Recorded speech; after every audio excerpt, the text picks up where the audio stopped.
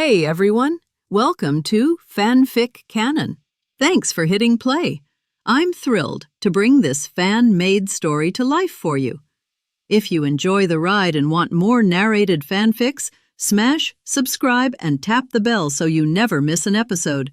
And if you want audiobook of a novel of your choice, join my Patreon. Request any title that's freely available online, and I'll produce a full narration just for you. Now, let's dive into today's adventure. King Robert's promise spread swiftly throughout the Red Keep, like a supreme decree. A Night's Watchman from the Wall has not only received a special permission from the king to participate in the upcoming tournament of the First Men. They were even allowed free access to the Red Keep's armory and stables to select the best equipment. Upon hearing the news, the self-important knights and squires within the Red Keep all scoffed at it. A mere raven dares to covet the knight's glory? That's an absolute joke. Lynn ignored these comments. The armory of the Red Keep is located underground in the Maegor Tower.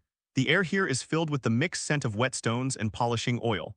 This place houses the kingdom's finest weaponry since the Targaryen dynasty. The person in charge of looking after this place was a blacksmith named Donal. His face was full of wrinkles, and his arms were as thick as a normal man's thighs.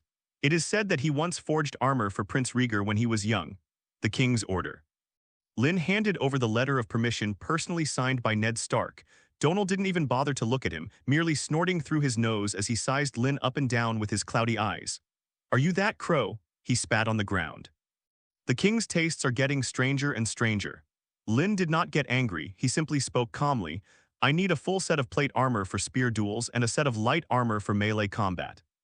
The full plate armor must be sturdy, but the joints must be flexible, especially the wrists and waist. I don't want to be tied down by a bunch of metal shells during the charge. Light armor should be as lightweight as possible. Breastplate, shoulder armor, arm armor, leg armor, and chainmail lining, that's all. What I need is protection, not a burden." Donal's contempt lessened slightly, and a hint of surprise flashed in his cloudy eyes. This crow is no novice. His demands were precise and demanding, seemingly coming entirely from someone who had actually been on the battlefield, rather than from those who were merely embroidered pillows who only knew how to flaunt their fancy armor in the arena. "Follow me." Donald said nothing more and led Lynn deeper into the armory. Rows of cold armor reflected a dark, chilling light under the torchlight. These are all exceptional pieces, each once belonging to a renowned knight. Lynn's gaze swept over the armors engraved with ornate emblems, finally settling on a set of entirely black plate armor. The armor had no superfluous decorations. Its lines were smooth and cold as if it were made for slaughter. Good eye. Besides, it suits your body type perfectly. You only need a little lining. For the first time, Donald's voice carried a hint of approval. This was forged using the finest steel from King's Landing, imitating the techniques used for Valyrian steel. It's just a pity that no one possesses the legendary fire magic, nor the dragon fire of extinct dragons. Otherwise, this plate armor would offer even better protection. Even so, it is still a rare and exquisite piece. Lynn stepped forward and gently tapped his breastplate with his finger. Thump, a muffled thud, heavy and solid. "I'll take this one," Donald nodded. "Okay, I'll make this armor fit your body better." Just then, a furtive little head peeked out from behind a row of weapon racks. It's Arya. She had just finished her dance lesson with Syrio when she heard about Lynn at the armory. She even skipped her needlework class and sneaked over. Her eyes widened in surprise. Lynn had already noticed her presence, but he didn't say anything. He turned around, took a wooden practice sword from the weapon rack, and casually twirled it. Clang! With a crisp sound, the tip of the wooden sword struck precisely the gauntlet of a suit of armor beside it. The force wasn't great, but it made the entire metal armor tremble. Arya's mouth opened slightly. Syrio had also taught her this move. It emphasizes the power and precise control of the wrist. Syrio used a light rapier, while Lynn wielded a relatively heavier wooden sword. Effortless mastery. "Have you seen enough, you little rascal?" Lynn's voice carried a hint of amusement. Arya then stuck out her tongue and ran out from behind the weapon rack, her gray eyes sparkling. "Lynn, are you really going to participate in the tournament?" "Yes." "Is it a spear duel?" "Yes." "Will you win? Can you defeat that Knight of Flowers? And that Kingslayer?" Arya's tone was full of excitement, as if she were the one about to go on stage. Lynn smiled but did not answer directly. He walked up to Arya, knelt down, and brought his eyes to her level. "What did your dance teacher teach you?" Arya was startled and instinctively straightened her back, mimicking Sirio's tone. Look with your eyes, keep your mind calm and your steps swift as a deer." "He didn't teach you the most important lesson." "What?" Lynn stretched out his finger, tapped his temple, and then tapped Arya's. This is where your most powerful weapon lies. He stood up, took a small leather sheath from his waist, and handed it to Arya. It was a small dragon bone dagger. It is shorter and thinner than a sewing needle, entirely black, and has a cold sheen. This is a Valyrian steel dagger. I always carry it with me. You can borrow it to play with. Arya's breath caught in her throat. She carefully took the dagger. She drew her dagger, its blade flashing sharply in the firelight. She looked up, wanting to say something, but didn't know what to say. She really wanted to ask if this was a token of their love. Remember. Lynn ruffled her hair.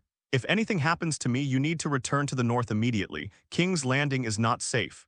This dagger is more concealed. It might just protect you in a critical moment. After saying that, Lynn ignored Arya, who was standing there in a daze, and turned around to walk towards the other area where light armor was stored, led by Donal. Arya stared blankly at the cold dagger, feeling a burning sensation in her palms. Even at such a critical moment, Lynn still thought of her. This warmed her heart. After selecting his armor, Lynn went to the royal stables. The stable master had already received orders and led out the best war horses from the stable, lining them up in a row. There are Arabian horses with snow-white coats and graceful physiques. The Andalusian horse is muscular and has incredible stamina.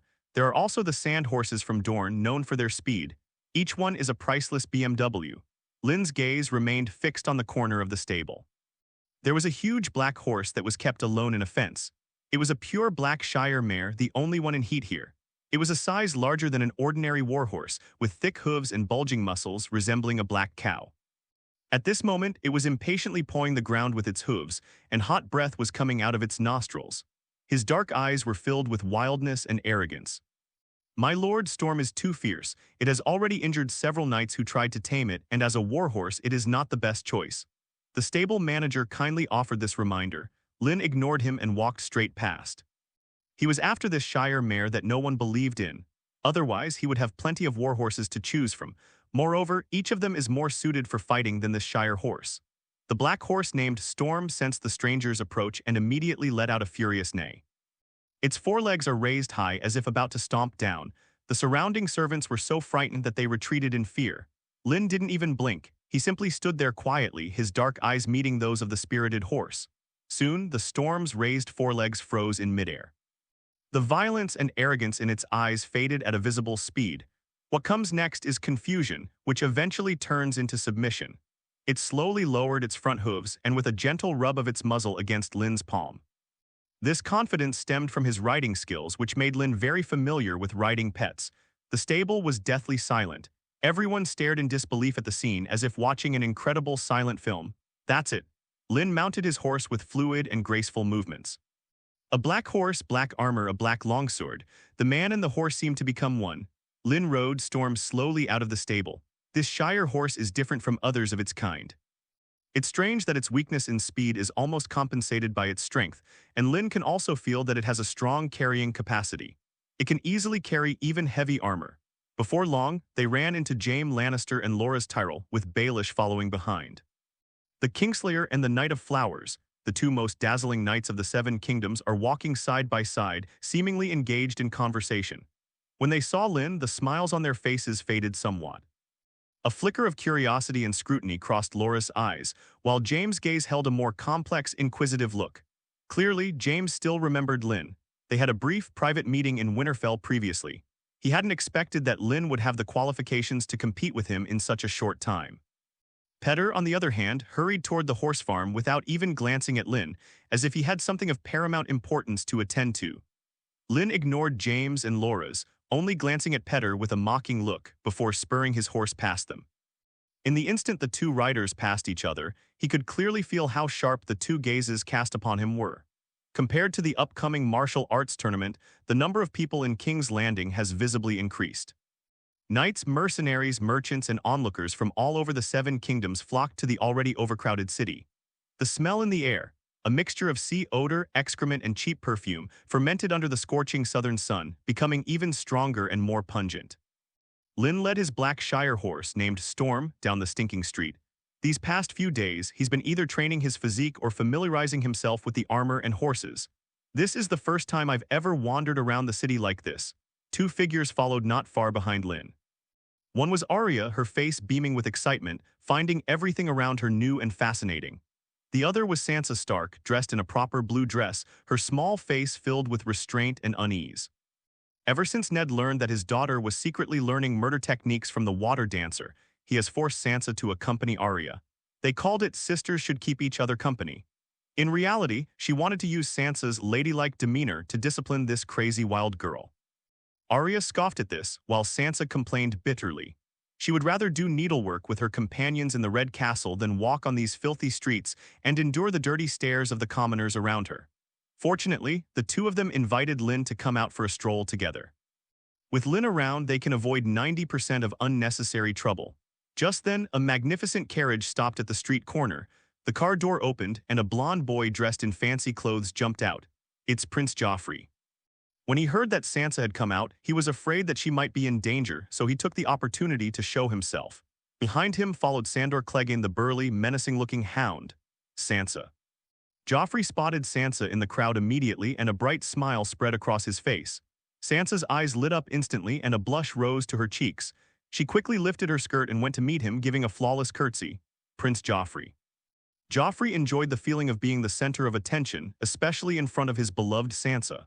Joffrey reached out to take Sansa's hand, but a drunkard carrying a wine jug staggered past him. "Get out of my way, kid." The drunkard mumbled a curse, completely unaware of who he had hit. Joffrey's smile froze instantly. He had never experienced such a clash in his entire life, especially in front of Sansa. "Hound," Joffrey's voice turned cold. Sandor Clegane didn't even bother to draw his sword. He stepped forward, his large fan-like hand grabbing the drunkard's head and lifting him up like a chick, then slamming him hard against the wall beside him. Bang! A muffled thud. The drunkard's head made intimate contact with the hard brick wall, the sound silencing the surrounding crowd for a moment. Blood flowed down the wall, and the drunkard's body twitched twice before falling still. "Ah!" Sansa let out a short scream in fright, her face turning deathly pale instantly. Although she disliked the filthy drunkard, witnessing someone being crushed to death still caused her physical discomfort. Arya instinctively gripped the dagger Lynn had given her, her small face filled with anger. Was it really enough to kill him just because he was bumped into? Besides, he was drunk. At least we should wait until he's sober before putting him on trial. Who executes someone in the street? This is absolutely unreasonable. Joffrey was very satisfied with the result. He glanced at Sansa, whose face had turned pale, and instead of comforting her, he saw this as a perfect opportunity to demonstrate his authority and masculinity. He walked up to the still slightly twitching corpse, raised his foot, and ground it hard against the bloodied and mangled face.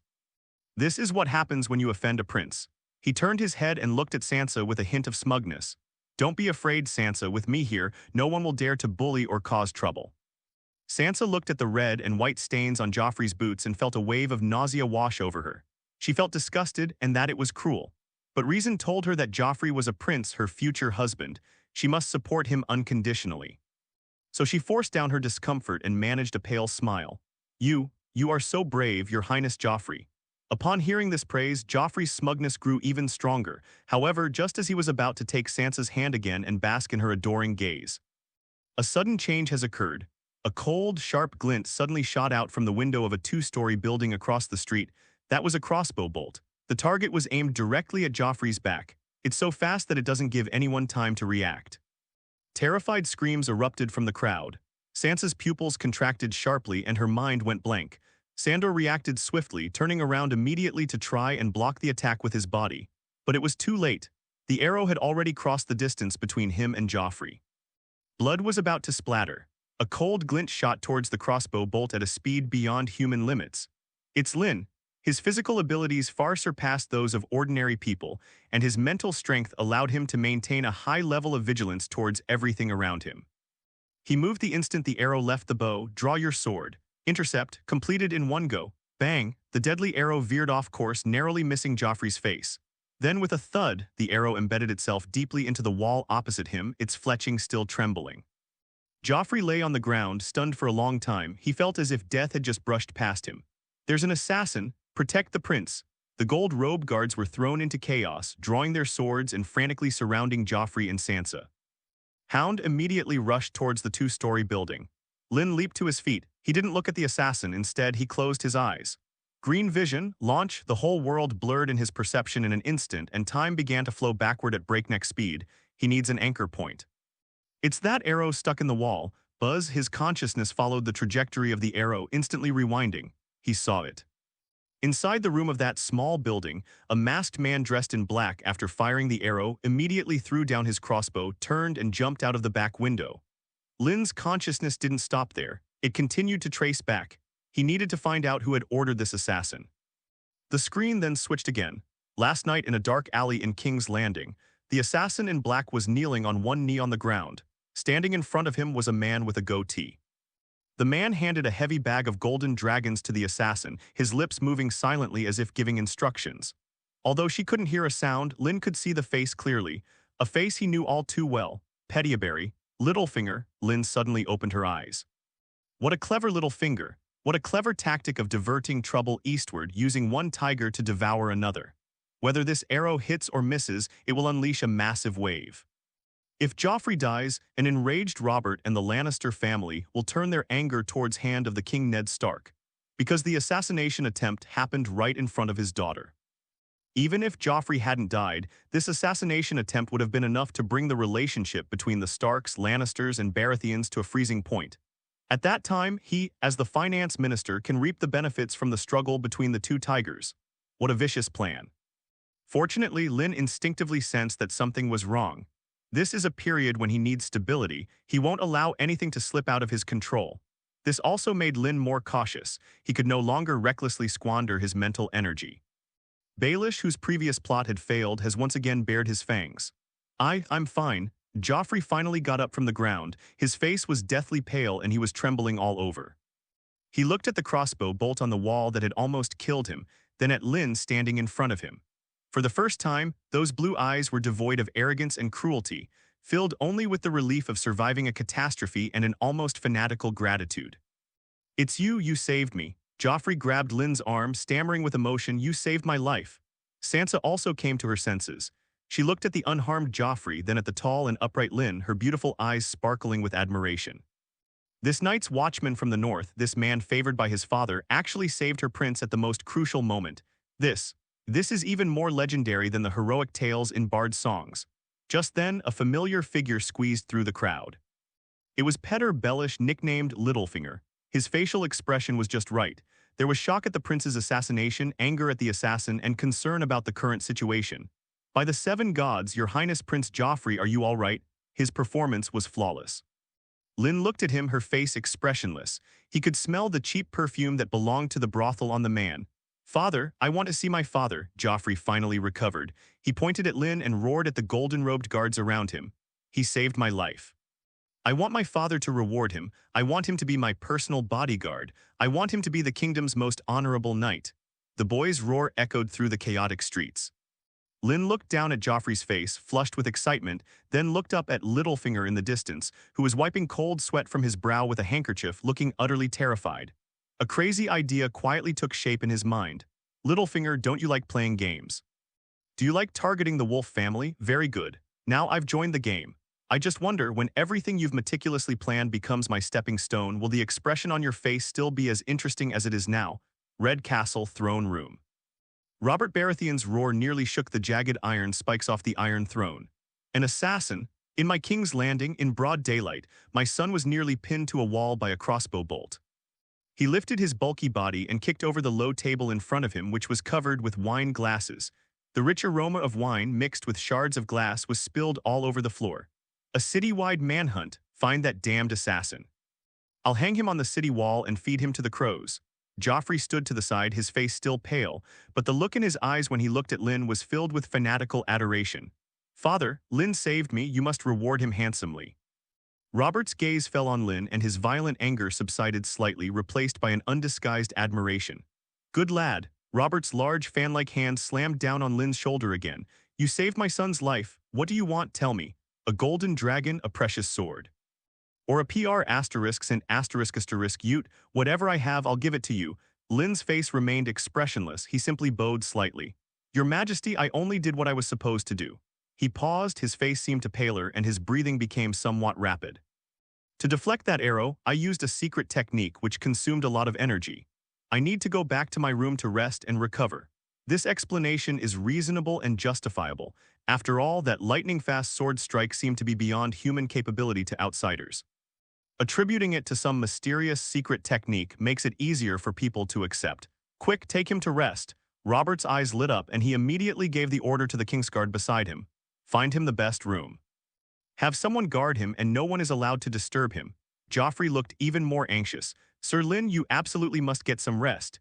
He has unilaterally bestowed the title of Sir upon Lynn, but he certainly has the right to do so. Lynn nodded to the king and prince, and then, escorted by 2 royal guards, turned and left the noisy throne room. In the instant he turned around, he caught a glimpse of Petter Bellicy standing in the corner. Littlefinger's worry was just right, but Lynn could catch the shadow of his disrupted plans deep in his eyes. The game has only just begun. Don't rush, Lord Baelish. Inside the tower bedroom in the Red Castle, which was assigned to Lynn. Lynn locked the door from the inside and then used a heavy chair to prop it shut. Outside the window, King's Landing was in chaos due to the assassination attempt, with the Golden Guard searching house to house. Lynn knew they wouldn't find anything. That assassin is probably hiding in some filthy corner of Flea Nest right now, waiting for the storm to pass before fleeing King's Landing and never returning. Lynn blocked the door, sat cross-legged on the bed and rolled her eyes. The whole world fell silent instantly. A terrifying mental strength of up to 25 points surged within his consciousness. The assassin's coordinates had already been locked onto by his green vision. Transformation Master Proficient, Buzz consciousness was instantly stripped away. Lynn's mental power transformed into an invisible thread, passing through the stone walls of the Red Keep, crossing the bustling streets, and precisely piercing into a cheap, foul-smelling hotel in the Flea Nest in the south of the city. Found you, little mouse. A thin, small man was curled up under the bed, trembling violently. The fear of failure and resentment towards his employer intertwined in his mind, making his mental defenses as fragile as a sheet of paper. Lynn's consciousness rushed in effortlessly. The thin man's body stiffened abruptly and his eyes instantly became vacant. The next second, that emptiness was replaced by an absolute calm and madness. Lynn opened her eyes. He controlled this new body and crawled out from under the bed. He did not run away. He walked to the mirror, looked at the unfamiliar face in it, and a strange smile crept across his lips. Then Lynn turned around, pushed open the door, and strode off in one direction, Red Castle. The atmosphere in the throne room remained somber. King Robert's anger had not yet subsided. He was holding the members of the Council of Kings, discussing how to strengthen the defenses of King's Landing.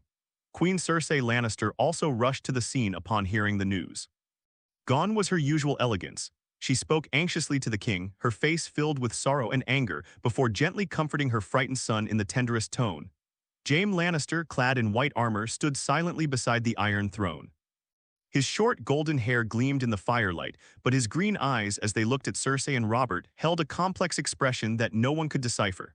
Just then, bang, the heavy oak door to the throne room was violently kicked open from the outside.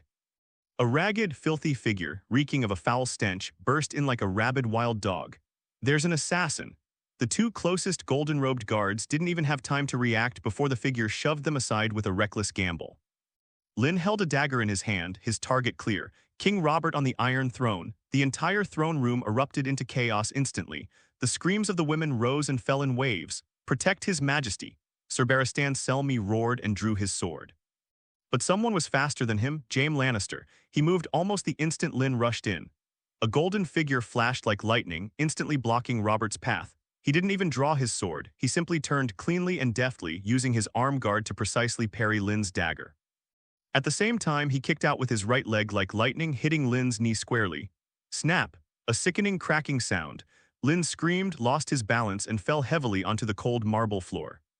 Before he could struggle, several longswords were already pressed firmly against his neck and back. The crisis is over. The whole process happened in the blink of an eye. King Robert was still leaning forward, his cloudy eyes filled with shock and lingering fear. He was drunk and under the influence of alcohol. He didn't even realize what was happening. I almost got killed by bedbugs in a flea nest. Speak, who sent you? A guard in a golden robe pressed the tip of his sword against Lynn's throat and demanded an explanation. Lynn lay on the ground, his body convulsing violently from the excruciating pain, blood gushing from his mouth. He struggled to raise his head, his gaze sweeping over the crowd and fixed intently on the blonde woman beside the throne, dressed in magnificent robes and possessing an exquisite face. Cersei Lannister. With his last ounce of strength, he let out a shrill, hoarse roar. It's the Queen. Queen Cersei sent me. She even ordered me to assassinate Joffrey. She promised me golden land for the Lannisters. Before he could finish speaking, James's longsword had already plunged down without hesitation. Lynn also withdrew his consciousness before death as he did not want to suffer severe mental damage. The poor assassin was executed before he even understood what was happening. The longsword pierced the assassin's heart with pinpoint accuracy. Blood stained the golden lion cloak of House Lannister. A deathly silence fell over the throne room. You could hear a pin drop. All eyes turned to Cersei Lannister. Cersei's elegant and concerned expression froze completely. She stared blankly at the gradually cooling corpse on the ground, then looked around at the gazes cast upon her, a mixture of shock, doubt, and scrutiny. Her beautiful green eyes were filled with confusion. My mind went completely blank. Queen, when did I send someone to assassinate Robert? How could I possibly allow someone to assassinate my own son? Peter Bellisi, standing in the corner of the crowd, suddenly lost all color in his face, which always wore a playful smile. Cold sweat instantly soaked his back. He certainly knew who the assassin was. His carefully laid out chess pieces, his ingenious plan to use one tiger to devour another. How did it come to this? Why would this assassin attempt to kill Robert? Why would he accuse Cersei? That's impossible. That doesn't make sense. It was as if an unseen ghost was disrupting his chessboard. A chill that seemed to emanate from the depths of his soul caused his body to tremble uncontrollably. The same goes for Bran's affair, and for trying to entice Ned to investigate Lord Arryn's death thoroughly. Why do they all ultimately backfire? No, this is extremely important. He must destroy all evidence immediately. Cersei, a roar like that of a wounded beast shattered the silence. Robert Baratheon's bloodshot eyes were fixed on his queen. The murderous intent in his eyes was almost tangible. Up in the tower, Lynn suddenly opened his eyes. He heard that roar that echoed throughout the Red Keep. He slowly exhaled a breath of stale air, and the corners of his mouth involuntarily turned upwards. He intended to manipulate James into attacking Robert. However, given his current level of mental strength as a walker, even controlling Jaime to kill Cersei was a bit difficult, so he eventually gave up on the idea. Failure would make them wary. Furthermore, he did not want the deer and lion to engage in a full-scale war. That would prevent him from escaping, and with insufficient troops, he wouldn't be able to gain experience points. Besides, Daenerys was waiting for him on the other side of the narrow sea. For now, we still need to go to Essos first, kidnap Daenerys, and then recruit more troops. That would be a more prudent approach. Littlefinger, you played your cards very well. Now it's my turn to play my card. Didn't you want a battle between lions and wolves? Then I'll first sow discord between the Lou and She families. I'll disgust you inside the throne room. Robert Baratheon's roar, a mixture of betrayal, anger, and disbelief, was like the mournful cry of a wounded stag, making everyone's eardrums ache. The air was thick with the stench of blood and the aroma of spilled wine. All eyes were on the pale-faced blonde woman in gorgeous clothes. Cersei Lannister, the Queen of the Seven Kingdoms. Her beautiful blue eyes were filled with bewilderment and absurdity. Her mind went blank. She couldn't comprehend the unbelievable scene unfolding before her. Assassination of Robert. Did she assassinate her own son, Joffrey? For Lannister, what a vicious and foolish frame-up. Cersei. Robert's bloodshot eyes stared intently at her, his bloated body trembling violently with extreme rage. He walked towards her step by step, like a bull that had been completely enraged, each step causing the paving stones beneath his feet to groan under the weight. You wicked woman. Robert's spittle nearly landed on Cersei's face. I should have known, I should have listened to Jon. You Lannisters, you have serpent blood flowing in your veins. You actually wanted to kill your own son. Do you have any humanity left? This accusation finally jolted Cersei out of her shock.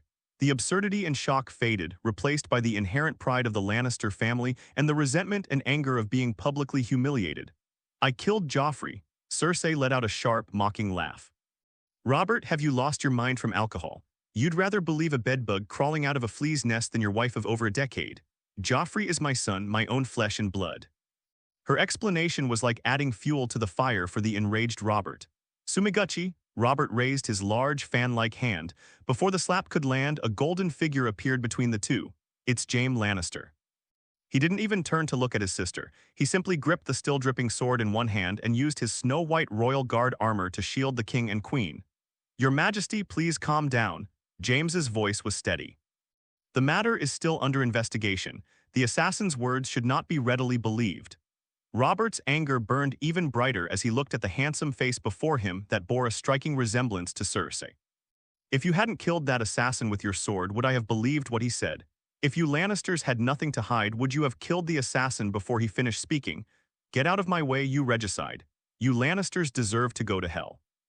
Guards, seize this vile woman, lock her in the dungeon. Robert roared the order. Hearing Robert call him the Kingslayer, James' expression turned somewhat awkward. Robert pardoned him, allowing him to continue serving in the Kingsguard. Now Robert is saying this. If it weren't for the people of the city, would he have had to bear such infamy? If I don't kill the Mad King, the entire city and everything on it will be consumed by wildfire. The golden-robed guards around them looked at each other, and for a moment no one dared to step forward. One was the king and the other was the queen. This is no longer an assassination attempt. It is a sign that the royal family is about to tear apart. Ned Stark stood there, his palms sweating profusely. His heart pounded as he watched the near-out-of-control scene unfold before him. That's too fast. Everything happened so fast. Lynn, the name flashed through his mind. All of this could very well be Lynn's doing. He had barely left under the pretext of excessive energy expenditure from the secret technique when the assassin walked right into his trap, even pinning down Cersei with deadly accuracy. Ned's mind raced. If that assassin had succeeded in killing Joffrey today, so. Ned concealed the horror on his face. If Joffrey and Sansa are attacked while out, then Cersei will definitely target him. What should have been a battle between wolves and lions has now turned into a fight between deer and lions, and I seem to have been excluded. None of Joffrey's 3 children were Robert's, so the leopard and lion families would inevitably fall out sooner or later, so the first thing to do is to kick all irrelevant people off the field. This tactic, this strategy. It's as if they're manipulating everyone's fate without anyone even realizing it. He knew Lynn possessed prophetic abilities, and perhaps he had some other unknown methods. It seems I'll have to ask Lynn when I get back whether he did it or not. Your Majesty. Just then an old and steady voice rang out. Sir Barristan Selmy the Fearless, the highly respected captain of the Imperial Guard, stepped forward and knelt on one knee. Her Majesty's crime is of great importance. The words of an assassin alone are insufficient to convict her. I humbly request your Majesty to temporarily confine the Queen to the Meg Tower, under the joint supervision of the capital's garrison and the Imperial Guards, pending a thorough interrogation before making a final decision. The old man's words slightly quelled Robert's anger. He glanced at Barristan kneeling on the ground, then at Cersei, who was being protected by Jaime, his chest heaving violently. After a long while, he finally managed to squeeze out a single word through gritted teeth. Good. Having said that, Robert seemed to have all his strength drained away and slumped back onto the Iron Throne, waving his hand wearily. Get out, all of you, get out of here. Inside the bedroom of the tower, Lynn sat quietly by the window. The chaos and shouts within the Red Keep and the roars echoing in the throne room all reached his ears clearly. He knew that the pebble he had thrown had already created a huge ripple. Littlefinger's meticulously planned wolf-lion fight was forcibly turned into a deer-lion fight by him. Although it was only temporary, it was enough to cause the Lannister family's prestige in King's Landing to plummet, and it also bought Ned valuable time. More importantly, Joffrey owed him a huge favor. Joffrey was a spoiled child and a typical petty person. If you offend him, he will do everything he can to get back at you, but if you save him, he will admire you instead. That's how all kids are. Perhaps Joffrey will come in very useful in the future, for example, accidentally stumbling upon his mother and James. Thump, thump, thump. Just then, a soft knock sounded on the door. Lynn composed herself, adjusted her breathing, and made her voice sound slightly weak. Who? A soft, concerned voice came from outside the door. Sir Lynn, it is I, Sansa Stark. My father asked me to bring you some dinner and medicine for your injuries. Sansa, Lynn raised an eyebrow almost imperceptibly. Just in time, he walked over and opened the door. Outside the door, Sansa Stark held a silver tray, her small face full of worry. She looked at Lynn's slightly pale face, her blue eyes filled with guilt and gratitude. Sir Lynn, thank you for saving Prince Joffrey today. Come in, Miss Sansa. Lynn stepped aside to let her in. Sansa entered the room and placed the tray on the table. The room was quiet, with only the crackling of the fire in the fireplace. She secretly glanced at Lynn. This man from the north was unlike any knight she had ever met. He lacked the romance of the Knight of Flowers and the arrogance of a regicide. It possesses only a serene and powerful quality like the icy plains of the north. I heard, Her Majesty the Queen has been placed under house arrest. Sansa spoke softly, a hint of unease in her voice. The game of power in King's Landing is far dirtier than you imagine, Miss Sansa. Lynn poured herself a glass of water. Sometimes what you see with your eyes may not be the truth. These words made Sansa's heart skip a beat. She remembered Joffrey cruelly trampling on the drunkard's corpse and the Queen's madness when she was publicly accused. All of this was completely different from the stories of heroes and princesses she had heard since childhood. Lynn saw the confusion in her eyes and knew that her words had worked. This silly girl, let's give her a heads up first. That way she won't side with outsiders. Just then, thump, thump, thump, the knocking sounded again. This time the sound was neither too loud nor too soft, carrying a unique rhythm. Lynn's eyes narrowed. Miss Sansa. Oh, okay. Sansa quickly stood up, bowed, and hurried away with the empty tray. Lynn walked to the door. Outside the door stood a slightly overweight man dressed in a simple robe, with his hands tucked into his sleeves. He was bald, with a gentle yet mysterious smile on his face, and a faint scent of face powder emanated from him. Varys, eight-legged spider, Sir Lynn. Varys' voice was as soft as silk.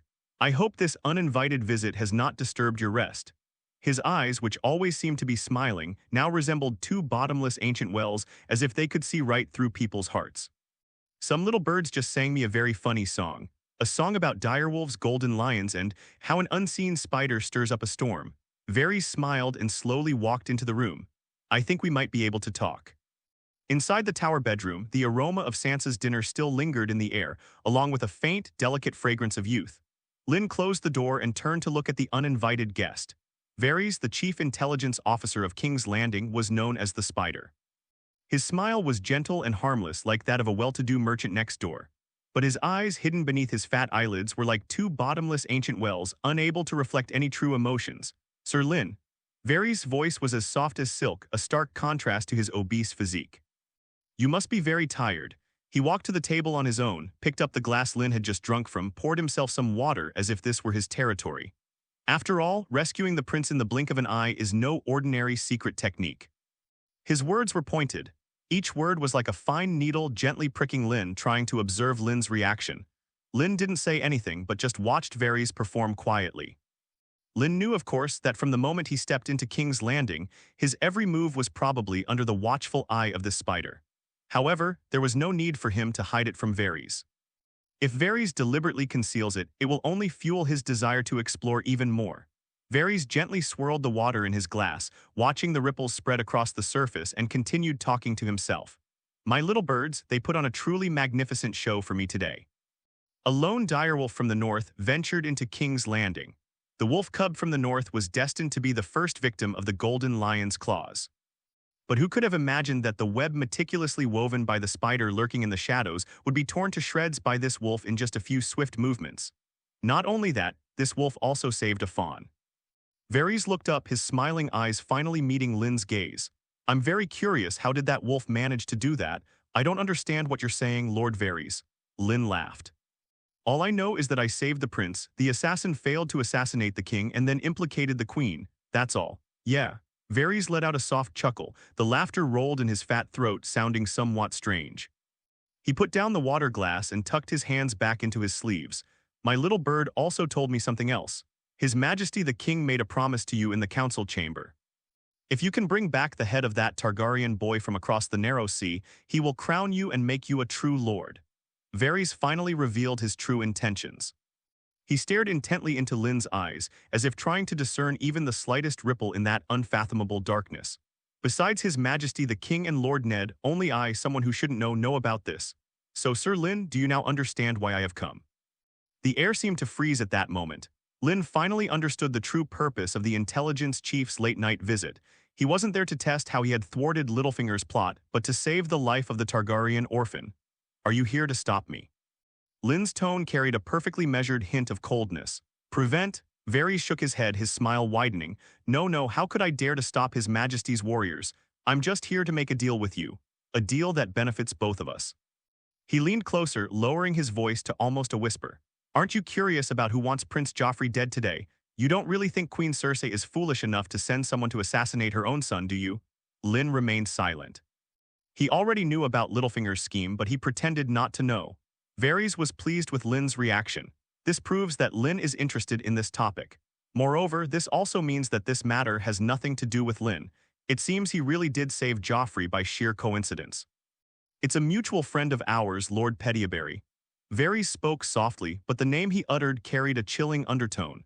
He wanted Joffrey dead to turn the Lannisters and Starks against each other and to plunge the entire kingdom into chaos.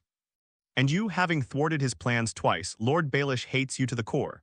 Lynn knew what those two incidents were about. One instance was when he saved Bran, successfully preventing a confrontation between the Lannisters and the Starks. The second time, he saved Joffrey, once again thwarting Littlefinger's plot. He made two moves, both of which were destroyed by the same person. This is such a coincidence. Eddard certainly wasn't naive enough to think this was an accident. Lynn had already prepared herself mentally for this. He doesn't like seeing you getting too close to Lord Ned, so naturally you're on his purge list too. Every word Varys said perfectly matched the facts Lynn saw through her green vision. Why should I believe you? Lynn finally spoke, pretending to be completely unaware. You are the king's chief intelligence officer, yet you turned a blind eye to the Chancellor of the Exchequer's conspiracy and even tried to use this secret to make a deal with me. Your loyalty is truly cheap, Lord Varys. Varys was sold to a sorcerer when he was a child. Can you imagine the despair of a young boy who has his manhood removed without any resistance? Therefore, Varys did not want any civilian to endure this fear. Everything he did was based on the interests of the people and the country. As long as there is no bloodshed in the kingdom, Varys will support whoever's rule is more beneficial to the people to ascend the Iron Throne. It's that simple, nothing more. Lynn's sarcastic remark did not anger Varys. Loyalty. For the first time, the smile on Varys' face vanished. Instead, a complex, almost compassionate expression appeared on his face. My loyalty belongs only to the kingdom itself, Sir Lynn. It belongs to those ordinary people who were crushed like ants in the power struggle. The chaos in Eddard will plunge the entire kingdom into flames. As for my tacit approval of his previous actions, you don't need to know that. But you, Sir Lynn. Your arrival has disrupted this balance. Varys smiled again.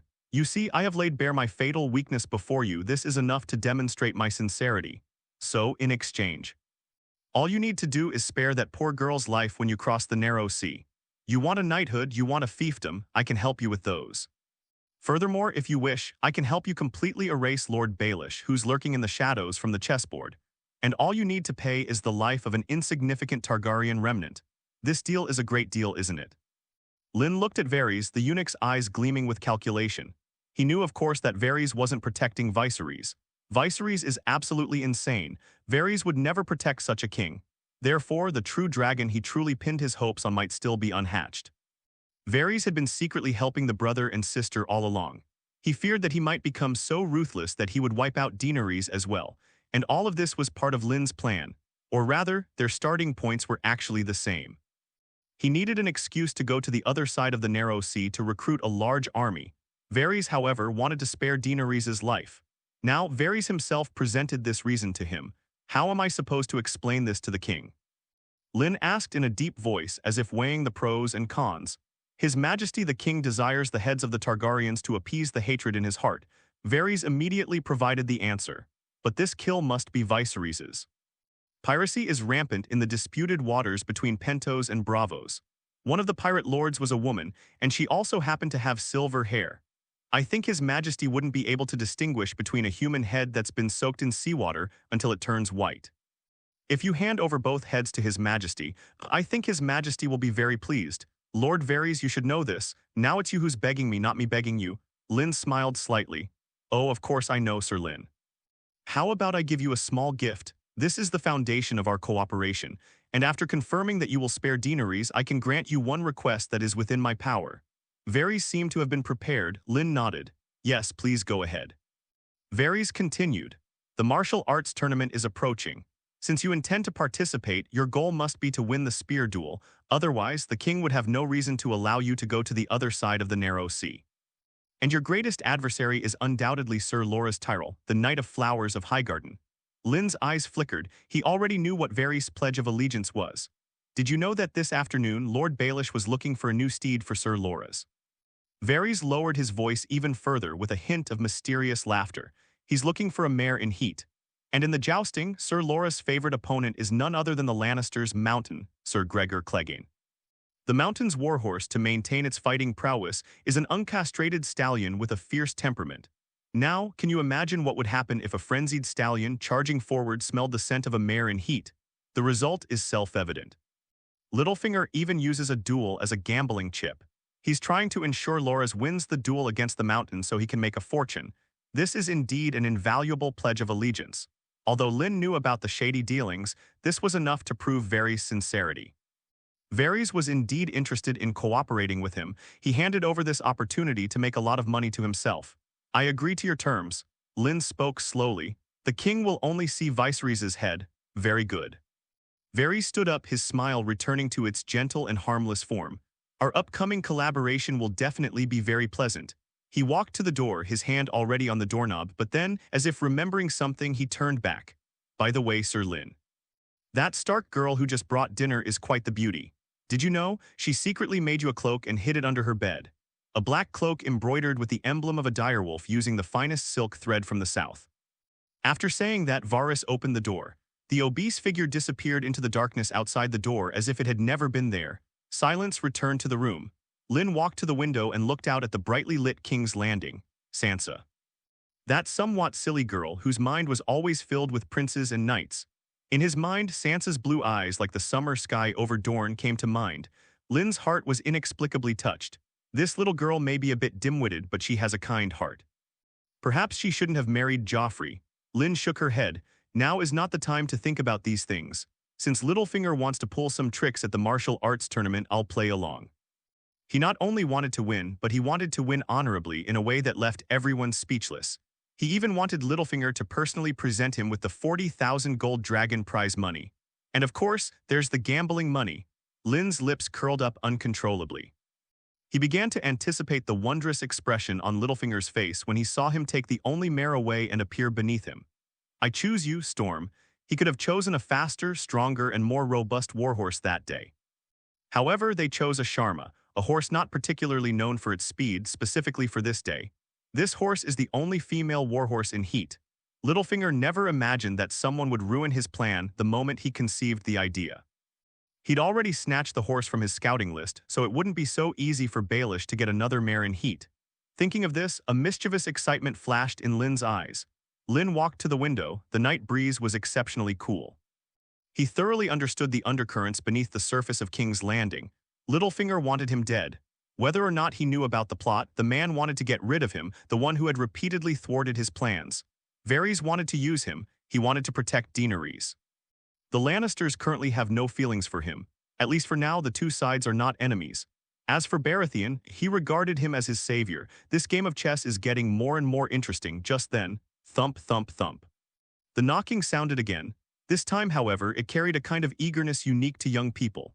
Lynn frowned, walked over, and opened the door. Standing outside the door was Joffrey. His Highness Joffrey had changed out of his fine clothes and was now wearing light hunting attire. Her short, golden hair was a little messy, and her face was full of excitement and admiration. Sir Lynn, Joffrey saw that Lynn's eyes were shining. I came to see how your recovery is going. Instead of the hounds, he was followed by two Kingsguards whom Lynn did not recognize, clearly appointed by the king. I'm all right now, Your Highness. That's good, that's good. Joffrey rubbed his hands together like a child who had just received a favorite toy. He lowered his voice and spoke mysteriously to Lynn. I just went to beg my father. Father has already agreed. Once you win the tournament, he will not only personally knight you, but also make you my personal bodyguard. Joffrey puffed out his chest, his face full of pride. From this day forward, you belong to me. Even if you are a raven, no one in King's Landing, no, in the entire 7 kingdoms, will dare to look down on you anymore. Anyone who dares to look down on your background, I will punish them severely. The young man's promise echoed in the quiet corridor. Lynn looked at the boy in front of him, whose face was full of sincerity and who regarded him as a hero and idol. Then he recalled his non-Baratheon lineage and his predetermined tragic end. A feeling of utter absurdity welled up inside me. Should he become Joffrey's bodyguard? This world is truly full of surprises. That's outrageous. Your Highness, it is my honor. Lynn's face showed just the right amount of gratitude, which was then followed by a weak pallor. But right now, I understand. Joffrey immediately understood and quickly waved his hand. You need to rest, I won't bother you anymore. Like a child who has received assurance, he took 2 steps back contentedly and nodded emphatically at Lynn. Having done all this, he turned around and left briskly with his 2 new Imperial guards. The corridor returned to silence. Lynn closed the door. Dealing with this spoiled brat takes more effort than dealing with that old fox Varys. As he was pondering, a series of heavy footsteps came from the end of the corridor. The footsteps were chaotic and disorderly, unlike the orderly footsteps of patrolling guards or the light, quick footsteps of Joffrey. The newcomer's steps were unsteady, each step feeling like walking on cotton, yet carrying in barely suppressed anger. Lynn's eyes flickered slightly. Things were certainly lively here today. However, what was bound to happen happened. Thump, thump, thump. A knock sounded on the door, neither too loud nor too soft. Lynn opened the door. Standing outside the door was Ned Stark. The king's hand, however, showed none of the prime minister's authority at this moment. He was just a middle-aged man, weary and confused, with a look of exhaustion on his face. Those honest gray eyes were now bloodshot, staring intently at Lynn. Ned walked into the room without saying a word. Lynn closed the door, and it felt as if the whole world was shut out. "Did you do what happened today?" Ned got straight to the point. He didn't beat around the bush, nor did he test the waters. The harshness of the north does not allow for the winding paths of the south. He only needs one answer, a direct answer. Even if Lynn did it, he wouldn't do anything to Lynn. After all, Lynn had successfully diverted the conflict that should have involved the Stark family, and he couldn't bring himself to betray them. She was simply angry that Lynn hadn't discussed it with her beforehand. Lynn looked into Ned's bloodshot eyes and understood. The Duke of Winterfell is probably experiencing more shock today than he has in the past decade. But Ned was too righteous. There were some things he didn't need to know. He could just lie back and do nothing. If he were to obtain the Iron Throne, he would give the Starks a glorious destiny, which would be a way of repaying him for using the Starks as a stepping stone. Lynn was not a treacherous or wicked person. With that thought in mind, Lynn made a decision. He simply shook his head calmly. "Lord Ned, I don't possess such extraordinary abilities. I don't even know what that assassin looks like, so how could I let him rush into the throne room, assassinate the king in front of everyone, and then falsely accuse the queen?" This answer was exactly what Ned had expected, yet it only made him more anxious. He paced restlessly back and forth in the room. The luxurious outer robe embroidered with the emblem of the dire wolf looked particularly heavy on him. So what exactly happened? An assassin who first nearly killed Joffrey, then went berserk and stormed into the throne room to assassinate the king. Finally, he still wouldn't let go of Cersei. Ned stopped, slammed his fist on the table, and looked at Lynn with a pained expression. "King's Landing, everything here is F***G insane. I don't understand it at all." He was like a wolf trapped in a cage, frustrated and angry yet with nowhere to vent my frustration. "No, Lord Ned." Lynn's voice rang out in the quiet room. "On the contrary, all of this is perfectly reasonable." Ned was taken aback, looked up, his eyes full of confusion. "Reasonable? Yes, that makes sense." Lynn walked up to him, her dark eyes so deep they seemed to see right through people. "Have you forgotten our previous conversation? Have you forgotten what Jon Arryn left behind, forgotten that family genealogy?" Lynn's voice was very low, cast resilience. Ned's breath hitched for a moment. "Joffrey, Myrcella, Tommen, they are not Robert's children. They are the Lannister race." Lynn looked at Ned's face, which had instantly turned gloomy, and continued speaking. "Jon Arryn discovered this secret, and that's why he died. And now you are investigating in secret. Do you really think Cersei Lannister, the daughter of the Golden Lion, wouldn't know what you're investigating? A mother will do anything to protect her child." Lynn's tone became deep and seductive. "What do you think would happen if Robert died? Her son will rightfully ascend the Iron Throne. By then, who would dare question his lineage? Who would dare to revisit those old cases? The blood of the king is the noblest bloodline. Anyone who questions him will be considered a traitor." Ned's body trembled slightly from the enormous impact. Lynn's words were like a key. It instantly opened the chaotic door to his mind. Yes, how could he not have thought of that? Cersei's motive, she had every motive to kill Robert. Once Robert is dead, the throne of her 3B*****D sons will be secure.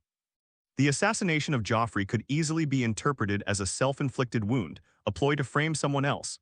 Even if Joffrey dies, she still has Tommen. She's adding an extra layer of protection. Even if the assassination of Robert fails, Joffrey's death will remove the Lannisters' motive. Robert is dead, and she can then frame User or perhaps Langley Stannis. In short, it couldn't be her.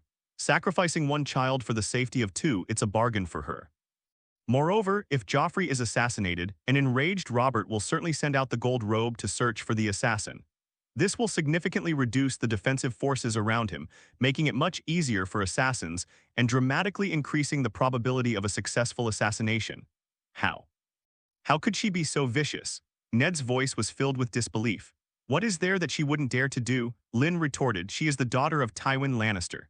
To her, honor and loyalty, things we Northerners value as life itself, are worthless before the Lannister gold. She failed in her assassination attempt on Robert. To save his own life, the assassin would naturally implicate the mastermind. Isn't that perfectly normal? As for Jaime Lannister's sword," Lynn paused. He seemed surprised that the assassin would directly implicate Cersei, or perhaps Cersei had consulted with him. However, he still possessed a shred of chivalry and ultimately remembered his duty as a Kingsguard at the crucial moment, saving Robert. On one hand, he wanted to silence them. On the other hand, he may not have wanted to bear the stigma of regicide again. Or perhaps he simply wanted to protect his sister from the rumors. Who knows? After all, their relationship is a bit off. Sir, all of this makes sense, doesn't it? That makes sense. That makes perfect sense. Ned's jumbled thoughts were instantly cleared up by Lynn's logical analysis. Behind every seemingly crazy act lies a logical motive: protect her children and preserve the future Lannister throne. Joffrey is dead, but there's still Taming. The throne will only belong to House Lannister. Ned slumped back into his chair, utterly dejected. After a long while, he finally let out a long breath. He looked up at Lynn. In those gray eyes, a trace of the unwavering resolve that belonged to the Guardians of the North was restored. What should I do next? He had completely given up on thinking for himself and placed all his hopes on Lynn. You don't need to do anything, Lord Ned. You just need to watch quietly. The king has developed a fatal suspicion of the queen, and the Lannisters' prestige in King's Landing has plummeted. Our first objective has been achieved. Next up is the Prime Minister's Cup tournament.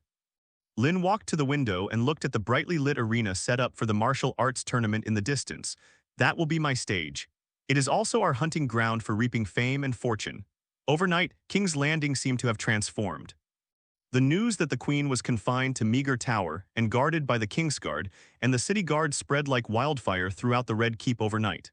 Despite the king's gag order, how could such a shocking secret possibly be kept secret? It had already been leaked privately. It wasn't a secret at all. The nobles whispered amongst themselves, their gazes towards the Lannisters carrying an indescribable expression. Early the next morning, Lynn was familiarizing himself with the black plate armor in the tower's courtyard. This armor, meticulously crafted by Master Donal, while not as lightweight as Valyrian steel, offers far superior protection and flexibility at the joints compared to ordinary knight's armor. Storm seemed to sense the impending battle. It paced uneasily nearby, occasionally snorting. Just then, a figure appeared at the courtyard gate. The newcomer was dressed in a low-key gray robe, sported a neat goatee, and wore a perfectly measured smile.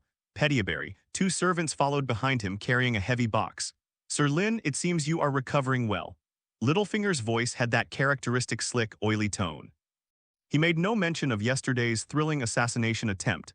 His gaze immediately fell on the Blackshire horse Storm. A barely perceptible glint of passion flashed deep within his eyes.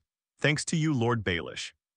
Lynn stopped what he was doing, took off his helmet, and his face remained expressionless. I'm just a roughneck, used to dealing with savages outside the Great Wall, and I'm fairly physically robust. Haha, sir, you're too modest.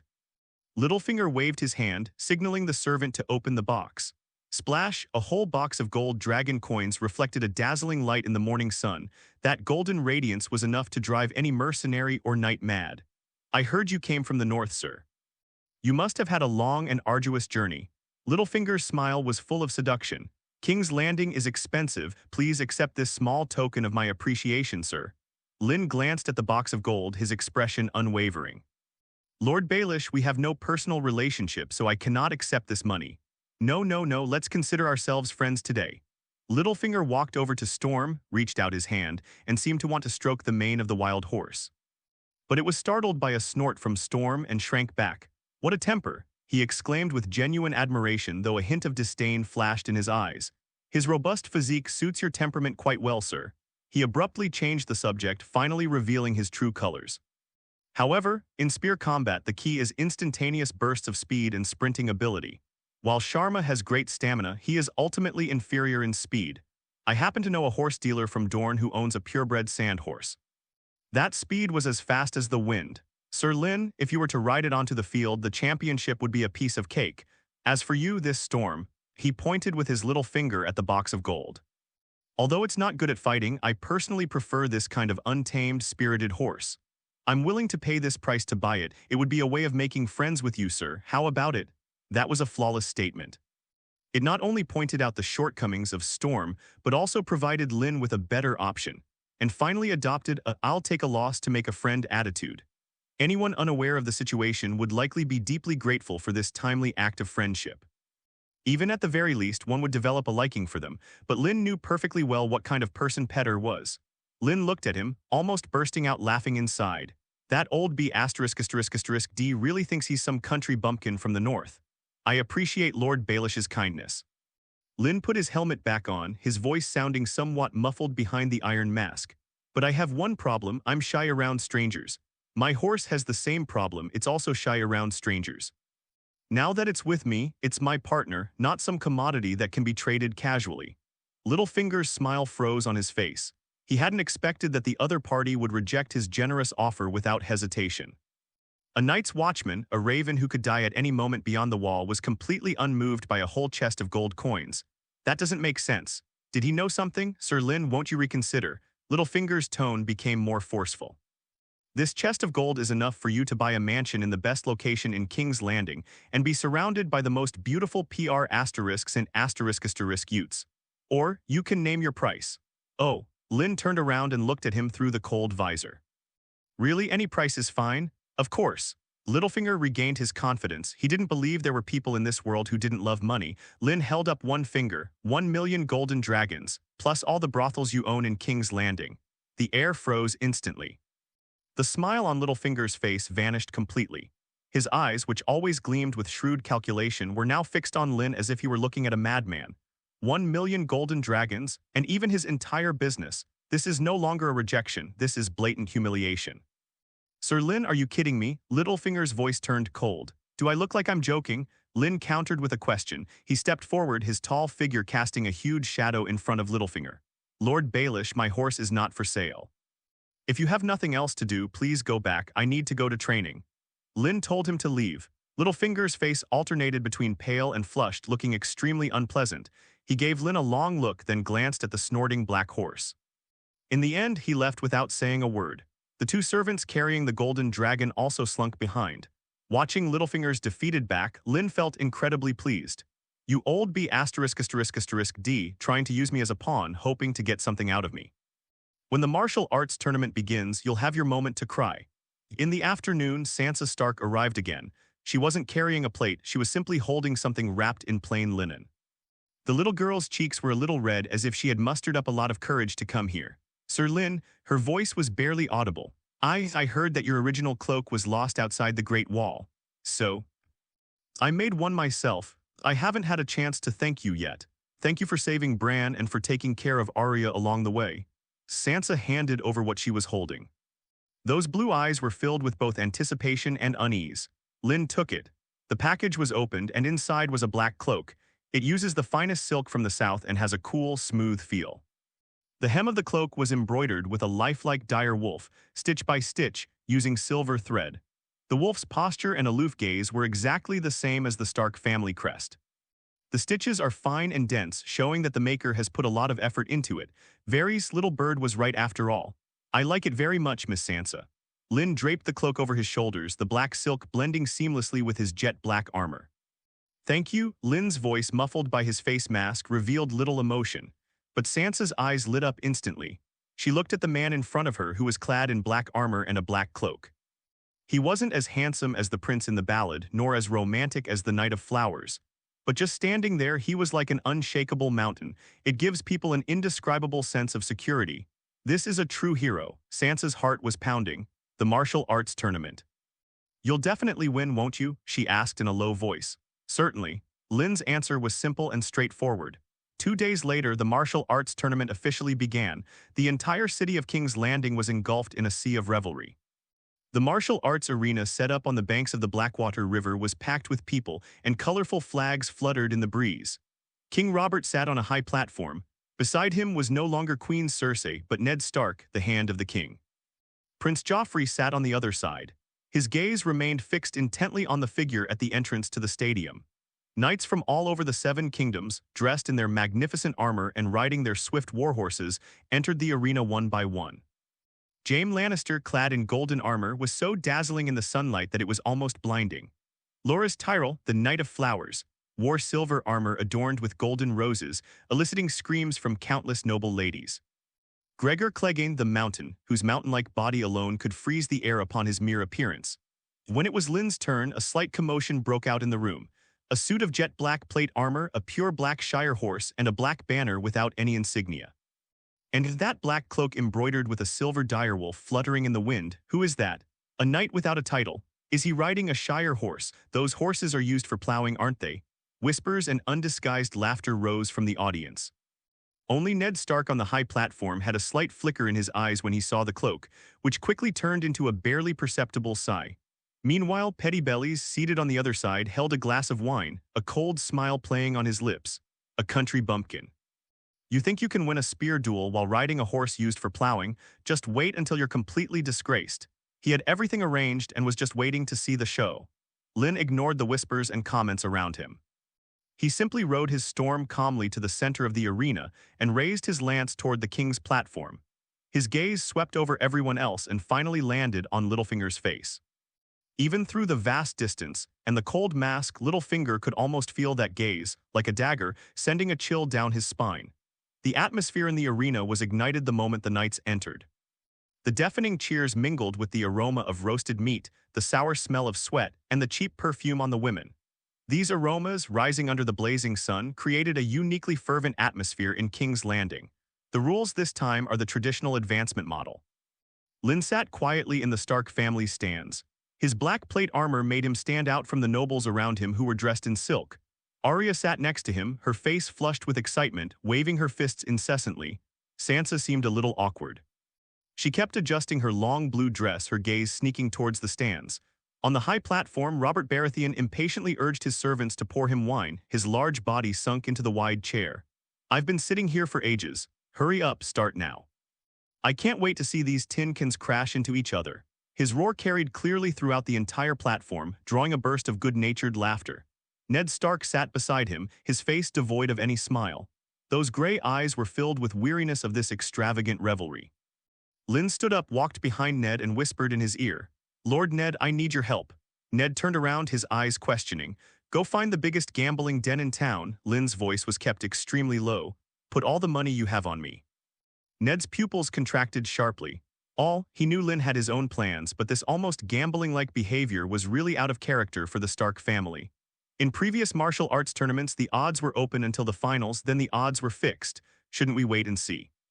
That's too risky, Lynn. The higher the risk, the greater the reward. Lynn looked at him, his gaze deep and resolute beneath the visor. This is part of our plan. We need not only fame, but also money. I see. Ned nodded firmly without further hesitation. He gave Lynn a deep look, then stood up and left the platform without making a sound. Having dealt with Ned, Lynn stepped down from the stands and headed straight for the most bustling tent at the edge of the arena.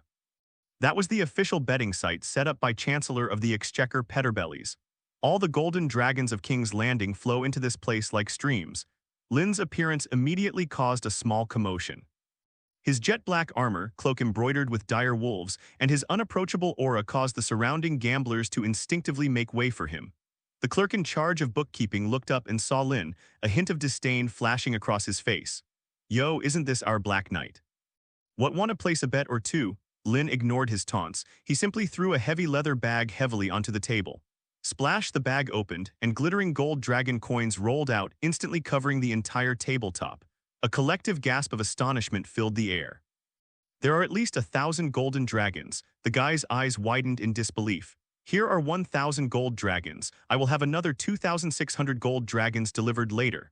Lynn's voice was calm and even. This was Robb and Mormont's investment in him. It didn't cost much along the way. "I'm betting everything on myself, the champion."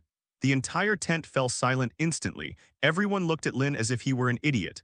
The waiter was stunned for a moment before stammering. Are you sure?" "Sure. The initial odds were 50 to 1.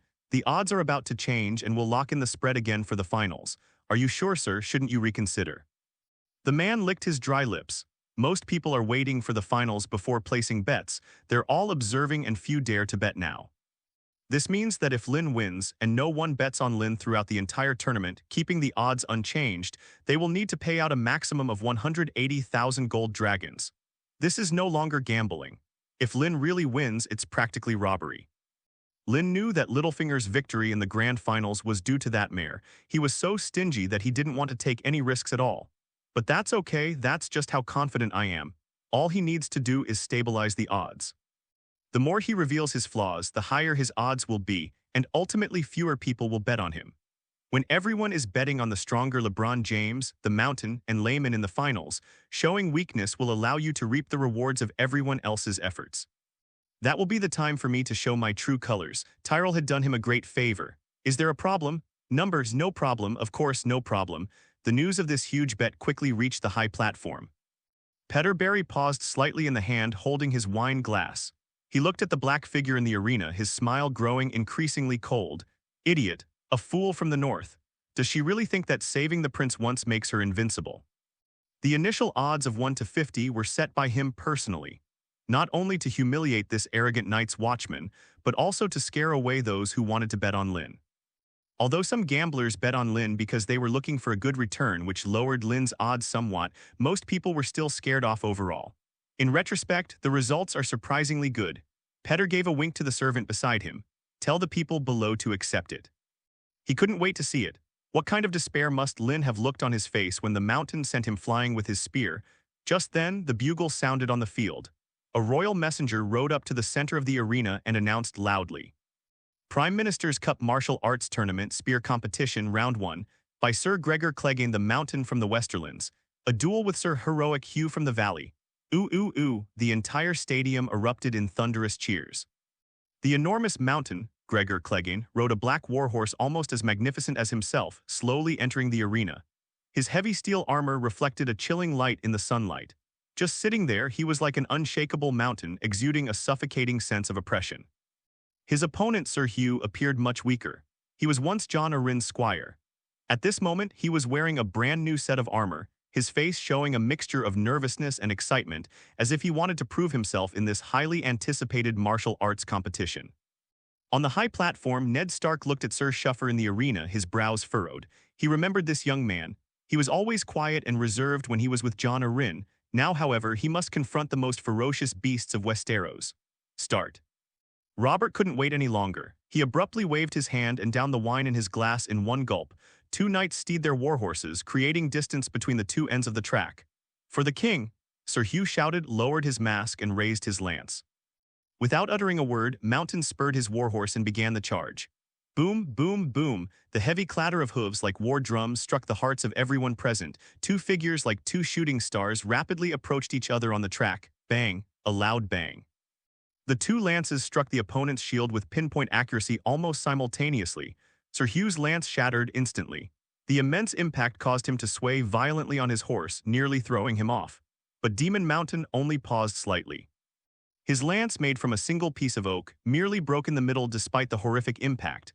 The broken tip of the gun barrel, the severed half splintered with sharp wooden spikes propelled by immense inertia, pierced Sir Hugh at a treacherous angle. A dull thud as flesh was struck. Sir Hugh's helmet and visor were utterly ineffective against this fatal blow. The broken lance pierced through the gap in his visor and emerged from the back of his neck. Blood gushed out instantly. Sir Hugh didn't even have time to let out a scream. His body stiffened for a moment on horseback, then he fell heavily to the ground like a tattered sack. The entire hall fell silent. The deafening cheers from just a second ago vanished without a trace. Everyone stared in disbelief at the still slightly twitching corpse on the field and the gushing blood. Ah! Sansa let out a terrified scream, her face turning deathly pale, and she covered her mouth tightly. This was completely different from the martial arts competition she had imagined. This is not a romantic duel between knights, this is a bloody massacre. Robert's expression also turned somewhat somber. He gave Gregor a long look. Guards dragged the body away. Next scene, the servants rushed in, carried away Sir Hugh's body, and hastily covered the glaring bloodstains with sand. Ned Stark's face was so dark it could drip water. This is the chivalry that the southern nobles were so proud of, absurd, cruel, and utterly dishonorable. Lynn's expression remained unchanged. He simply watched calmly as the mountain-like man nonchalantly tossed aside his broken gun and picked up a new one. He was analyzing, he was calculating. The mountain's strength, speed, and almost beast-like killing instinct. Just then, the royal messenger's voice rang out again. His voice trembled slightly, almost imperceptibly, from the bloody scene he had just witnessed. Next match. The messenger's voice was slightly distorted due to nervousness. From the twins, Sir Horstenfree, the warlike one, matchup. The messenger's gaze lingered on the roster for a moment, as if confirming the unfamiliar name. The nameless Black Knight from the Great Wall, Knights of the Frey family. Ned's brow furrowed even deeper. Waldersea's sons all inherited their father's greed and cunning, with Hoston being particularly notorious for his recklessness and belligerence. Lynn stood up from the stands. Lynn, keep it up. Arya waved her little fists and shouted loudly. Sansa gripped the hem of her skirt nervously, her blue eyes filled with worry. The bloody scene she had just witnessed filled her with fear of the upcoming fight. Lynn simply nodded to them, then turned and walked down from the stands. He put on the all-black helmet and mounted Storm on horseback. A man and a horse slowly drove into the racetrack. He really rode onto the field riding a plow horse. Sir Frey could pierce him through in 3 shots. Laughter from the audience rose and fell, clearly audible in every corner. Hoston Frey obviously heard it too. He looked at the Black Knight riding a Sharma opposite him, his face showing undisguised contempt. A raven from the Great Wall, does he even deserve to compete with the noble Frey family? Crow, go back to your Great Wall, this is not a place for you. Hoston raised his spear, pointed it at Lynn, and shouted insults. Lynn did not respond. He simply awkwardly adjusted his posture. The black plate armor seemed unusually heavy on him, and even his hand holding the lance was somewhat stiff. On the high platform, Littlefinger raised his wine glass, a cold smile playing on his lips. He really is a country bumpkin from the north who's never seen the world. He can't even hold a lance properly, yet he wants to win a duel? What a joke. Start! Robert's roar rang out again. The 2 knights spurred their horses, creating distance between them at opposite ends of the track, and then charged simultaneously. Hoston's charging stance was standard and powerful, full of confidence. Lynn, on the other hand, seemed somewhat flustered. He awkwardly gripped the horse's flanks, his body bobbing up and down with the storm's heavy strides, looking like a novice who had just learned to ride. The distance between the 2 horses is rapidly decreasing. Bang! A dull, loud bang. Hoston's spear struck Lynn's shield with perfect accuracy.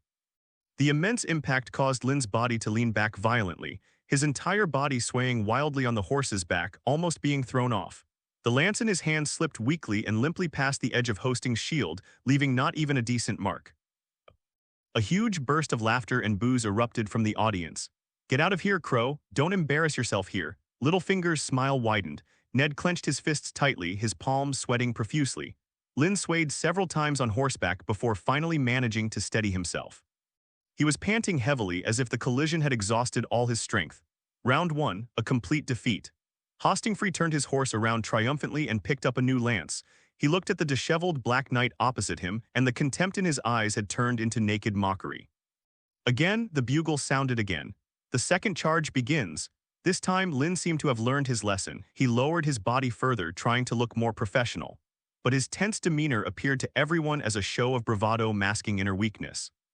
Hoston didn't even bother to adjust his stance. He simply raised his gun casually and charged forward. In his view, this one shot would put an end to this farce. The 2 figures crossed paths again. Bang! Another loud bang, and sawdust flew everywhere. This time their spears shattered against each other's shields almost simultaneously. The laughter from the audience subsided, replaced by a murmur of surprise. That Crow is lucky. He actually managed to fight Sir Frederick to a draw. On the high platform, Littlefinger raised an eyebrow almost imperceptibly. Luck, perhaps. Lynn was still breathing heavily and he felt his arms were going numb. He even had to go to great lengths to calm the somewhat agitated storm. Of course, it was all an act. He didn't want his outstanding performance to cause bets on him in the next round, leading to higher odds and a significant loss of gold coins. Again, the smile on Hosting's face had vanished, replaced by a hint of annoyance. He couldn't tolerate being pushed to the 3rd round by an unknown nobody. This is a disgrace. The 3rd charge, this time Hosting used all his strength. He was like a raging boar, his eyes filled only with the savage desire to crush his opponent. Lynn went to greet them. His movements remained clumsy and his posture remained ridiculous. To everyone else, he had reached his limit. With this shot, he is destined to lose. The distance is rapidly closing. 50 steps, 30 steps, 10 steps, just as the 2 horses were about to pass each other. Lynn's seemingly stiff body made an unbelievable adjustment with an extremely slight movement. He did not try to block Hoston's shield. He slightly raised the lance in his hand. The target is no longer that broad shield. It was the narrow gap where Hoston's right shoulder met his breastplate. Click. A sharp, piercing, cracking sound. Hoston's spear slammed into Lynn's shield again, the force sending Lynn flying backward once more. But this time he held on. Lynn's seemingly casual shot hit its target precisely. The spear tip pierced the gap in an instant, then pried upwards with a sudden force. Hoston Frey didn't even understand what was happening. He felt an irresistible force coming from his right shoulder, as if he had been rammed by a mammoth. His massive body was torn from the horse's back in an instant, as if it had been flung away. A short, startled scream. Hoston Frey traced a clumsy parabola through the air before crashing with a bang, like a heavy bag of garbage, onto the muddy, horse manure-strewn field. The entire hall fell silent. Everyone stared wide-eyed, unable to believe what they were seeing. That arrogant Sir Frederick, just like that, was it tossed into the air by a crow riding a plow horse in an almost comical manner. After a brief silence, sporadic cheers broke out. "We won." Arya jumped up from her chair in excitement. Sansa covered her mouth, her beautiful blue eyes sparkling. On the high platform, Prince Joffrey was so excited that his face turned completely red. He swung his fists violently and roared loudly. I knew it, Sir Lynn is the strongest." Ned let out a long breath and his clenched fist finally loosened. He began to understand that Lynn was hiding his true abilities. Meanwhile, Petyr Baelish's smile froze completely. His hand, holding the wine glass, froze in midair, his eyes filled with a terrifyingly gloomy expression. He lost. Although it was only the first match, he lost. That idiot from the north actually beat Hoston Frey by sheer luck. It's okay, though. Littlefinger quickly adjusted his mindset. Luck always runs out. He refused to believe that the crow could keep winning. Lynn ignored the cheers around her. He simply sat calmly on the horse's back, his chest heaving violently as if he were completely exhausted. He laboriously raised his broken lance toward the king's platform, offering an awkward salute. Then he turned his horse around and slowly walked away. That figure in everyone's eyes was filled with exhaustion and a sense of relief. He left the field and returned to the stands. The royal herald's booming voice once again resounded throughout the arena, announcing the lineup for the next round. Next match will feature the Knight of Flowers, Sir Loras Tyrell, against Sir Rolly Westerling of Lannistersport, as well as... The messenger paused, glanced at the newly updated list in his hand, and shouted in a tone that was a mixture of shock and excitement. The newly victorious Black Knight will face the Hound, Sandor Clegane. The words had barely left his mouth. The entire arena exploded instantly. All eyes turned to the man wearing the menacing helmet who remained as silent as a rock. And then there was the black figure who had just won the game by luck and was now slowly leaving the stage. Lynn stopped and turned around. This competition seems a bit unfair. I just played once and now I have to play in the next one. Lynn looked toward Robert's figure on the high platform. It seems Robert wanted to see just how capable he was and whether he could take down the remnants of the Targaryen family across the narrow sea. It's okay though. As always, they feign weakness to intimidate the enemy. Earning gold dragons is important. This is the capital I need to purchase an army of Unsullied. Lynn looked at the hunting dog beside Joffrey from a distance. When the royal herald called out Sandor Clegane's name, the atmosphere in the tournament arena reached a whole new boiling point. If the mountain is a terrifying monster, then the Hound is a repulsive mad dog. Joffrey's personal bodyguard was also a pathetic plaything. In the stands, curses and cheers mingled together, creating a morbid frenzy. Sandor Clegane turned a deaf ear to this. He just sat there silently, his expression hidden beneath the menacing helmet. His gaze swept past the noisy crowd and landed on the black-clad figure who was preparing to leave. A crow riding a plow horse. Did he win against the Frey family's idiots by sheer luck? Just then, a golden figure squeezed in front of him. Hound. Prince Joffrey's voice was filled with an unquestionable authority. His face was flushed, he was breathing slightly heavily with excitement, and his blue eyes shone with a fanatical light. See that? Sir Lynn won. He pointed at Lynn in the middle of the field as if showing off his most beloved toy. Next match is between you and him. Joffrey lowered his voice, but his arrogant and domineering manner remained unchanged. I won't let you win. Sandor's body stiffened. He lifted his mask, slowly turned his ferocious head and looked at the young prince before him. Why? There's no reason why. Joffrey straightened his back. I want Sir Lynn to win. He saved my life, he's my hero, he'll be my future royal guard. And you, Sandor, you're just a dog. A dog must do whatever its owner tells it to do. If you dare to throw him off his horse, I'll cut off your ugly dog's head and hang it on the walls of the Red Keep. Joffrey's vicious words sounded especially clear amidst the noisy arena. Sandor fell silent. His eyes blazed with a fury and humiliation powerful enough to incinerate a person, but in the end he said nothing. He simply nodded slowly. Yes, my prince. As Joffrey turned and left with a satisfied expression, Sandor clenched his fists tightly beneath his armor. Lynn returned to the Stark family's stands and removed his helmet. He deliberately made himself breathe heavily, his forehead covered in sweat and his face somewhat pale. Lynn, you're amazing. Arya's eyes shone like stars. Sansa handed her a wet silk handkerchief, her little face full of admiration and lingering fear. Are you all right? It's all right, just a bit exhausted. Lynn took the scarf and wiped her face. That Sir Frey is quite strong. His exhausted appearance convinced Sansa and Arya even more how thrilling their victory had been.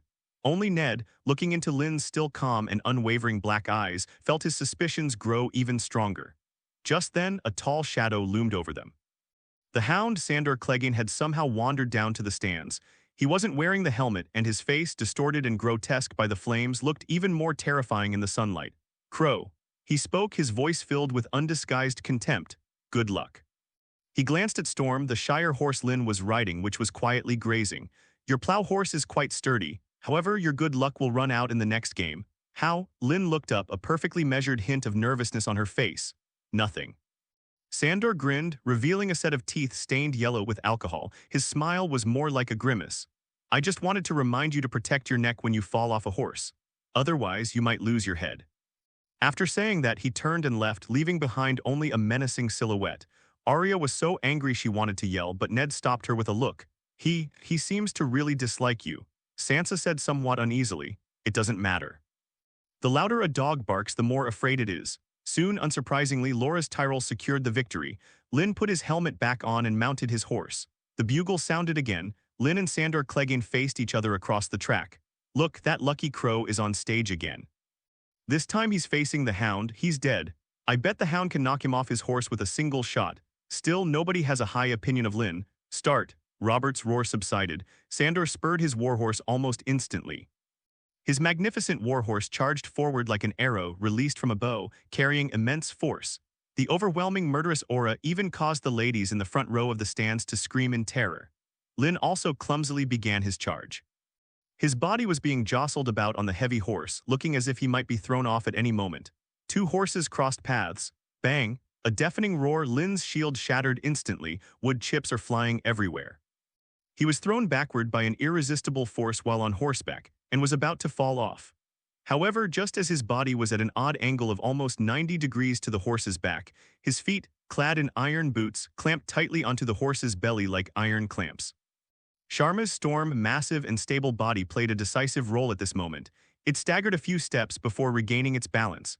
But Lynn, through sheer incredible strength in his core, managed to pull himself back from the brink of collapse. Oh. A gasp erupted from the audience. Sandor Clegane stopped at the other end of the track and slowly turned around. Beneath his helmet, his brow was furrowed deeply. Something's not right. He used 7/10 of his strength in that shot. Even a bull should have been knocked over. That crow didn't fall. Moreover, the flexibility and balance he displayed just now were nothing like that of a clumsy novice. Again, second charge, Sandor's expression changed. If the first time was a test, this time he seemed a little serious. He wanted to see what tricks this crow was up to. Bang! Another loud bang. This time Lynn's lance and Sandor's lance collided precisely in midair. Both broke. Another draw. Sandor clearly felt the force coming from the other's gun. It was heavy but erratic, like punching cotton. His brute force was largely neutralized by a strange technique. This crow is hiding. An absurd idea popped into Sandor's mind. Could it be? Is this crow putting on an act? A feeling of being mocked and humiliated instantly surged to Sandor's head. F***K your mother. Sandor cursed inwardly. He abruptly threw away the broken gun and took the last spare lance.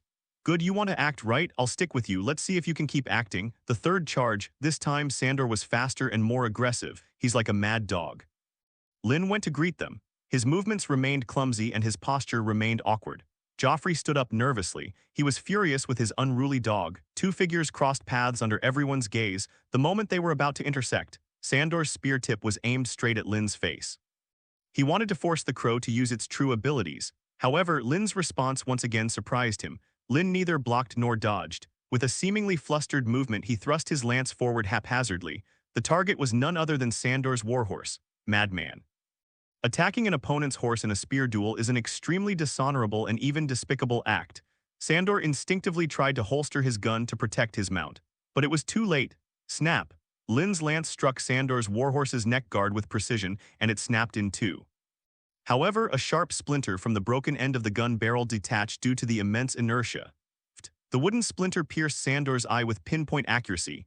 Herod, the warhorse, let out a mournful cry of extreme pain and suddenly reared up. Sandor felt the world spinning around him. He was violently thrown off by his crazed mount.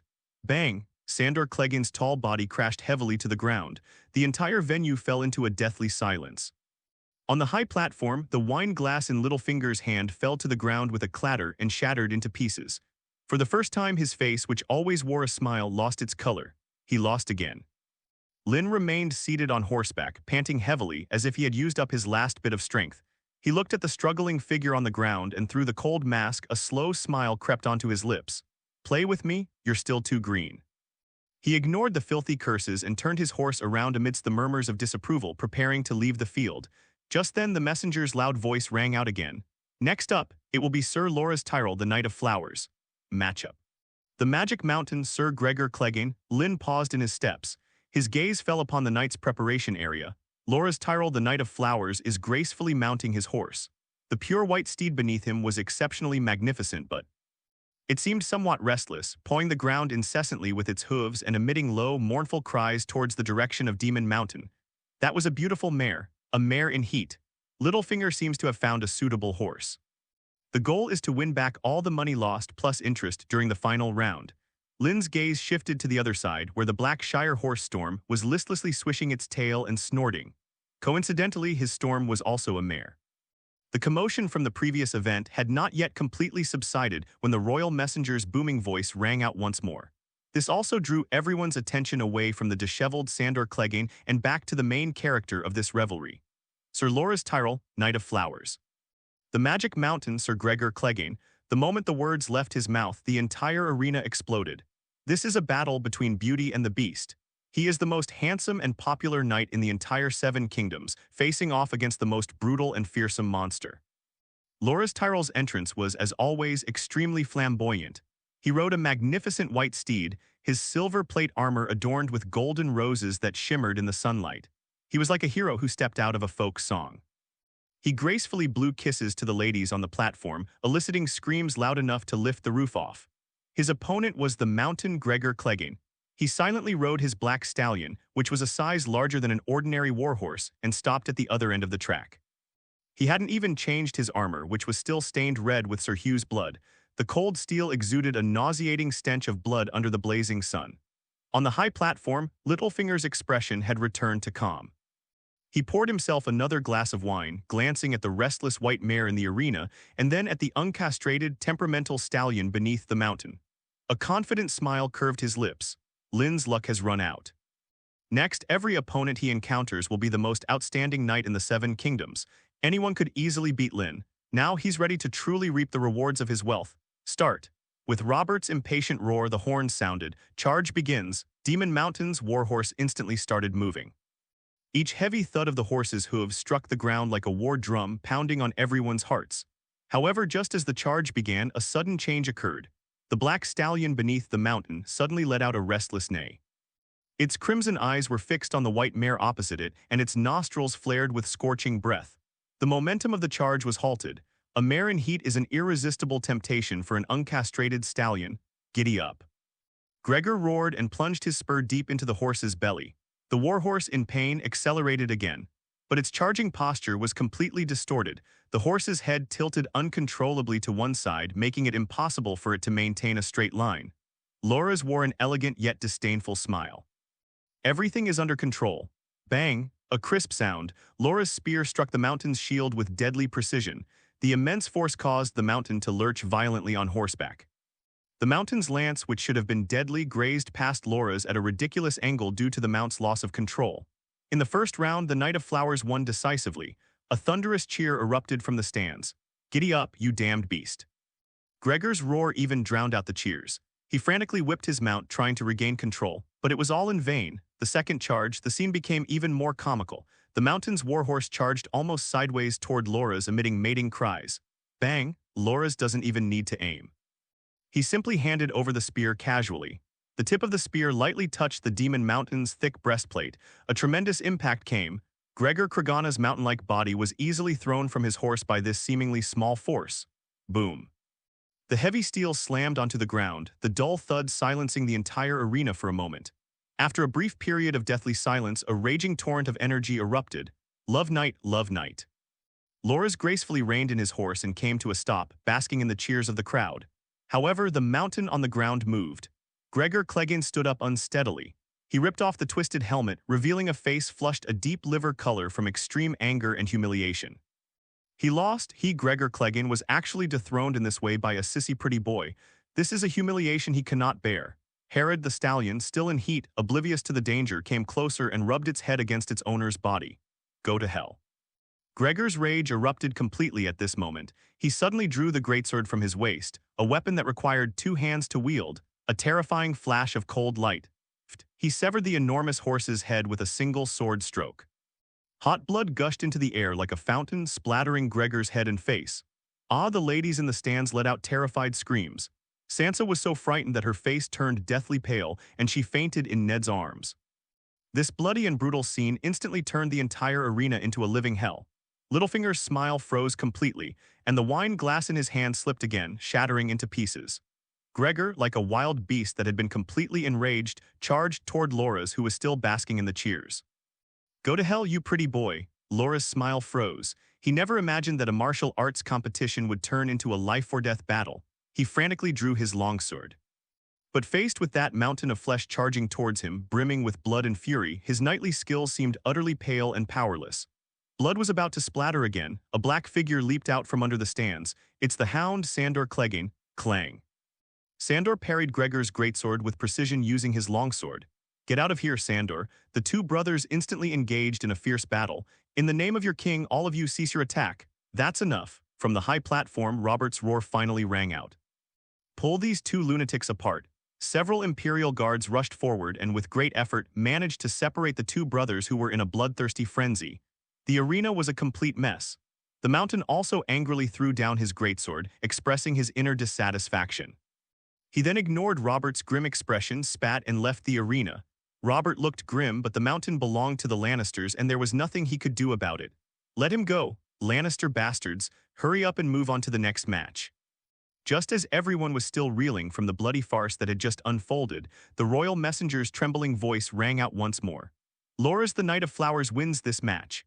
Hearing this, Ranberry Rashid in the stands finally breathed a sigh of relief. Several more rounds of battles where Lynn feigned weakness against his opponents ensued, and every time he stepped onto the stage, he was met with boos from the entire arena. Lynn always manages to win through a series of lucky moments. Finally, Spear Duel, Semi-Finals. It will be led by the Black Knight from the Great Wall. The messenger's gaze involuntarily fell upon the black figure who had sat quietly in the stands the entire time. Matchup, Sir Jaime Lannister Kingsguard. These words caused an uproar throughout the room. That Raven, who stumbled his way into the semifinals by sheer luck, is now going to face the most renowned knight of the Seven Kingdoms, Jaime Lannister. All eyes darted back and forth between Lynn and James. One is a lucky one who rolls in the mud, the other is a chosen one standing on the clouds. This duel was absolutely decided. Jaime Lannister calmly stood up. His golden armor was so dazzling in the sunlight that it was hard to open one's eyes. He didn't even bother to look at Lynn. In his view, this was just a formality. Lynn also stood up. He cracked his wrist, making a crisp crack sound. He looked up at Petter Baelish on the high platform, whose face was so dark it seemed to drip water. Looking at the betting odds again, he saw that his odds had skyrocketed to astronomical figures, and now that he had entered the semifinals, the odds were completely locked in. The game should end now, and there's no way to hide it anymore when facing James. Although the Hound was a top-notch rider, he wasn't skilled in mounted combat, and Robert added him on a whim. Jaime is much stronger than the Hound. He has to show his true strength. With that thought in mind, Lynn put on his helmet and mounted his horse. Just as he was about to spur his horse into the arena, he keenly sensed a gaze upon him. That gaze came from the Tyrell family's stands. He looked in the direction he felt. A beautiful young woman, dressed in a long green dress and as lovely as a budding rose, was quietly watching him, Margaret Tylier. Her eyes held no Sansa's adoration, no noblewomen's infatuation, and no ordinary people's curiosity. Those were eyes brimming with wisdom and scrutiny. Lynn met her gaze for a moment, then looked away. Is she the little Rose of House Tyrell? That's interesting. Lynn drove Storm slowly into the center of the field. At the other end of the track stood the gleaming Sir James. Lynn raised his lance, pointing it at Jaime Lannister. When the Royal Herald announced the start of the semifinals, the atmosphere in the entire arena became eerie. Jaime Lannister. The name itself represents the pinnacle of Westeros chivalry. His opponent was merely an unknown Black Knight who had barely managed to climb to this point through various dirty tricks and sheer luck. This was not a duel at all. The ending was already predetermined. Jaime Lannister calmly mounted his horse. His golden armor reflected a dazzling light in the afternoon sun, making him look like a god descending to earth. He didn't even wear a helmet. He simply tied his brilliant blonde hair back casually. A listless smile played on his handsome face. He stared at the figure completely encased in black metal at the other end of the track, his eyes like those of someone looking at a dead prey. On the high platform, Littlefinger's complexion had returned to normal. He held his wine glass, looking at the ridiculously high odds on his betting odds completely at ease. Now that Loras' biggest rival, the Mountain, has been eliminated and some are betting on Jaime, the outcome was already decided. Jaime's cavalry fighting is slightly inferior to Loras, and Loras has a very high probability of winning the final victory. As for Lynn, the odds are ridiculously high. Littlefinger didn't take Lynn seriously at all. His previous performance had been utterly appalling, and he didn't believe Lynn could maintain his previous good luck in front of Jaime. It's time to end the game. He didn't even bother to look at Lynn, instead turning his gaze to the Stark family's stands. He wanted to see the spectacular expression on Ned Stark's face when their hero was pierced through the Golden Lion's spear. Lynn sat quietly on the back of Storm. He could hear the whispers from the audience. Poor Crow, he's going to lose. Lord Jaime will stab him through, horse and all. Lynn remained completely unmoved. He simply raised the lance in his hand slowly. At that very moment, everyone noticed that the way he held the gun had changed. No longer the clumsy and stiff player he was in the first two games.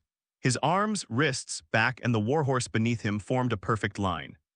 The black plate armor that had seemed somewhat heavy on him now appeared to blend seamlessly into his body as he stood tall and straight. The man and the horse exude a cold yet fluid sense of power. In the Tyrell family's stands, Loras Tyrell's smile suddenly froze. This pose. This angle of holding the gun. He stood up abruptly, staring intently at Lynn in the arena, his eyes filled with disbelief. That's his unique skill. It was through his arduous training in the High Court that he discovered the most suitable way to generate power for himself. How did this crow from the Great Wall know that? How is that possible? Start. Robert's roar subsided. The sound of bugles resounded through the sky. Jaime Lannister didn't even spur his horse immediately. He was still enjoying the spotlight. However, the black figure opposite them instantly sprang into action. Boom, boom, boom. The Sharma Storm stomped its powerful hooves heavily on the ground with each thud, producing a dull thud like a war drum. That wasn't a charge, it was a small earthquake. James's expression finally changed. He felt an overwhelming and unreasonable sense of oppression. He immediately spurred his horse, urging his white steed to meet it. Gold and black, two streaks of light rapidly approached each other under everyone's watchful eyes. A fierce glint flashed in James's eyes. His spear remained as steady as a mountain as he thrust it precisely towards Lynn's chest. He wanted to end this farce with a single shot. However, just as the two horses were about to pass each other, Lynn secretly activated his ice magic. James felt a chill run through his body and his body seemed to stiffen. What happened? At this crucial moment, Lynn's body slumped slightly with a movement almost imperceptible to the naked eye. Bang. A deafening roar seemed to explode in everyone's ears. James's spear struck Lynn's shield. However, the anticipated overwhelming victory did not materialize. James felt as if the tip of his spear had struck an unshakable city wall. An unimaginably violent force surged back wildly along the gun barrel. Snap. His prized knight's shield shattered instantly before that overwhelming force. A tearing pain shot through James' right arm, the one gripping the gun. His thumb and forefinger were instantly ripped open, blood soaking through the gaps in his gauntlet. My hands trembled uncontrollably. The warhorse beneath him also let out a mournful neigh. It was knocked backward by the terrifying impact and almost fell to its knees on the spot. Lynn was unharmed. With a strength of 9 points, aside from some special races or those with exceptional talents, one is almost at the peak of ordinary human strength. Add to that the unpredictable and mysterious ice magic. Even if it were the Mountain, Lynn was confident he could easily defeat him. The first round is over. Lynn's figure remained as steady as a mountain on horseback without even the slightest sway. Jaime Lannister, on the other hand, was in a sorry state. He underestimated his opponent. Lynn's previous behavior had actually fooled him. That's why I panicked and suffered a big loss. His current condition is extremely poor. The entire arena fell into a deathly silence. Everyone was stunned, their minds completely blank. What did they see? Golden Lion, one of the strongest knights in the Seven Kingdoms. In the first charge, they were crushed head-on by a crow from the Great Wall, on a hilltop. The wine glass in Littlefinger's hand froze in midair, his smile completely gone, his eyes filled with absurdity and astonishment. Well done, Sir Lynn, Prince Joffrey jumped up excitedly. He roared wildly, his face flushed red. He showed no regret about his uncle's failure. King Robert even stood up abruptly from his chair. An unprecedented light shone from his cloudy eyes as he continued to curse. Here you go, F***K the Lannisters. The Lannisters present all looked grim. The king's words embarrassed them, but since the assassination attempt was related to Cersei, they could only swallow their resentment while their dissatisfaction with Robert grew ever stronger. Ned Stark gripped the armrests of the chair tightly. His heart pounded as he stared at the black figure in the arena. He finally understood. Conceal one's talents. Lynn was hiding her true abilities from the very beginning. He fooled everyone. Even at the very beginning, I was fooled. Number, it's impossible. How could he? Loras Tyrell slumped back into his chair, lost in thought. Margaret, standing beside him, had a mysterious glint in her beautiful eyes. No girl is immune to the attraction of a powerful knight. She was no exception, but she quickly regained her composure. Despite my feelings for her, she was a woman who wanted to climb to a higher position. Her goal was to bring benefits to the family. Again, from the other end of the track came Jaime Lannister's suppressed roar of rage.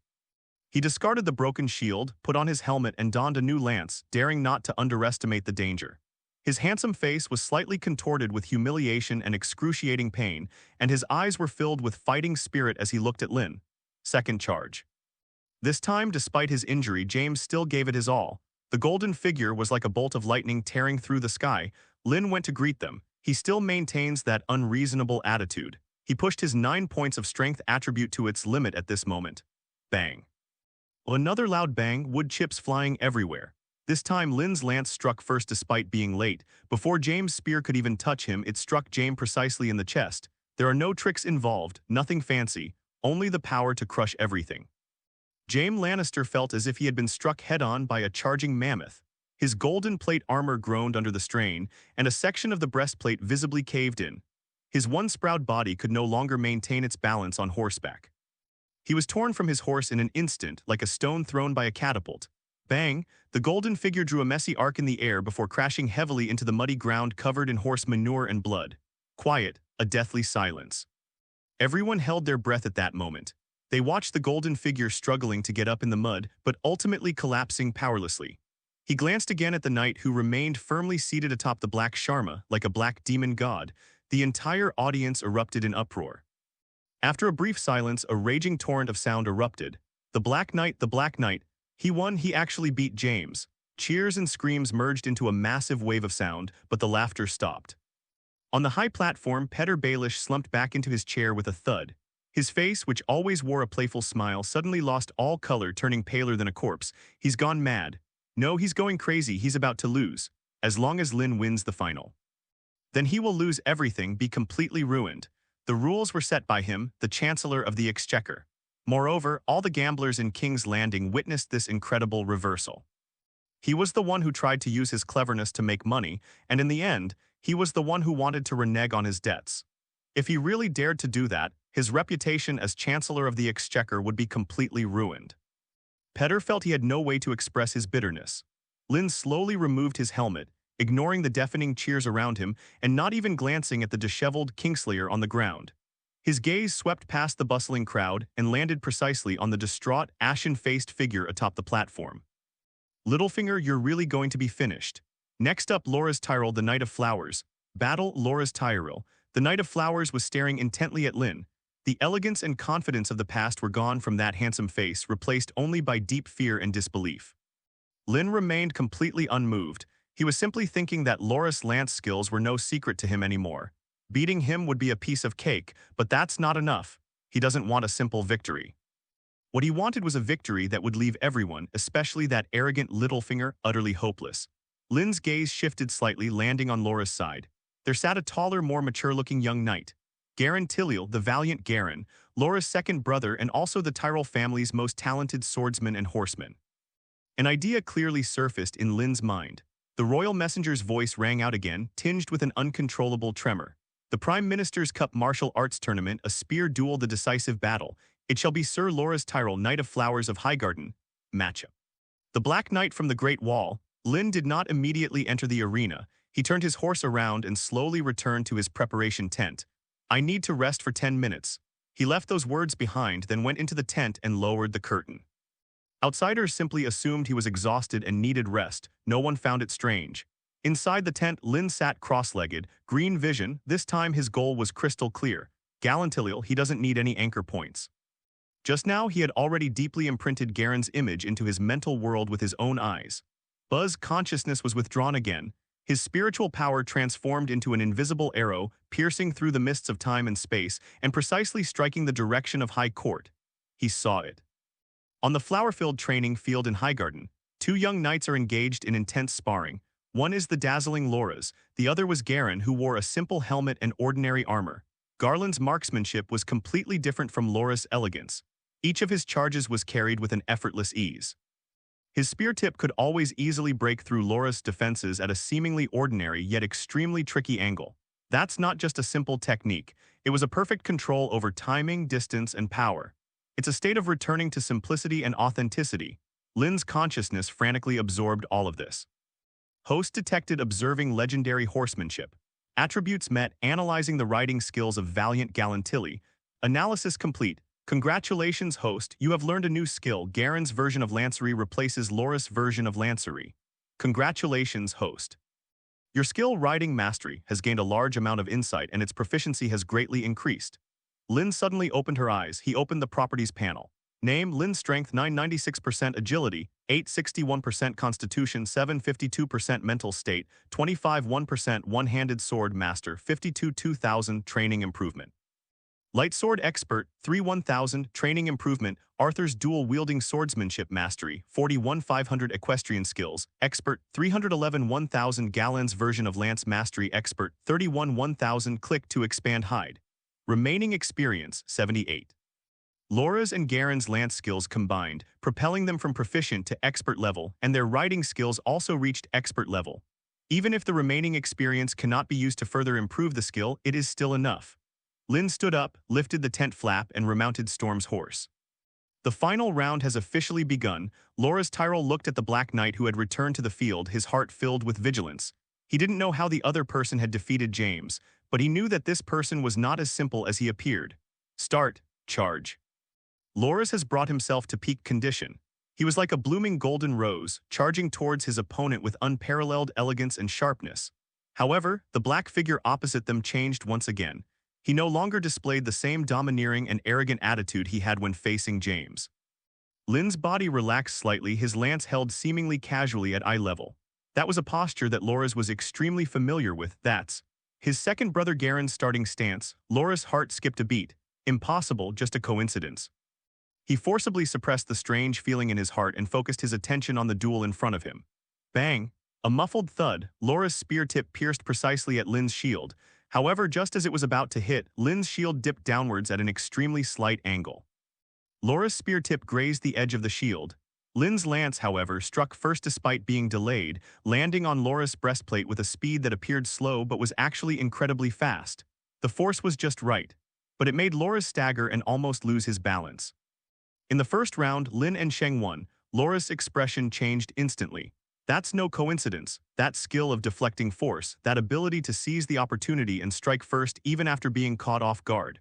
Aside from his second brother, Garren, he had never seen anyone else like him. On the high platform, the smile on Ranbalathian's face froze. He looked anxiously at Galantilil beside him. Garland had already stood up. He stared intently at the Black Knight in the arena, his usually composed face now filled with disbelief. How is that possible? Again, second charge.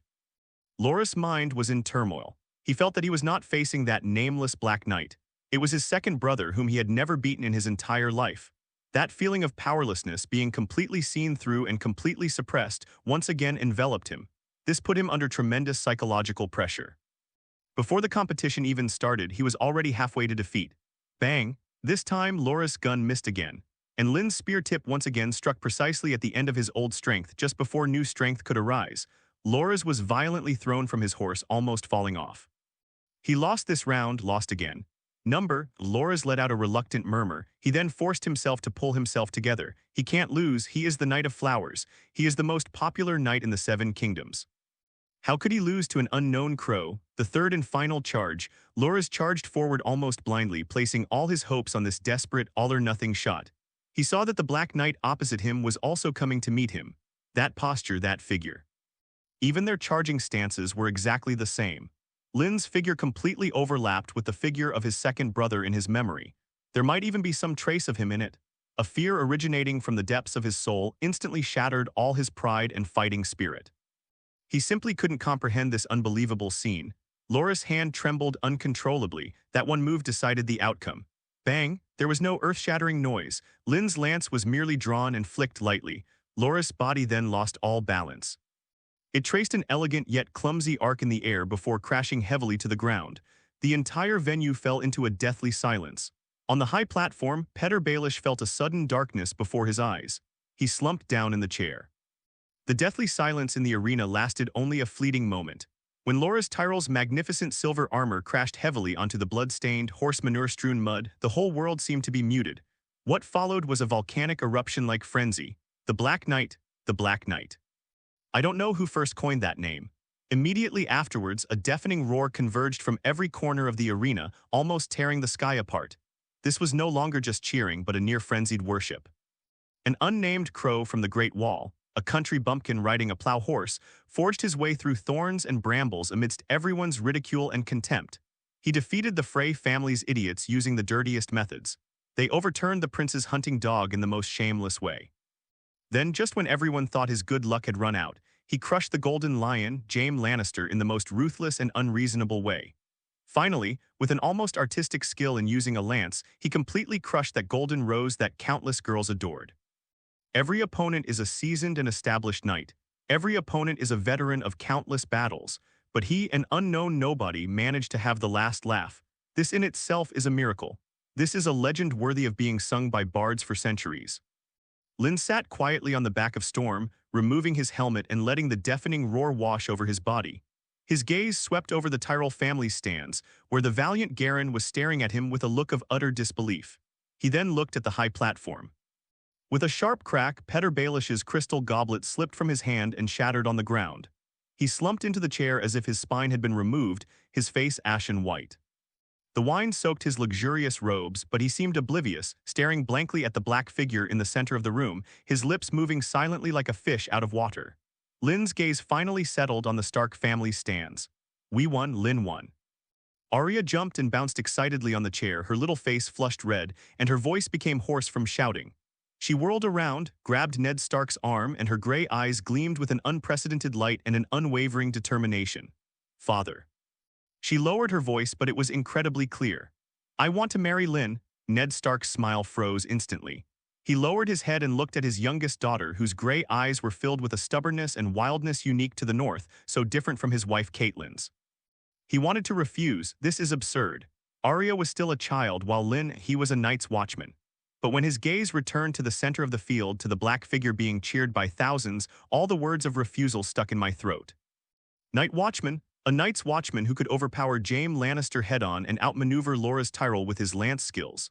A Night's Watchman who could be hailed as a hero by the King's son and bankrupt the Chancellor of the Exchequer. Ned's heart began to pound. A crazy idea began to grow uncontrollably in his mind. The strength, wisdom, and unfathomable strategic ability that Lynn displayed far exceeded the scope of a normal person. His fighting prowess is so great that even I, in my current state, am probably no match for him. He is not only a sharp blade in the North, but also the Stark family's most steadfast ally. He was able to get to where he is today almost entirely thanks to Lynn's advice and strategies. If this immeasurable power could be forever bound to House Stark. Ned's breathing became rapid. He looked at Arya's stubborn little face, which gradually overlapped with his sister Lyanna's face. He glanced again at Lynn in the distance. He understood that Arya had made up her mind. Even if she disagreed, Arya would make the same decision as Lyanna. Moreover, for House Stark, the benefits of this marriage far outweighed the drawbacks. The only obstacle was Lynn's status as a member of the Night's Watch. But if the king gives the word, the so-called Night's Watch oath is nothing but a piece of paper. Throughout the Seven Kingdoms, no one's word carries more weight than Robert's. Ned took a deep breath. Okay, then we'll wait until you're a bit older. Ned's voice was soft, yet as heavy as a mountain. Arya was stunned. She regretted saying that as soon as she said it. But to her utter surprise, her father actually agreed. After a brief moment of astonishment came immense elation. She hugged Ned's neck tightly. I knew it, father, you're the best. Sansa sat there blankly, her little hands unconsciously clenching the silk hem of her skirt. She heard her father's almost promise-like reply. Like a needle, it gently pierced her heart. Arya, that wild, crazy sister who only knows how to brandish knives and guns all day, is she going to marry Lynn? Marry the hero who saved the prince, defeated Sir Jaime, and is now worshipped like a god throughout King's Landing. She looked down at her spotless blue dress. then involuntarily glanced at the black cloak draped over Lynn's shoulders. She sewed it stitch by stitch. It was a gift she offered to the hero. It was a scene that should have been part of the story. But now Arya is going to marry Lynn with just one sentence. She was the eldest daughter of House Stark and the most beautiful lady in the north. Why isn't I the princess in the story? Was she really going to marry that cruel and tyrannical Joffrey? Just then, a huge commotion came from the high platform. King Robert Baratheon actually stood up from his throne. His massive body pushed aside the attendants and nobles in front of him, and he staggered down the platform step by step, heading towards the center of the arena. Ha ha ha, did you see that, Ned? So this is your northern wolf cub. Robert's roar and maniacal laughter echoed throughout the arena. He walked up to Lynn's horse, and his eyes, which had been clouded by alcohol, suddenly shone with an astonishing light. His large fan-like hand slammed heavily onto Lynn's leg armor, making a dull thud. Good lad, you've really made Ned proud. I've never seen such an exhilarating martial arts match in my entire life. Robert glanced around, his gaze sweeping over the Lannister members whose faces were grim, and his smile deepened. He suddenly drew his longsword from his waist, a magnificent sword inlaid with dazzling jewels, belonging solely to the king, which gleamed with a majestic, cold light in the sunlight. He pointed the tip of his sword at Lynn, his voice booming like a bell. Kneel down. Lynn dismounted and knelt on one knee on that land stained with blood, horse manure, and glory. The entire arena fell completely silent at that moment. Everyone held their breath, witnessing this historic moment. Robert placed the longsword on Lynn's right shoulder. Lynn, in the name of a warrior, I bestow upon you valor. The longsword was moved to the left shoulder. In the name of my heavenly Father, I bestow righteousness upon you. In the name of the Holy Mother, I bestow upon you mercy and protection upon women and children. In the name of the Old Woman, I bestow upon you wisdom and the ability to distinguish right from wrong. In the name of the blacksmith, I bestow upon you resilience and unwavering perseverance. In the name of a maiden, I bestow upon you purity to protect the innocent. In the name of a stranger, I command you to guide the dead, fearless of death. Robert sheathed his longsword and gently patted Lynn's shoulders 3 times with the blade. He took a step back, his fat face filled with the majesty of a king. Get up, Robert's voice echoed through the heavens. Arise, Sir Lynn, Knight of the Seven Kingdoms. Arise, Sir Lynn, Knight of the Seven Kingdoms. Robert's roar exploded in everyone's ears. Lynn stood up. In the sunlight, that jet-black armor is a badge of honor. The cloak embroidered with dire wolves fluttered in the wind as if announcing the birth of a new legend. The entire arena erupted in cheers. The crowd chanted the name Black Knight wildly as if they wanted to carve it into every brick and stone of King's Landing. Ha ha ha ha, Robert watched all this with satisfaction. He put his arm around Lynn's shoulder with such force that it almost deformed the steel armor. Tonight, a banquet will be held at the Red Castle. Celebrate the victory of our new hero. The extravagance of the victory celebration banquet exceeded everyone's expectations. The long banquet table was laden with roast suckling pig, honey-glazed ham, lamprey pie, and sweet corn drizzled with butter. Vintage wines from Kingting Island were poured out like free river water. Lynn was seated at the head table, right next to King Robert and Ned Stark. After all, he's the main character today. This position is even higher than that of many renowned nobles. Almost everyone held a wine glass and lined up to toast him. There were knights who genuinely admired him, nobles who wanted to curry favor, and royalty who forced smiles to get close to him. Lynn accepted all offers, but he only took a symbolic sip. His gaze calmly swept across the entire banquet hall. He saw Loras and the Garrison brothers whispering among themselves at the Tyrell seats, their eyes frequently glancing at him with a mixture of curiosity and apprehension. Margaret Thierry held her wine glass gracefully, her beautiful eyes sparkling with a light that was hard for others to decipher. He also saw Jaime Lannister in the corner, drinking alone in a somber mood. He changed into casual clothes, but his arm, still throbbing slightly, and the bandage on his chest silently testified to the humiliation he had suffered that day. Petyr Barry, who should have been one of the main figures at the banquet, did not appear at all. Just then, several guards in golden robes led a group of simply dressed merchants into the banquet hall. The one leading the group was the fat merchant whom Lynn had rescued. Although his leg was cured, he still walked with a limp, clearly suffering from a lingering ailment. His face was filled with excitement and devotion. As soon as they saw Lynn, they all knelt down on the ground with a thud. Adult. The fat businessman was so moved that tears streamed down his face. I never expected to see you again in King's Landing. This unexpected scene instantly silenced the noisy banquet hall. King Robert watched them with interest, while Ned gestured for the guards to help them up. Sir, perhaps you have forgotten us. The fat businessman struggled, refusing to get up, but we will always remember your kindness.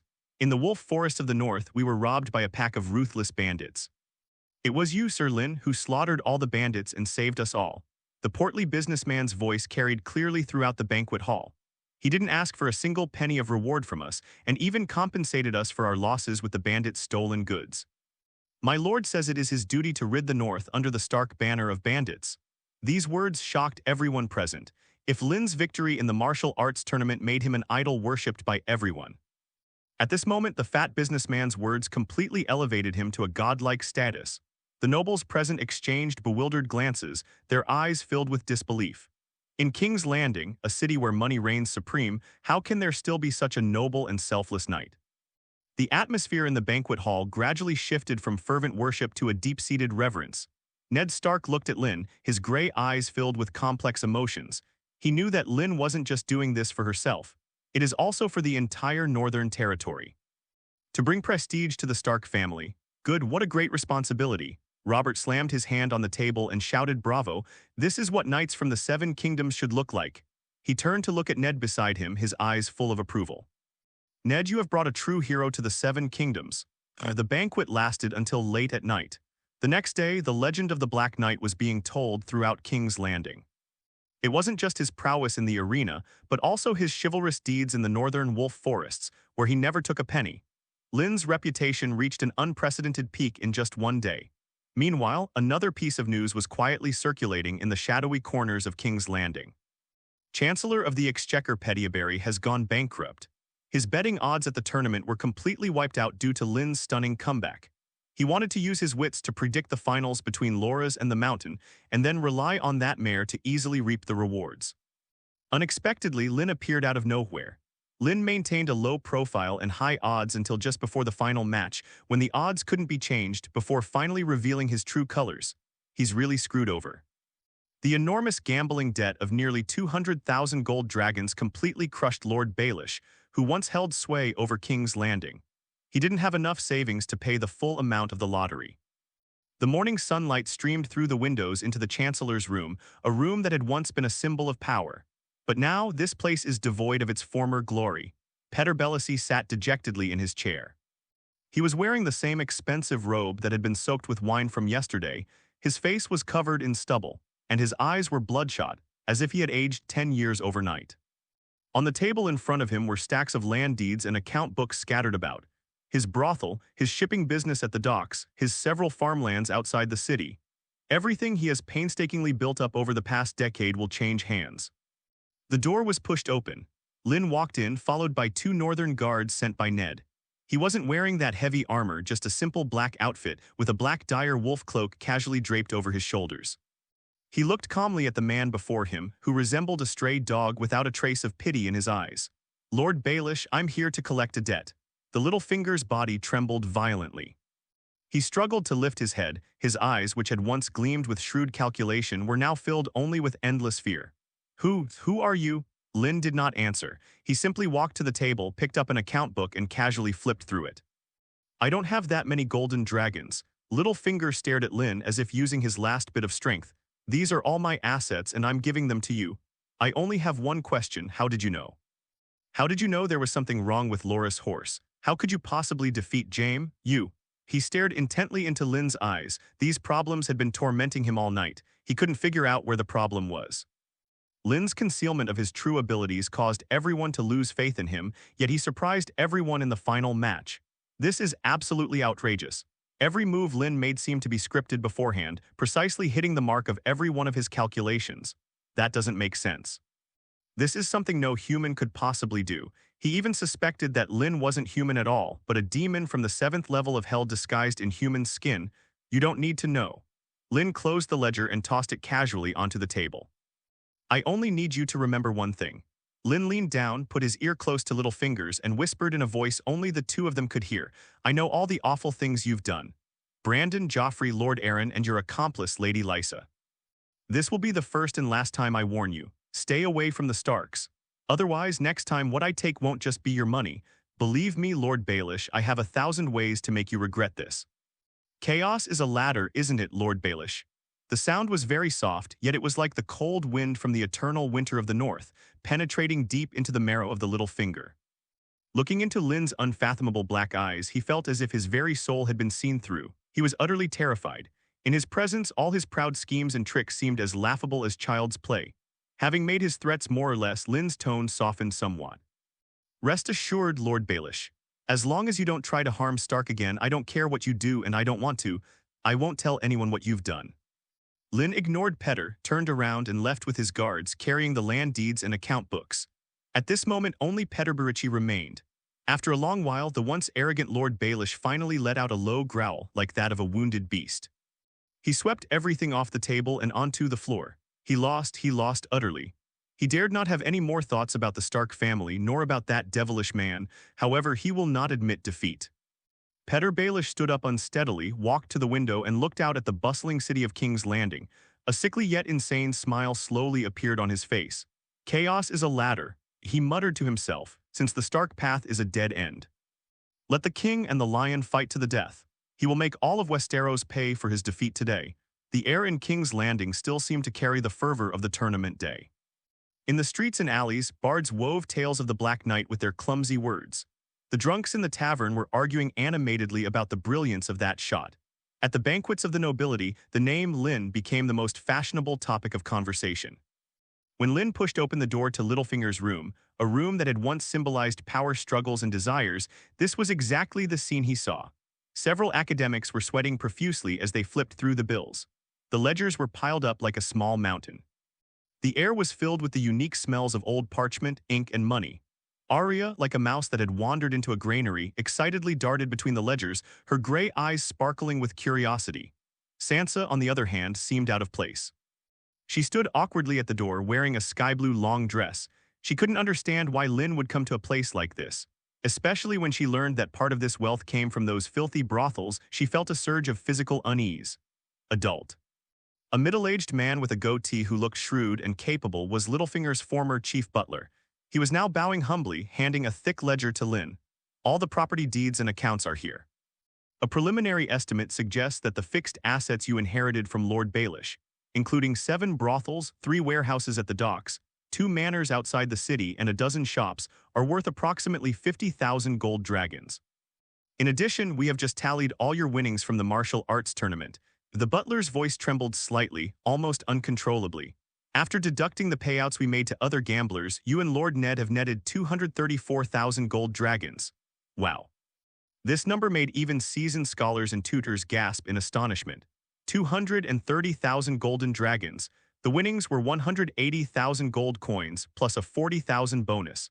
This amount of money is enough to arm an army of tens of thousands. Within the 7 kingdoms, apart from House Lannister, probably no other family could easily come up with such a huge amount of cash. Sansa's mind went blank. She grew up in Winterfell and didn't have a clear concept of money. But she knew that her father only spent tens of thousands of gold dragons to build a castle. That was wealth that my father had accumulated over a long period of time. Lynn, in just one day, earned enough gold to build several Winterfells. This was more absurd than any heroic epic she had ever heard. How much revenue do these industries generate each month? Lynn wasn't overly excited. It was as if those 200,000 gold dragons were just an ordinary number to him. "My lord, after deducting all expenses, we can expect a net profit of about 3,000 gold dragons each month," the scholar master quickly replied. Lynn nodded. Littlefinger had just built up his business, but before it could even gain traction, he was robbed of it by his own hand. He must be furious. 3,000 a month, that's 36,000 gold dragons a year. This doesn't even take into account the information value and influence brought about by these industries themselves.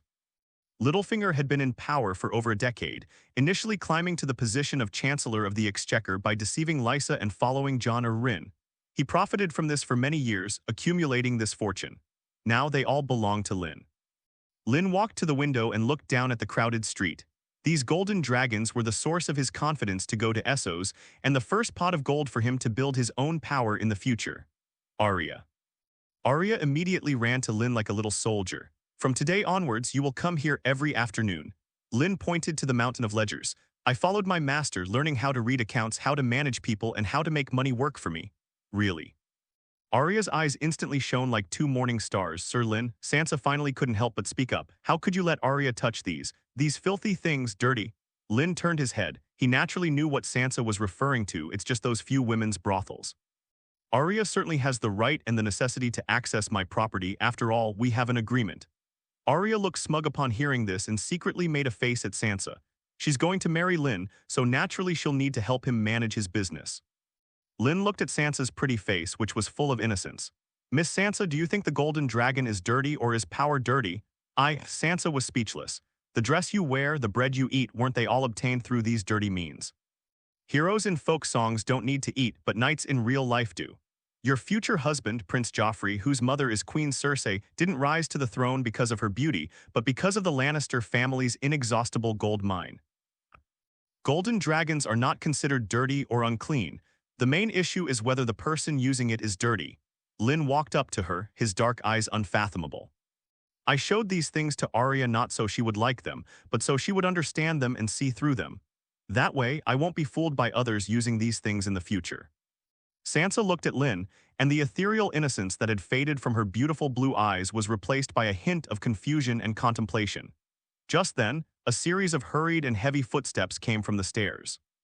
A royal guard in golden armor appeared at the door, his face showing a hint of respect. Sir Lynn, His Majesty the King summons you. Red Castle throne room. Robert Baratheon sat irritably on the menacing iron throne, holding a nearly empty barrel of wine. At his feet lay several drunken, fast-asleep servants. The entire hall was filled with a strong smell of alcohol. Only when Lynn walked in did a glimmer of light appear in Robert's cloudy eyes. You've finally arrived. His roar echoed in the empty hall, making everyone's eardrums ache. I heard you pulled down Littlefinger's pants and made almost 200,000 gold dragons. Thanks to you, Your Majesty. Lynn bowed slightly. Ha ha ha, well done. Robert let out a savage, maniacal laugh. I've disliked that weirdo guy for a long time. You've really gotten revenge for me. After the laughter subsided, Robert's face darkened. He slammed the wine jug in his hand heavily on the ground, making a loud clanging sound. You've made enough money. You've earned enough fame. Robert descended from the throne, his massive body exuding an astonishing sense of oppression as he approached Lynn step by step. Now it's time to go and work for your king. His bloodshot eyes stared intently at Lynn, his voice filled with an unquestionable command. I've already had Grand Maester Pazel prepare the ships, the finest ships in all of Westeros. I've also assigned you 50 of the most elite royal sailors. When are you leaving? I want the heads of those 2 Targaryen bastards, now, immediately. The king's rage was like a volcano about to erupt, scorching the air throughout the throne room. Lynn's heart sank. He knew he couldn't delay any longer. Otherwise, once the king's patience runs out, all his prestige and wealth will vanish. Please rest assured, Your Majesty. Lynn knelt on one knee, his voice steady. Within half a month at most, I will set off to bring you the heads of the remaining Targaryen traitors. Good, good, good, Robert said good 3 times. He helped Lynn up and his large fan-like hand patted his shoulder heavily again. I'll be waiting here for your good news. When you come back, I'll throw you an even more spectacular victory celebration. Lynn left the throne room. The heavy oak door closed behind him, shutting out the strong smell of alcohol. In the long corridor, sunlight streamed through the stained glass windows, casting dappled shadows. Just then, a familiar figure appeared at the end of the corridor. Varys. The 8-legged spider remained as harmless as ever, its hands tucked into its sleeves, a gentle smile on its face. Congratulations, Sir Lynn the Valiant. Varys' voice was as soft as silk. You are now the richest person in all of King's Landing. That won't be the case for long. Lynn's steps did not stop. Oh, Varys caught up and walked alongside him. Sir Lynn, are you going to burn all this money? Lynn smiled but did not answer. Varys' smile deepened. Don't forget the promise we made. Lynn paused in his steps. He turned his head and looked into Varys' unfathomable eyes. Of course, Lord Varys. The night in King's Landing was still bustling. Lynn stood on the terrace of her newly acquired mansion. This place once belonged to Petyr Baelish. He could overlook most of the brightly lit King's Landing and smell the sweet, cloying scent of cheap perfume and desire wafting from the brothel downstairs. Money is just a tool. His true spoils of war were the invisible web that Littlefinger had been cultivating in King's Landing for over a decade. 7 brothels, warehouses at the docks, estates outside the city. These are not just assets, but also nodes of intelligence and hubs of connections. Having lost all of this, Petyr was utterly ruined. Adult. A respectful voice came from behind. He was a middle-aged man named Robb. He was in charge of some intelligence work. Everything has been investigated and clarified. Robb handed over a thin sheet of parchment. Commander-in-Chief of the capital garrison, Geno Slint. This person is greedy by nature and cowardly as a mouse. Every month, he takes a full 300 golden dragons worth of protection money from your 7 brothels. This doesn't even include the bribes he received from other shops, casinos, and smugglers. Lynn took the list. It was filled with detailed records of every single shady deal made by Geno Slint. The time, place, and amount are all clearly stated. Very good. Lynn's fingertips tapped lightly on the name Geno Slint. This is the largest armed force in King's Landing, a full 6,000 gold robes. Their leader, however, was a dog that could be easily manipulated by money. Such weaponry in Ned Stark's hands was a deadly double-edged sword. If he doesn't move, the golden robe will be a sword hanging over his head. If he were to take action, he would inevitably face strong opposition from the Queen and other factions in the court. Lynn knew very well, once he leaves King's Landing, Ned will be all alone. This upright Duke of the North will soon be devoured by those jackals, leaving not even bones behind. Therefore, before leaving, he had to remove Ned's most dangerous fang and replace it with a sturdy suit of armor. The atmosphere inside the Prime Minister's tower was somber. Ned Stark was looking at a map of King's Landing with a furrowed brow. The fragile balance between the Queen and the King weighed on his heart like a mountain. Nade Sama. Lynn's voice came from the doorway. Ned looked up. Seeing that it was Lynn, the weariness between his brows eased slightly. You've arrived. I'm about to leave for the other side of the narrow sea. Lynn got straight to the point, but before I leave, there's something that needs to be taken care of. He placed the parchment filled with evidence of Geno Slytherin's crimes in front of Ned. Ned picked up the parchment. With just one glance, his face instantly darkened. The capital's garrison. Has it really gotten this bad? This is just the tip of the iceberg. Lynn's voice was eerily calm. You are the hand of the king, the prime minister of the 7 kingdoms. But in King's Landing, your power doesn't even extend beyond the Red Keep. 6,000 men in golden robes, they obey not the king's laws, but Geno Slint's orders. And Geno Slint, he only obeys the golden dragon's call. What do you think Queen Cersei would do if you discovered any evidence detrimental to the Lannister family after I left? She only needs to pay a few thousand gold dragons, and Geno Slint will, with his golden robes, not hesitate to blockade the Red Keep and take you and your family. Lynn didn't say anything more, but the bloody scene was already clearly etched in Ned's mind. What should I do? Ned asked. His Majesty the King now trusts you, and he trusts me as well. Lynn's gaze was sharp as a knife. King Robert hates Littlefinger, and Geno Slytherin is a lackey that Littlefinger has promoted. What we need to do now is to eradicate this traitorous dog along with the filth behind him. In the name of the king, purge the capital's garrison, but who will take his place? Ned frowned. In King's Landing, I have no one I can trust. You have? Lynn tried to help Ned regain his memories. My guards who followed me south from the north were all battle-hardened warriors and utterly loyal to the Starks. Let them enter the golden robes and become officers. Then we'll gather another group of reliable men from the north to completely replace the golden robes bloodline. This army can then be firmly in your own hands. After all, Queen Cersei is currently too busy to deal with these matters. She can barely protect herself. Ned's breathing became rapid instantly. He looked at Lynn as if he were seeing this young man from the north for the first time.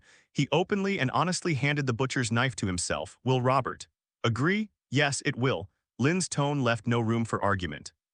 His Majesty the King values you far more than you realize. The throne room was once again filled with Robert's roar. That fat, bloated B********D. How dare he do such a thing in my King's Landing? Robert slammed the parchment filled with incriminating evidence onto the ground, his large body trembling violently with rage. I've disliked him for a long time. A bald man who can't even hold a sword properly dares to command my golden-robed guards. His gaze shifted to Ned, his bloodshot eyes filled with savagery. Ned, you're in charge of this. Arrest that B*******D. Genos. I want to chop off his head myself. No, Your Majesty. Lynn stepped forward, his voice steady. Even if you cut down one Genos, there will always be another. The filth of King's Landing needs a thorough cleansing. You only need to give the next command. Command of the capital's garrison is temporarily entrusted to His Majesty the Prime Minister. You will personally oversee the operation until His Majesty the Prime Minister deems the army capable of once again upholding the king's honor. Robert looked at Lynn kneeling on the ground, then at Ned beside him, whose face was resolute, his chest heaving violently. After a long while, he finally managed to squeeze out a single word through gritted teeth. Good. The barracks of the capital's garrison were located near the mud gate. The air was always thick with the unpleasant smell of sweat, leather, and horse manure. Gino Slint was shirtless, enjoying a massage from two maids. On the table were chilled wines and melons fresh from Dorne. Just then the barracks door was kicked open. Who the hell? Before Genos could finish his rant, a figure draped in a black cloak of a dire wolf walked in, surrounded by a group of guards in golden armor. It was Lynn. Behind him, however, were guards surrounding Ned Stark, whose face was ashen. Genos's heart skipped a beat, and he quickly got up and hurriedly put on his clothes. "Your Excellency the Prime Minister, Sir Lynn, what brings you two here?" He forced a smile that looked more like a grimace. Lynn ignored him. He simply walked to the table, picked up a piece of melon, and began to eat it by himself. Ned Stark pulled a parchment scroll from his pocket, signed by the king and stamped with the Prime Minister's seal, and coldly unfurled it. By order of King Robert Baratheon I, effective immediately, Geno Slint is relieved of his post as Commander-in-Chief of the garrison, and is to be detained pending trial. Ned Stark, Hand of the King, will temporarily assume the position of Commander-in-Chief and be fully responsible for the reorganization of the garrison. Ned's words were like a thunderclap, exploding in Genos's ears. The smile on his face froze instantly, and large beads of cold sweat rolled down his bald head. This can't be, Your Excellency, there must be a mistake." He fell to his knees with a thud, trying to grab Ned's leg. "I am utterly loyal to the king." "Loyalty?" Lynn finally finished the melon. He wiped his hands with a napkin and threw a bill in front of Genos. "Lord Genos, you have embezzled military funds, sold weapons, and trafficked military positions. What is this also your loyalty?" When Genos saw that familiar bill, his face instantly turned ashen. "Take him away and lock him in the dark cell." Ned waved his hand dismissively. Two guards immediately stepped forward and dragged the limp Geno Slint away. Lynn walked to the entrance of the barracks and looked at the golden-robed men who had rushed over upon hearing the news and were looking at each other in bewilderment. His voice echoed throughout the entire camp. "From this day forward, the capital's garrison will be under the command of the king." Lynn turned around and gave his first order to the 50 elite northern soldiers behind him who had already changed into their golden officer uniforms. "Arrest all officers of captain rank and above. Anyone who resists will be killed without exception." The barracks of the capital's garrison were instantly transformed into a slaughterhouse. Lynn's phrase, "kill without mercy," was not a threat but an order. The elite guards of the north, like wolves released from their cages, pounced into the flock of golden-robed sheep that were used to being lax. "Do you want to rebel?" A fat, burly centurion drew his sword and roared menacingly. The only response he received was a simple, unadorned slash from the guard. Warm blood splattered on the terrified faces of the golden-robed men around them. Rebellion? Before these northern men who had crawled out of mountains of corpses and seas of blood both inside and outside the Great Wall. These officers, who had risen to their positions through flattery and oppression of civilians, were now unable to organize any decent resistance. Blood speaks louder than words. When the bodies of more than a dozen officers lay scattered across the square, the remaining men in gold robes wisely threw down their weapons and knelt on the ground. Ned Stark stood amidst a pool of blood, his hand instinctively tightening around the hilt of his sword. He loathed the bloodshed, but he had to admit that it was the most effective and fastest method. He looked at Lynn's calm profile. The young man handled all of this with a chilling skill. He didn't think he had that kind of decisiveness. "Drag all the corpses down and dispose of them with lime. Notify all members of the Golden Robe to assemble in the square in 15 minutes. Those who are late will be treated as rebels." Lynn turned around and looked at Ned. "Your Excellency, it is now your turn to address them. In Mage Tower, the most fortified fortress of the Seven Kingdoms, is now a magnificent prison." Clang! A beautiful crystal goblet from Rise was smashed to pieces on the ground. Useless, a bunch of useless trash. Cersei Lannister's chest heaved violently. Her stunningly beautiful face was slightly distorted by extreme anger. She just couldn't understand it. Ned Stark, that idiot whose mind is filled with nothing but honor and northern ice, how dare he? How dare he take action against the capital's garrison without going through a royal council meeting or obtaining her consent? This doesn't fit his incompetent character. That dog she kept at the Muddy Gate, Geno Slytherin, was taken down so easily. 6,000 golden-robed warriors, the largest armed force in King's Landing, changed hands overnight. Cersei felt the world spinning around her. "Lynn." After a long silence, Cersei finally managed to squeeze out the name through gritted teeth. She suddenly realized that all of this seemed to be inseparable from that person named Lynn. From James' humiliating defeat at the tournament to that fool Petter losing everything. Everything pointed to this crow from the Great Wall. Originally, Ned Stark was a brainless direwolf posing no threat whatsoever. But things are different now. Not only has the wolf become unfamiliar, but it is also accompanied by a highly venomous viper. No, she couldn't just sit there and wait to die. Someone come here.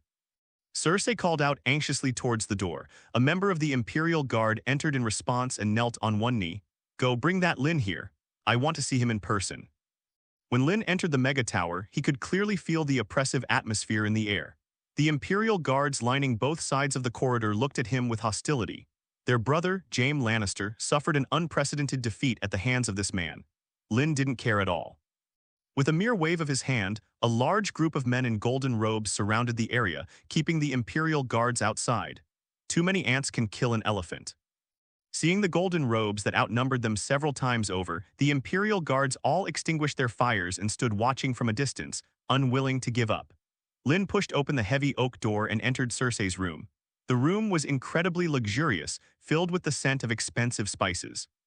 Cersei changed into a long black dress, her long golden hair casually draped over her shoulders.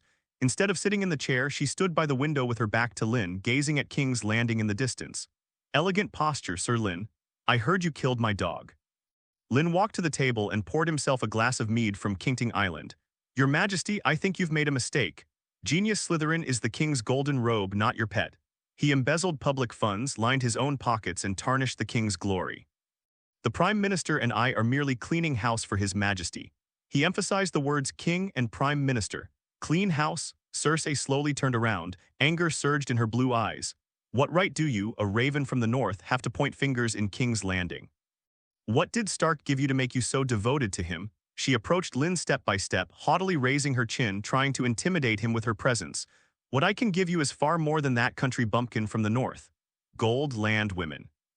Whatever you want, I can give you, as long as you become mine. Lynn looked at her and suddenly smiled. Your Majesty, it seems you don't understand the current situation. He put down his wine glass and took a step forward. The distance between the two instantly closed to an arm's length. He was a head taller than Cersei, looking down at her with unfathomable black eyes. Now you should be begging me, not the other way around. You, Cersei's face instantly turned extremely ugly. A playful smile curved Lynn's lips. I am merely a knight about to set sail to hunt down the remnants of the Targaryen army for the king. And what about you? His voice was extremely low, like a devil's whisper. Suspected by the king and branded as a wicked woman who assassinated her husband and son, she is confined here. Your father is far away in Casterly Rock. Your brother Jaime has become the laughingstock of the Seven Kingdoms, and your partner Littlefinger is penniless. Every word Lynn uttered pierced Cersei's heart. What bargaining chips do you have left to negotiate with me?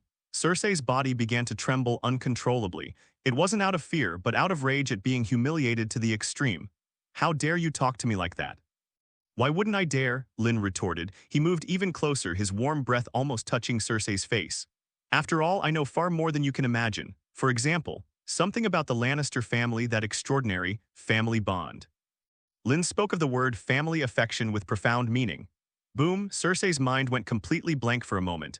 Her beautiful blue eyes widened suddenly and the color drained from her face in an instant. He knew that's impossible. This secret could not possibly be known to a third person besides her and James. Seeing her utterly horrified expression, Lynn knew he had achieved his goal. When dealing with a woman as proud to the core as Cersei, no amount of intrigue or trickery can compare to a single, soul-searching truth. Cersei didn't know how to threaten Lynn. Lynn has now removed her biggest henchman, Your Majesty.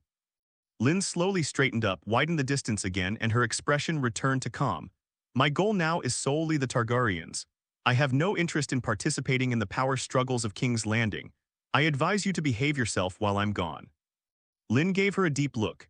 After all, no matter how fierce a lion is, it still has to protect its cubs first, right? Especially those cubs whose bloodlines aren't entirely pure. Everything Cersei was proud of, beauty, background, power. Everything was torn to shreds at that moment. Her body trembled uncontrollably. For the first time, fear surfaced in those deep blue eyes. He knew everything. What nonsense are you talking about? Cersei's voice changed. It was as if they were using their last ounce of strength to maintain their pathetic dignity.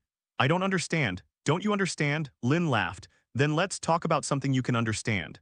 Lynn's voice was low, and every word pierced Cersei's heart with precision. For example, your dear cousin Lancel Lannister. What a thoughtful child. His Majesty the King is going to hunt wild boar, and he has already prepared triple-strength liquor. After all, a drunken king is always a little slower to react when faced with fangs, isn't he? Cersei's pupils contracted sharply and she gasped for breath. Lancel, she only mentioned this to Lancel, and she intends to do just that. But Ned kept advising Robert against hunting, especially against drinking alcohol while hunting, so the plan failed. It seems that Ned did all this because of Lynn. Lynn gave Cersei no chance to catch her breath. And poor Lord Jon Arryn, he was just looking for a book about the genealogies of various families when he suddenly died of a sudden illness. His widow, Lady Lysa of the Eyrie, must be heartbroken. Otherwise, why would she write to her sister Catelyn, so insisting that the Lannisters were responsible? Oh, by the way, that book that Lord Jon Arryn practically wore out is now in Lord Ned's hands. The reason we haven't confronted each other is simply because we don't want to cause trouble. If Lord Ned were to actually speak to Robert, you probably wouldn't just be confined to this place. Boom, Cersei felt the world spinning around her. She instinctively took a step back, her back slamming heavily against the cold wall, barely managing to stay upright. That be ****ch Lysa, how dare she accuse the Lannisters? We Lannisters never laid a hand on Jon. Lynn shrugged. Of course I know. Otherwise, do you think I would still be so polite to you after you killed Lord Arryn? Therefore, your majesty, your enemy is not the Starks. It is the venomous snake lurking in the shadows, trying to incite the wolves and lions to fight each other. Cersei tried to say something but was quickly interrupted by Lynn. It's not over yet, your majesty, please be patient. Lynn's face still wore that calm smile, but to Cersei, that smile was more terrifying than the demons of the 7 levels of hell. Isn't your greatest asset your father, Lord Tywin Lannister, and the inexhaustible gold mines of the Lannister family? But did you know that the mines west of Casterly Rock haven't yielded any decent gold in almost 10 years? Your arrogant father, in order to maintain the Lannister family's prestige, has nearly emptied the Bravo's iron bank. An empty shell, all bark and no bite. Hess, how long do you think it can protect you? If the previous words were knives, then this last sentence is a battering ram. It shattered Cersei's last line of defense. She's finished. She's completely finished. She had absolutely no secrets from this man. She stood naked before Lynn like a prisoner stripped of his clothes, awaiting his final verdict. No. Cersei shook her head absently, her long golden hair plastered messily to her pale face, her eyes unfocused. How did you know? Who told you? Suddenly, as if grasping at a last straw, a glint of madness flashed in her eyes. Tyrell, yes. House Tyrell, I will make sure Joffrey marries Margaery Tyrell. With Highgarden's support, with the Reach's food and army, none of you can shake the Lannisters. She screamed hysterically like a drowning person. A brilliant idea, your majesty. Lynn even applauded for her. Unfortunately, you forgot 2 things. First, Joffrey is just a prince. His marriage requires the king's approval. Do you think King Robert would agree to a marriage that would greatly enhance your and the Lannister family's power? Second, Lynn's tone became playful. Even if the king agrees, do you think the ambitious Tyrell family would be willing to let their Rose of Highgarden marry a B********D of mixed blood? Once this secret is exposed, do you think you'll face the Tyrell family's friendship or the defection of their nearly 200,000 troops to seek new allies? Or perhaps, to offer their loyalty to His Majesty the King, an infinite loop, a perfect vicious cycle. All of Cersei's hopes and all her escape routes were effortlessly and completely blocked by Lynn. Everything she was so proud of crumbled in the face of such an absolute information gap. What exactly do you want? Cersei's voice suddenly returned to calm. It's very simple. Lynn walked up to her. Extend your hand. He gently ran the back of his fingers across her cheeks, which were cold with fear. The gentle touch sent a jolt through Cersei's body as if she had been electrocuted. Look, your majesty. Lynn's voice was like a loving whisper, yet it carried an unquestionable command. Your secrets, your wealth, your family's future, these things have no value to me. But, he paused, and a hint of desire finally surfaced in his unfathomable black eyes. I am a generous person. I will give you a choice. Cersei slapped Lynn's hand away. Please show some respect. I am the Queen of 7 Kingdoms and also your queen. Lynn smiled, not refusing Cersei's request. He withdrew his hand and continued speaking to himself. Remember, this secret is between the 2 of us. If you dare tell a third person, I believe I have the power to spread your secrets throughout King's Landing overnight. Cersei's body went limp and she collapsed onto the ornate chaise longue. Robert is not dead. As long as he lives, no one will be willing or dare to ally with the Lannisters. Robert already had a lot of opinions about the Lannisters. He would never allow the Lannisters to grow too powerful. The premise of all her schemes was that Robert was already dead. Cersei knew she had no other choice and she said weakly, What's the choice? Tell me, I'm listening. Lynn nodded in satisfaction. It's very simple, your majesty. I demand that you submit to me. Cersei's breathing stopped. Looking into Lynn's aggressive eyes, she instantly understood the hidden meaning behind those words. That was a humiliation more unbearable than killing her. Don't even think about it. Cersei screamed and raised her hand to slap Lynn, but Lynn easily grabbed her wrist. The force was so great that Cersei felt as if her bones were about to be crushed. Your Majesty, you'd better think this through. Lynn's tone also turned cold. You no longer have any bargaining power. As long as I step out of this door, I can reveal even half a sentence of what we talked about today. You, your 3 children, Jaime, and all of Lannister will vanish in an instant. I believe that Langley, Stannis, Ned, and all the lords who have pledged allegiance to the king would be more than willing to annihilate the Lannisters. I think even if the Lannisters are strong, they probably can't withstand their repeated onslaught. Lynn released his grip and took a step back. He straightened his cloak as if nothing had happened. Of course, you are perfectly free to refuse. The choice is yours. Lynn looked down at Cersei, who was slumped against the wall, as if admiring a trophy that was about to be obtained. As long as you behave, these secrets will remain buried in my heart forever. While I'm away from King's Landing, as long as you behave yourself and don't provoke the Starks, I can guarantee your and your 3 children's absolute safety. Moreover, as long as you submit to me, I can guarantee it. As long as I live, no matter how turbulent the situation, I guarantee that your Lannister legacy will endure forever. Instead of being completely lost to the dustbin of history, think about it, Your Majesty. This deal is a great deal for you. After saying that, Lynn didn't look at her again and turned to walk towards the door. It wasn't about protecting the Lannisters, of course. They just wanted to prevent them from causing trouble while they were away. Oh, right. As Lynn's hand rested on the doorknob, he seemed to remember something and turned back to add something. Don't tell anyone about this. You can't tell anyone, not Jaime, Tyrion, or Tywin. I will visit you again tonight. Hopefully by then you will have made your decision. Don't force me to come to you with my golden robe. Also, the mole on your inner thigh is really sexy. Bang, the heavy oak door closed, and the sound of Lynn's receding footsteps echoed down the corridor. Cersei was left alone in the room. Her face was filled with disbelief. She couldn't understand. How could Lynn know such a private location so clearly? Is he truly omniscient and omnipotent? Cersei slid helplessly to the ground, her magnificent black dress spreading out on the cold floor. She was frightened by Lynn. The fear in his heart was palpable. Finally, a hot tear slid down her azure eye. Night enveloped King's Landing in a false tranquility. Meager Tower, this formidable fortress, now resembles the tomb of Cersei Lannister. When Lynn pushed open the heavy oak door, Cersei was sitting at her dressing table. She changed into a scarlet silk nightgown, her long golden hair was meticulously combed, and she even wore exquisite makeup. It was as if the woman who had collapsed and lost control that afternoon was just an illusion. She looked at Lynn in the mirror. There was no anger or fear in her deep blue eyes, only a deathly stillness. You've arrived. Her voice was calm, as if she were stating a fact that had nothing to do with her. Lynn closed the door, the sound of the bolt hitting the floor particularly jarring in the quiet room. He didn't say anything but simply walked to the table and poured himself a glass of wine. Have you thought it through? Lynn's voice broke the silence.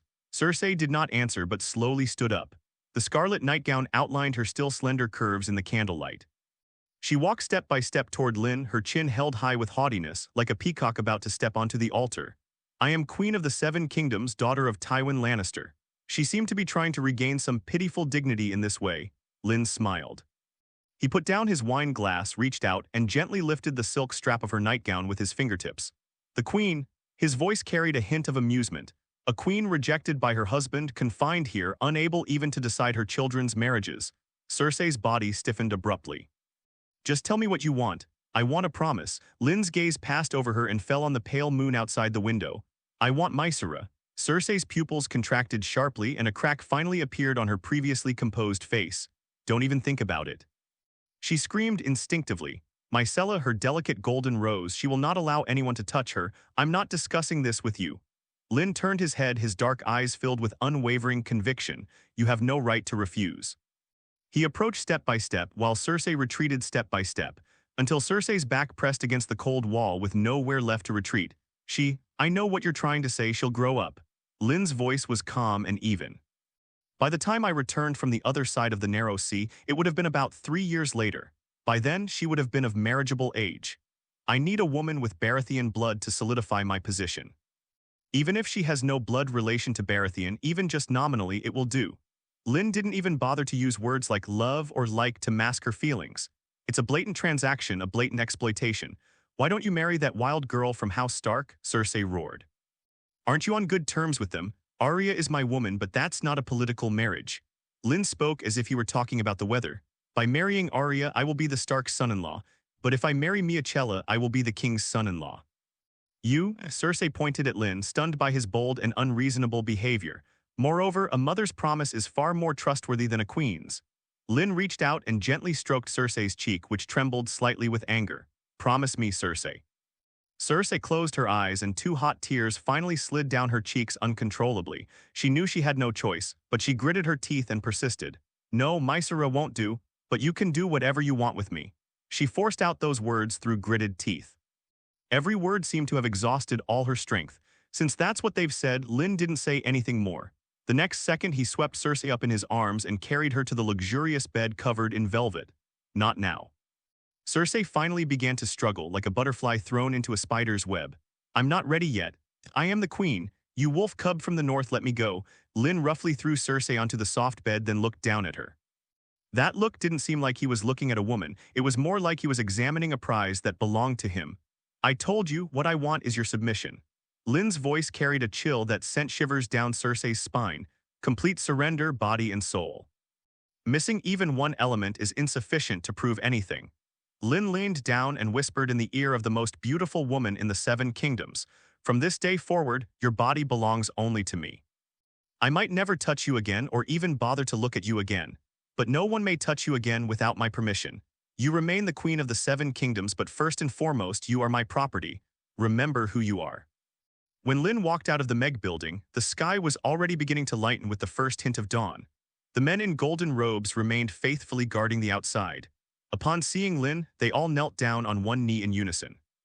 These men in golden robes are guards from the north. They are trustworthy. Lynn didn't turn back to look at the magnificent cage again. He simply walked towards his own residence. Inside the mansion, Arya had long since fallen asleep, sprawled on a mountain of account books, a trace of drool still clinging to the corner of her mouth. She's naturally very active, so it must have been quite a feat for her to do this. Sansa sat on a chair some distance away, staring blankly at the horizon, lost in thought. She clearly hadn't slept all night. Seeing Lynn return, she quickly stood up, her blue eyes filled with complex emotions.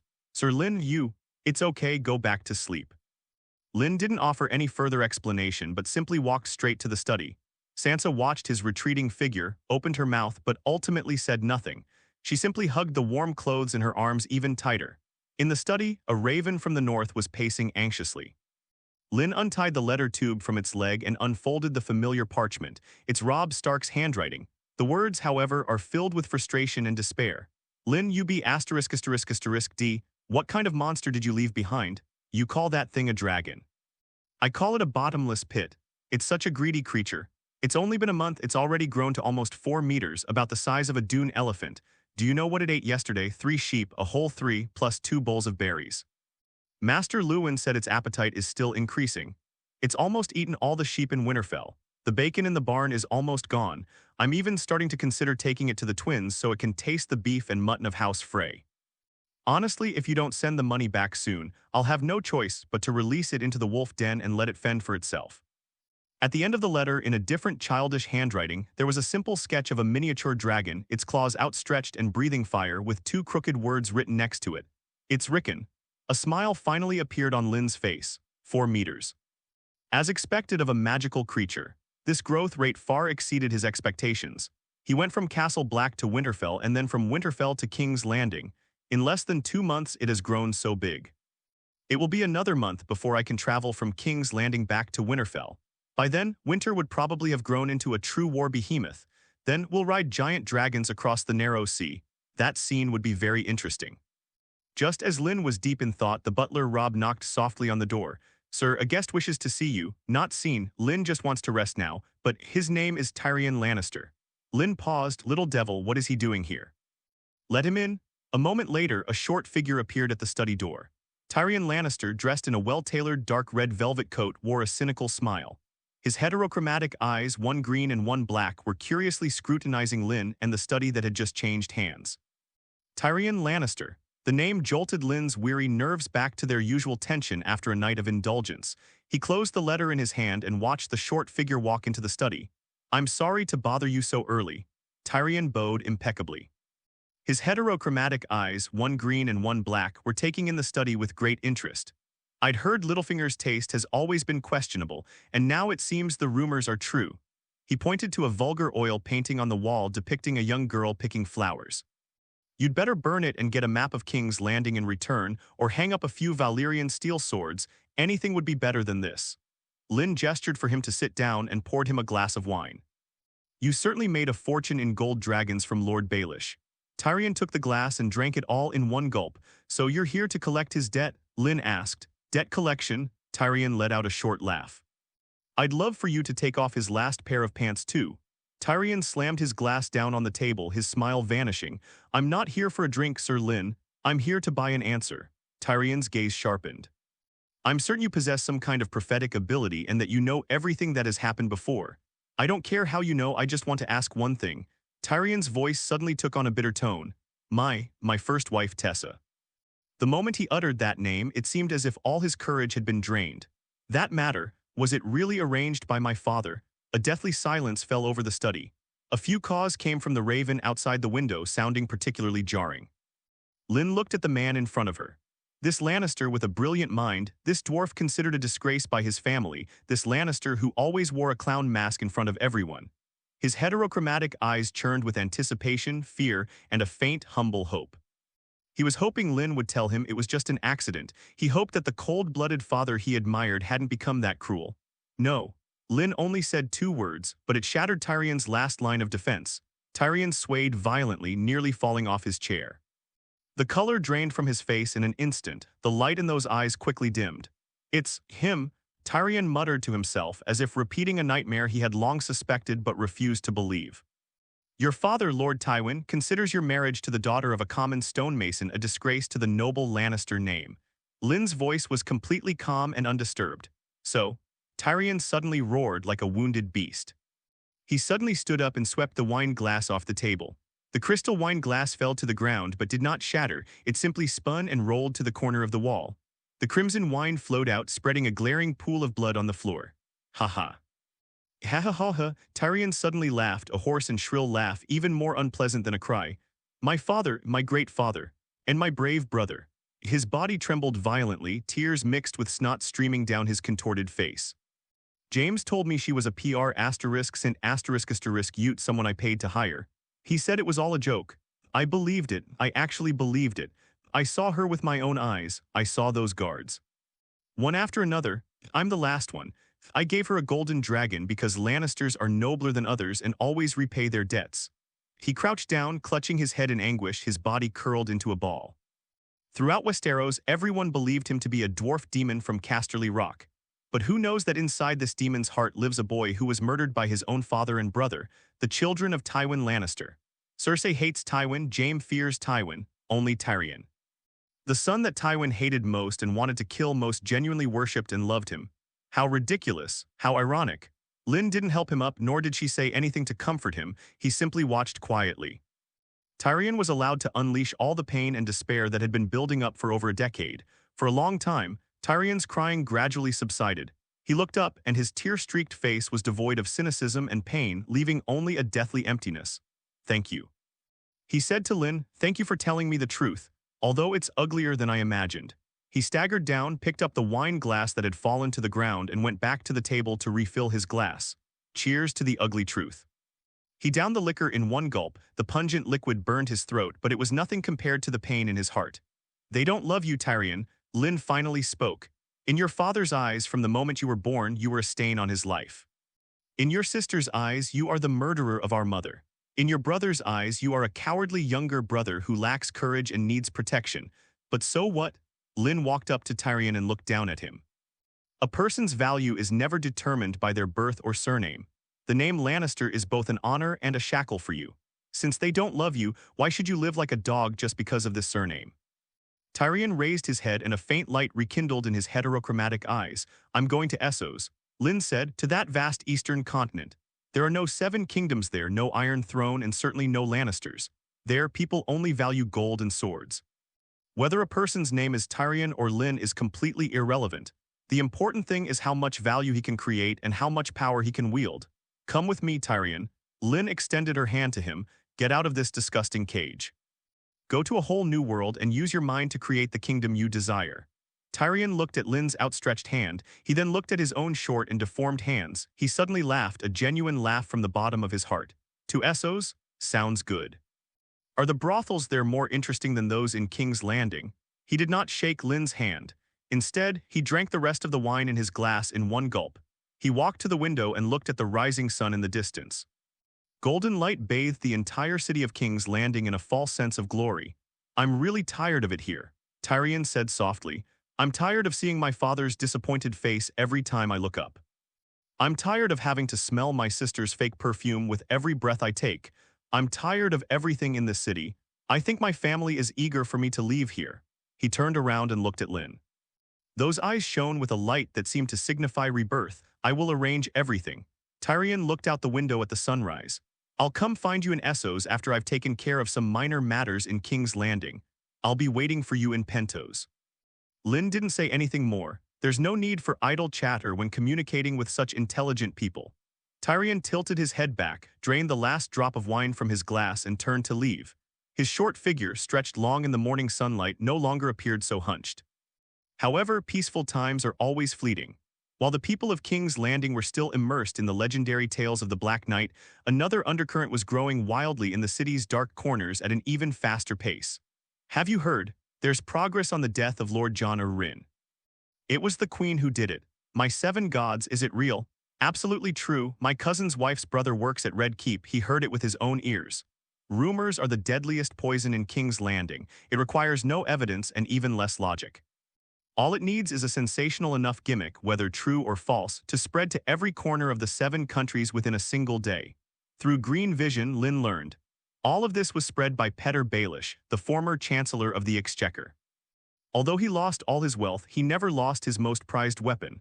Like a giant rat hiding in a gutter, he used his most proficient methods to drag the city into an abyss of chaos. The stairs may take him up, or they may take him down. But he couldn't care less about that at that point. Throne room, the atmosphere was so oppressive it was suffocating. Robert Baratheon sat on that menacing iron throne. His face was ashen and his bulky body trembled slightly with rage. At his feet knelt a group of noble ministers. Cersei Lannister, dressed in a long golden gown symbolizing her queenly authority, stood in the center of the hall. Her face was pale, but her back was ramrod straight like a proud swan. The woman who broke down in despair in the Mage Building yesterday seemed to have never existed. She stared coldly at the man on the Iron Throne, his eyes blazing with fury, the king who was nominally her husband. I'll say it again, I did not poison Jon Arryn. The voice was filled with a deep-seated anger towards this unfounded accusation. She feared Jon Arryn would discover her scandal, but she didn't actually kill him. You don't have one? Robert's roar was like thunder. He rose from his throne and pointed at Cersei's nose. The whole of King's Landing is talking about it. You dare say you didn't kill anyone to cover it up. That's slander. Cersei met his gaze without flinching.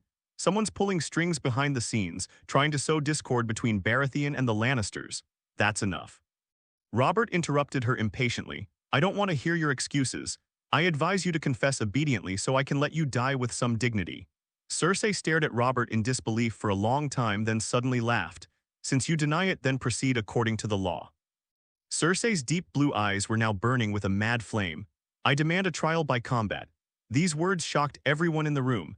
Trial by combat is the ultimate means of completely entrusting one's fate to the judgment of the gods.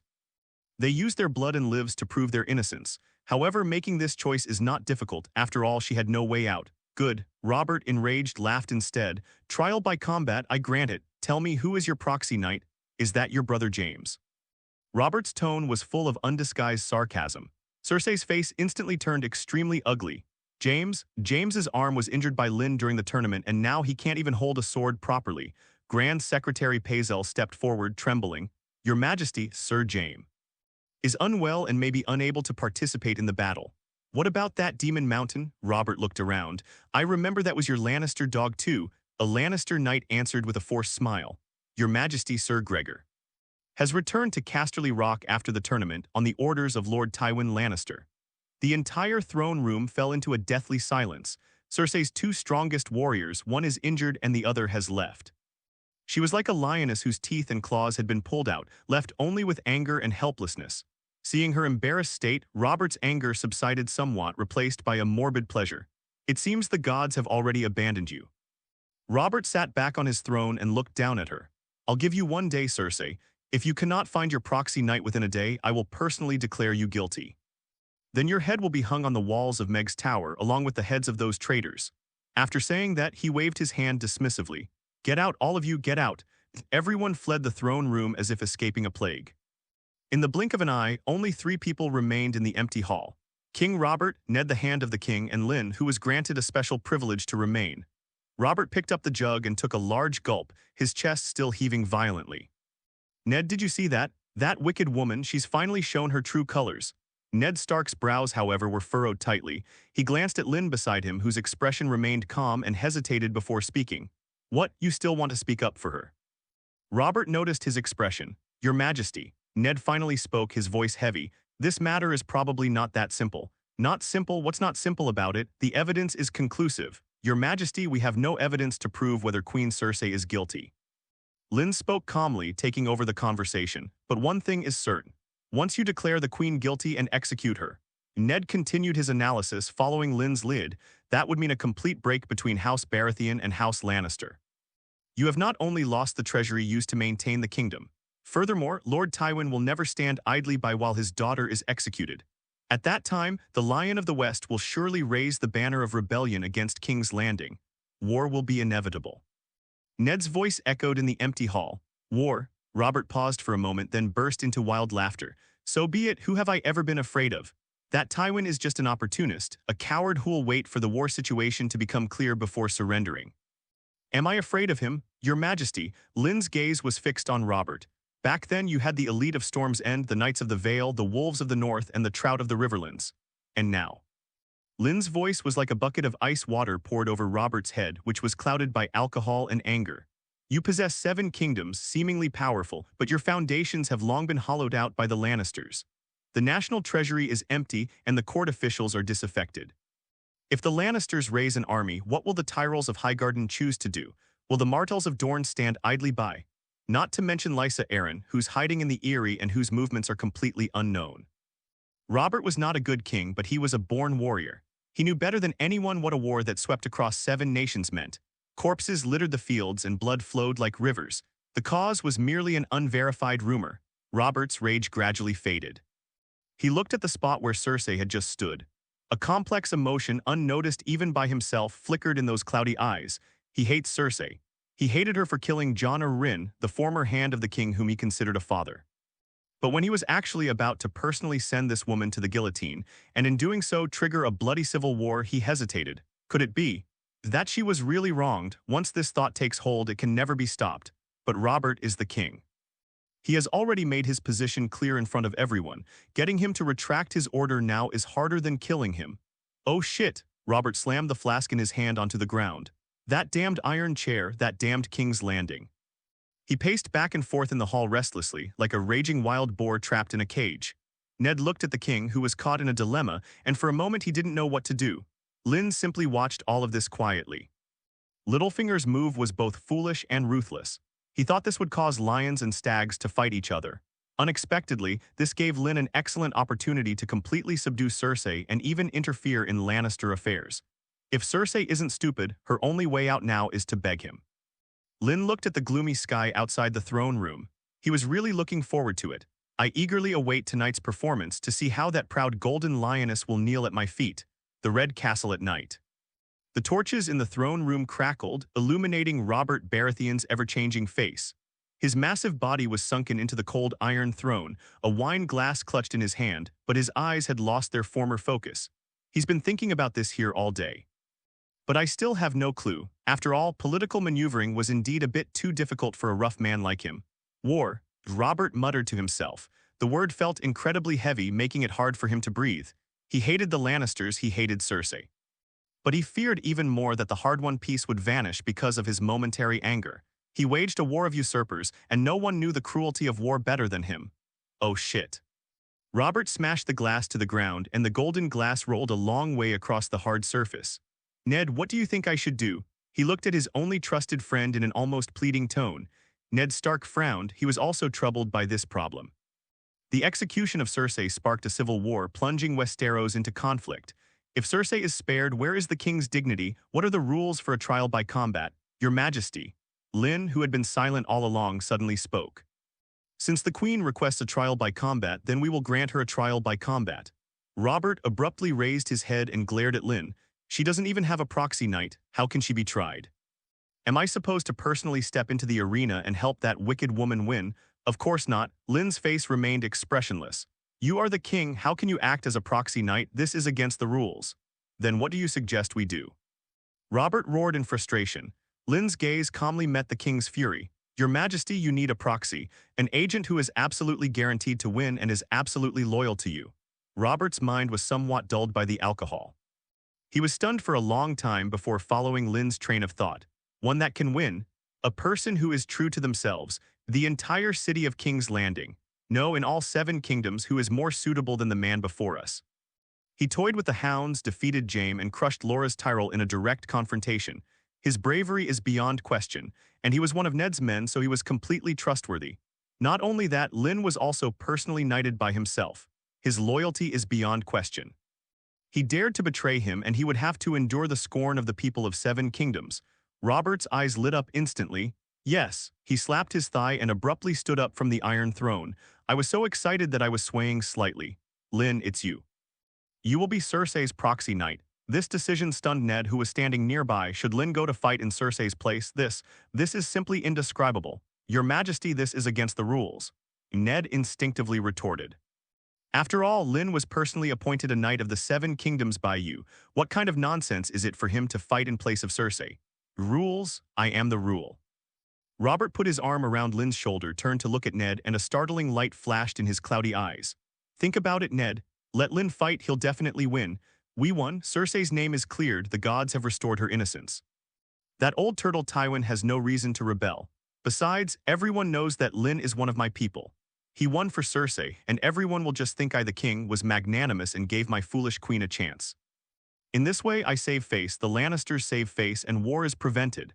That's G, a genius idea. Robert grew more and more excited as he spoke, as if he could already see the perfect ending. Ned opened his mouth but found himself unable to refute it. This is indeed the only and best solution at present. Go through the motions, preserve everyone's dignity, and avert an impending storm. Lynn, this is an order. Robert's expression turned serious. You must win and win beautifully. Yes, Your Majesty, Lynn knew. From this moment on, Cersei's fate was completely in his hands. He must reward Lord Baelish handsomely. They're giving away money and people. He is such a wonderful person. In Mage Tower, Cersei walked barefoot aimlessly on the cold floor. Waves of fear assaulted her already fragile nerves. One day, Robert only gave her one day. There is one night left. The trial by combat is tomorrow. James can't be relied upon. The mountain is far away in the west. None of the other Lannister knights in King's Landing dared to step forward. Who dares to fight in her place? Who can guarantee a win? A martial arts tournament is no child's play. Even if the loser is killed on the spot, no one will say anything. If I lose, I will also suffer the fate of being beheaded. She's going to die. The thought wouldn't leave her mind. She didn't want to die. She also has Joffrey, Myrcella, and Taming. Suddenly, a black figure appeared in her mind without warning. Lynn. The man who stripped away all her pretenses and held all her secrets in his hands. It's him, only him. He has the ability to turn all of this around. He defeated James, proving he had that ability, as long as he's willing to make a move. A crazy idea began to grow in Cersei's mind. Go and beg him, put aside all pride, put aside all dignity, and beg for his mercy like a dog. The thought made her feel waves of nausea and humiliation, but the will to survive overwhelmed everything. She rushed to her maid's wardrobe and began frantically rummaging through it. In the end, she found the simplest maid's dress. She tightly wrapped her dazzling blonde hair in a gray headscarf. She looked at her completely unfamiliar self in the mirror. Those deep blue eyes now held only utter humiliation. It was late at night. In Lynn's mansion, the candlelight in the study was still burning. He was replying to Robb, telling him that he was about to return to the north and writing in detail about how to feed and train Winter. Just then, the butler, Robb, quietly announced from outside the door. My lord, a woman claiming to be a lady-in-waiting to the queen requests an audience. A meaningful smile appeared on Lynn's lips. He did not take the initiative to see Cersei. That would only make Cersei feel cheap. He wanted Cersei, this proud white swan, to know that every action he took would come at a price. The fish has taken the bait. "Let her in," Lynn said. The door was pushed open. A figure wearing a gray long dress and with her head wrapped in a headscarf walked in. She kept her head down, her body trembling slightly with tension and fear. "You may all leave." Lynn waved his hand. The study door was closed again. At this moment, only the two of them remained in the room. Only then did the figure slowly raise its head. Her headscarf slipped off and her long golden hair cascaded down like a waterfall. It is Cersei, the queen of the Seven Kingdoms, to whom he is nominally loyal. The pride and madness of the day were gone from her face, replaced only by paleness and despair. She looked at Lynn, her lips moving for a long time, but she couldn't utter a single word. She stood still and Lynn showed no intention of speaking. Finally, thump. Queen of the Seven Kingdoms, the most prized daughter of Lord Tywin Lannister. He knelt down straight in front of Lynn. "Please." Her voice was pleading like a nightingale being strangled. "Please save me." Cersei crawled over. She tried to hug Lynn's leg, but Lynn easily avoided her. "His Majesty the King has decreed that I shall be your acting knight." Lynn looked down at the woman kneeling at his feet, his eyes devoid of any pity. Cersei has yet to experience the pinnacle of power, and at this moment she is as bewildered and helpless as a little girl. But then she thinks that Cersei is truly helpless, and anyone else would be in the same situation. As long as Robert lives, she will remain suppressed and unable to cause any trouble. Since Cersei dared not kill Robert, she could safely take control of the 3 dragons on Essos, recruit soldiers, and develop her power in peace. If she dares to make a move, he will have a legitimate reason to act and gain an advantage in the war in Westeros. Either way, it would be in my best interest, but I must make sure I didn't kill Robert myself. Lynn dared not bear the name of a Kingslayer, but if it were Cersei or someone else who did it, the situation would be completely different. After all this, Cersei was bound to have some thoughts running through her mind. What he needed to do was to fan the flames, ensure that House Stark was safe and sound, and then observe how things unfolded. Cersei was stunned. Robert made him his own proxy knight. Overwhelming ecstasy instantly shattered her reason. Really. But Lynn interrupted her. "Why should I go to great lengths to win this trial for you?" Cersei's smile froze on her face. "What do you mean?" "The meaning is very simple." Lynn slowly crouched down to meet her gaze. "I helped you win. For you, it means clearing your name and saving your life. But what benefit would it bring me? Aren't you the king's knight? This is the king's order." "Order?" Lynn smiled. "If I accidentally lose, His Majesty will at most reprimand me a few times. And you, your Majesty, your beautiful head is about to be moved." Cersei felt as if she had fallen into an ice cave. From the very beginning, my status and Lynn's were not equal. Her life was now in Lynn's hands. He wanted her to have the baby, so she did. He wanted her dead. She didn't even have a chance to struggle. What exactly do you want?" Cersei's voice was filled with helplessness. "I want a guarantee." Lynn stood up and sat back down in her chair. "A guarantee that will make you, your father, and the entire Lannister family obey forever." He looked at Cersei's desperate face and spoke word by word. "I want Myrcella. I want you to bring her to me." "No," Cersei screamed like a cat whose tail had been stepped on. "Don't even think about it. I'll take anything but her. Don't you like my body? If you want it right now, right here, I can fulfill all your desires." Clearly, Cersei is not yet a ruthless woman. She also has things she cares about. "I apologize, Your Majesty. It's not that I'm disturbing your enjoyment. It's just that I'm not particularly interested in you right now." Lynn's tone turned cold. "Besides, I'm not discussing this with you. You have no right to bargain with me." Lynn walked up to Cersei, grabbed her chin, and forced her to look into his eyes. "I will soon be crossing the Narrow Sea, and my return date is uncertain. I need a proton to ensure that your Lannister family behaves itself while I'm away. Myrcella will stay by my side under the guise of playing. I will find the best teachers to educate her, ensuring her safety and dignity. She remains a noble princess of House Baratheon. However, they are under my wing. You..." Cersei's tears flowed again. For her, this was a punishment more cruel than death. They would trade Mycella's freedom for her life. Her Myrcella was so innocent and naive. But now. Lynn didn't give her much time to think. "This is your only choice, Cersei." Lynn released his grip, letting Cersei collapse to the ground. "Either agree to my conditions and you and your 3 children will survive. Either reject me. Tomorrow, I'll be on the walls of Meg Tower, watching your head being hung on the flagpole." Then came Joffrey, next was Taming, and finally Myrcella. "None of them will escape. I'll only give you one night to think it over." After saying that, Lynn didn't look at her again, turned around and walked to his desk to continue writing his letter to Robb. Only Cersei's suppressed sobs could be heard in the room. After a long while, the crying gradually stopped. "I promise you." Cersei's voice was hollow and numb. She stood up unsteadily, without even glancing at Lynn again, and walked dejectedly toward the door. As she reached the door, Lynn's voice came from behind her. Tomorrow, Arya and Sansa will take her away under the guise of accompanying the princess. How she leaves with Sansa is your business. Don't try anything funny, Cersei. Her life is in my hands. You need to consider whether you can bear the consequences before you do anything. My patience is limited. Cersei's body stiffened. She didn't turn back in the end. She opened the door and walked out. The night breeze lifted the hem of her gray skirt. That figure looked as lonely as a ghost wandering the human world. Lynn put down his pen, walked to the window, and watched the figure disappear into the darkness. The most powerful lioness in Westeros has been completely collared by him. He could travel to Essos without worry once he helped her win the duel.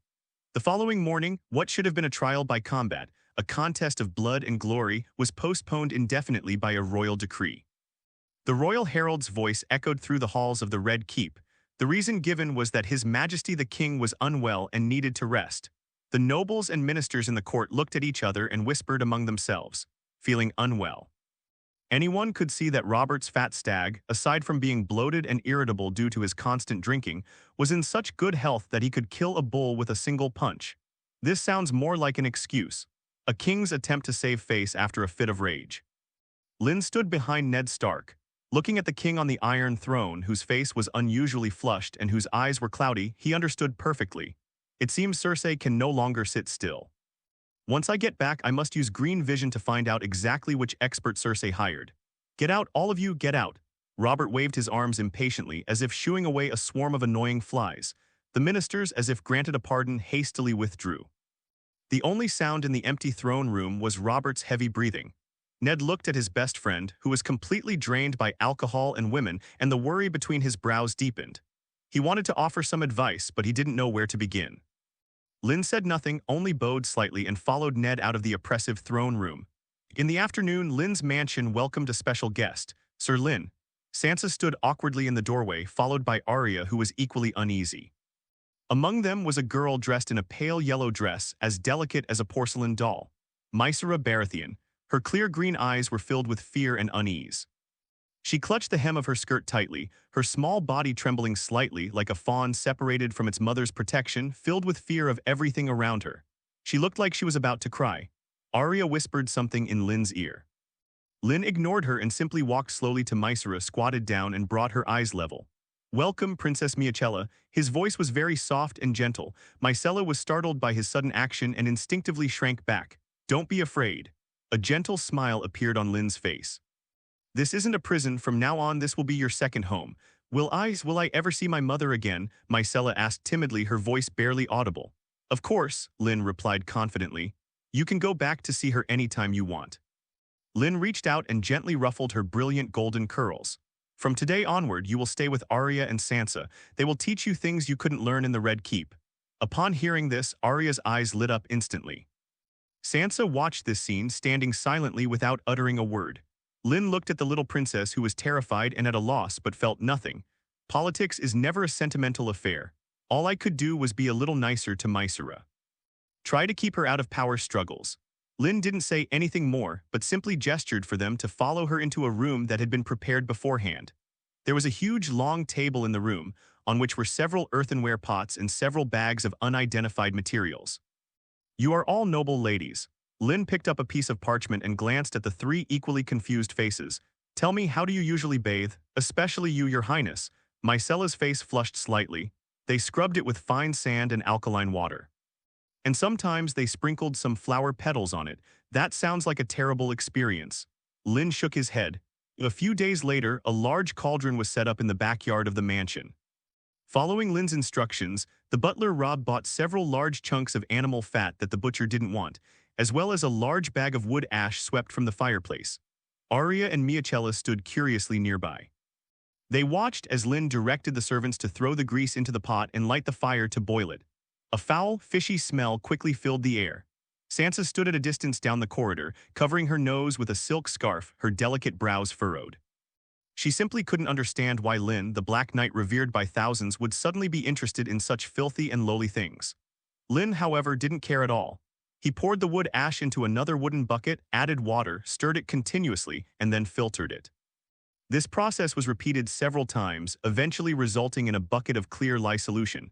"Sir, are you brewing some kind of medicine?" Butler Rob asked cautiously. He had never seen such a bizarre process. I'm practicing alchemy, Lynn answered without looking up.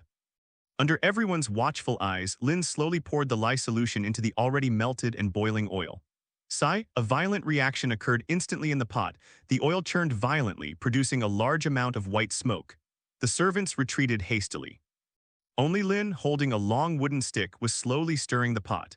As time went by, the unpleasant fishy and muttony smell gradually disappeared, replaced by a mixed aroma with a hint of oil and alkali. The liquid in the pot gradually changed from a cloudy yellow color to a viscous consistency and eventually solidified into lumps. Lynn used a stick to pick up a piece and put it in cold water. Arya is very brave.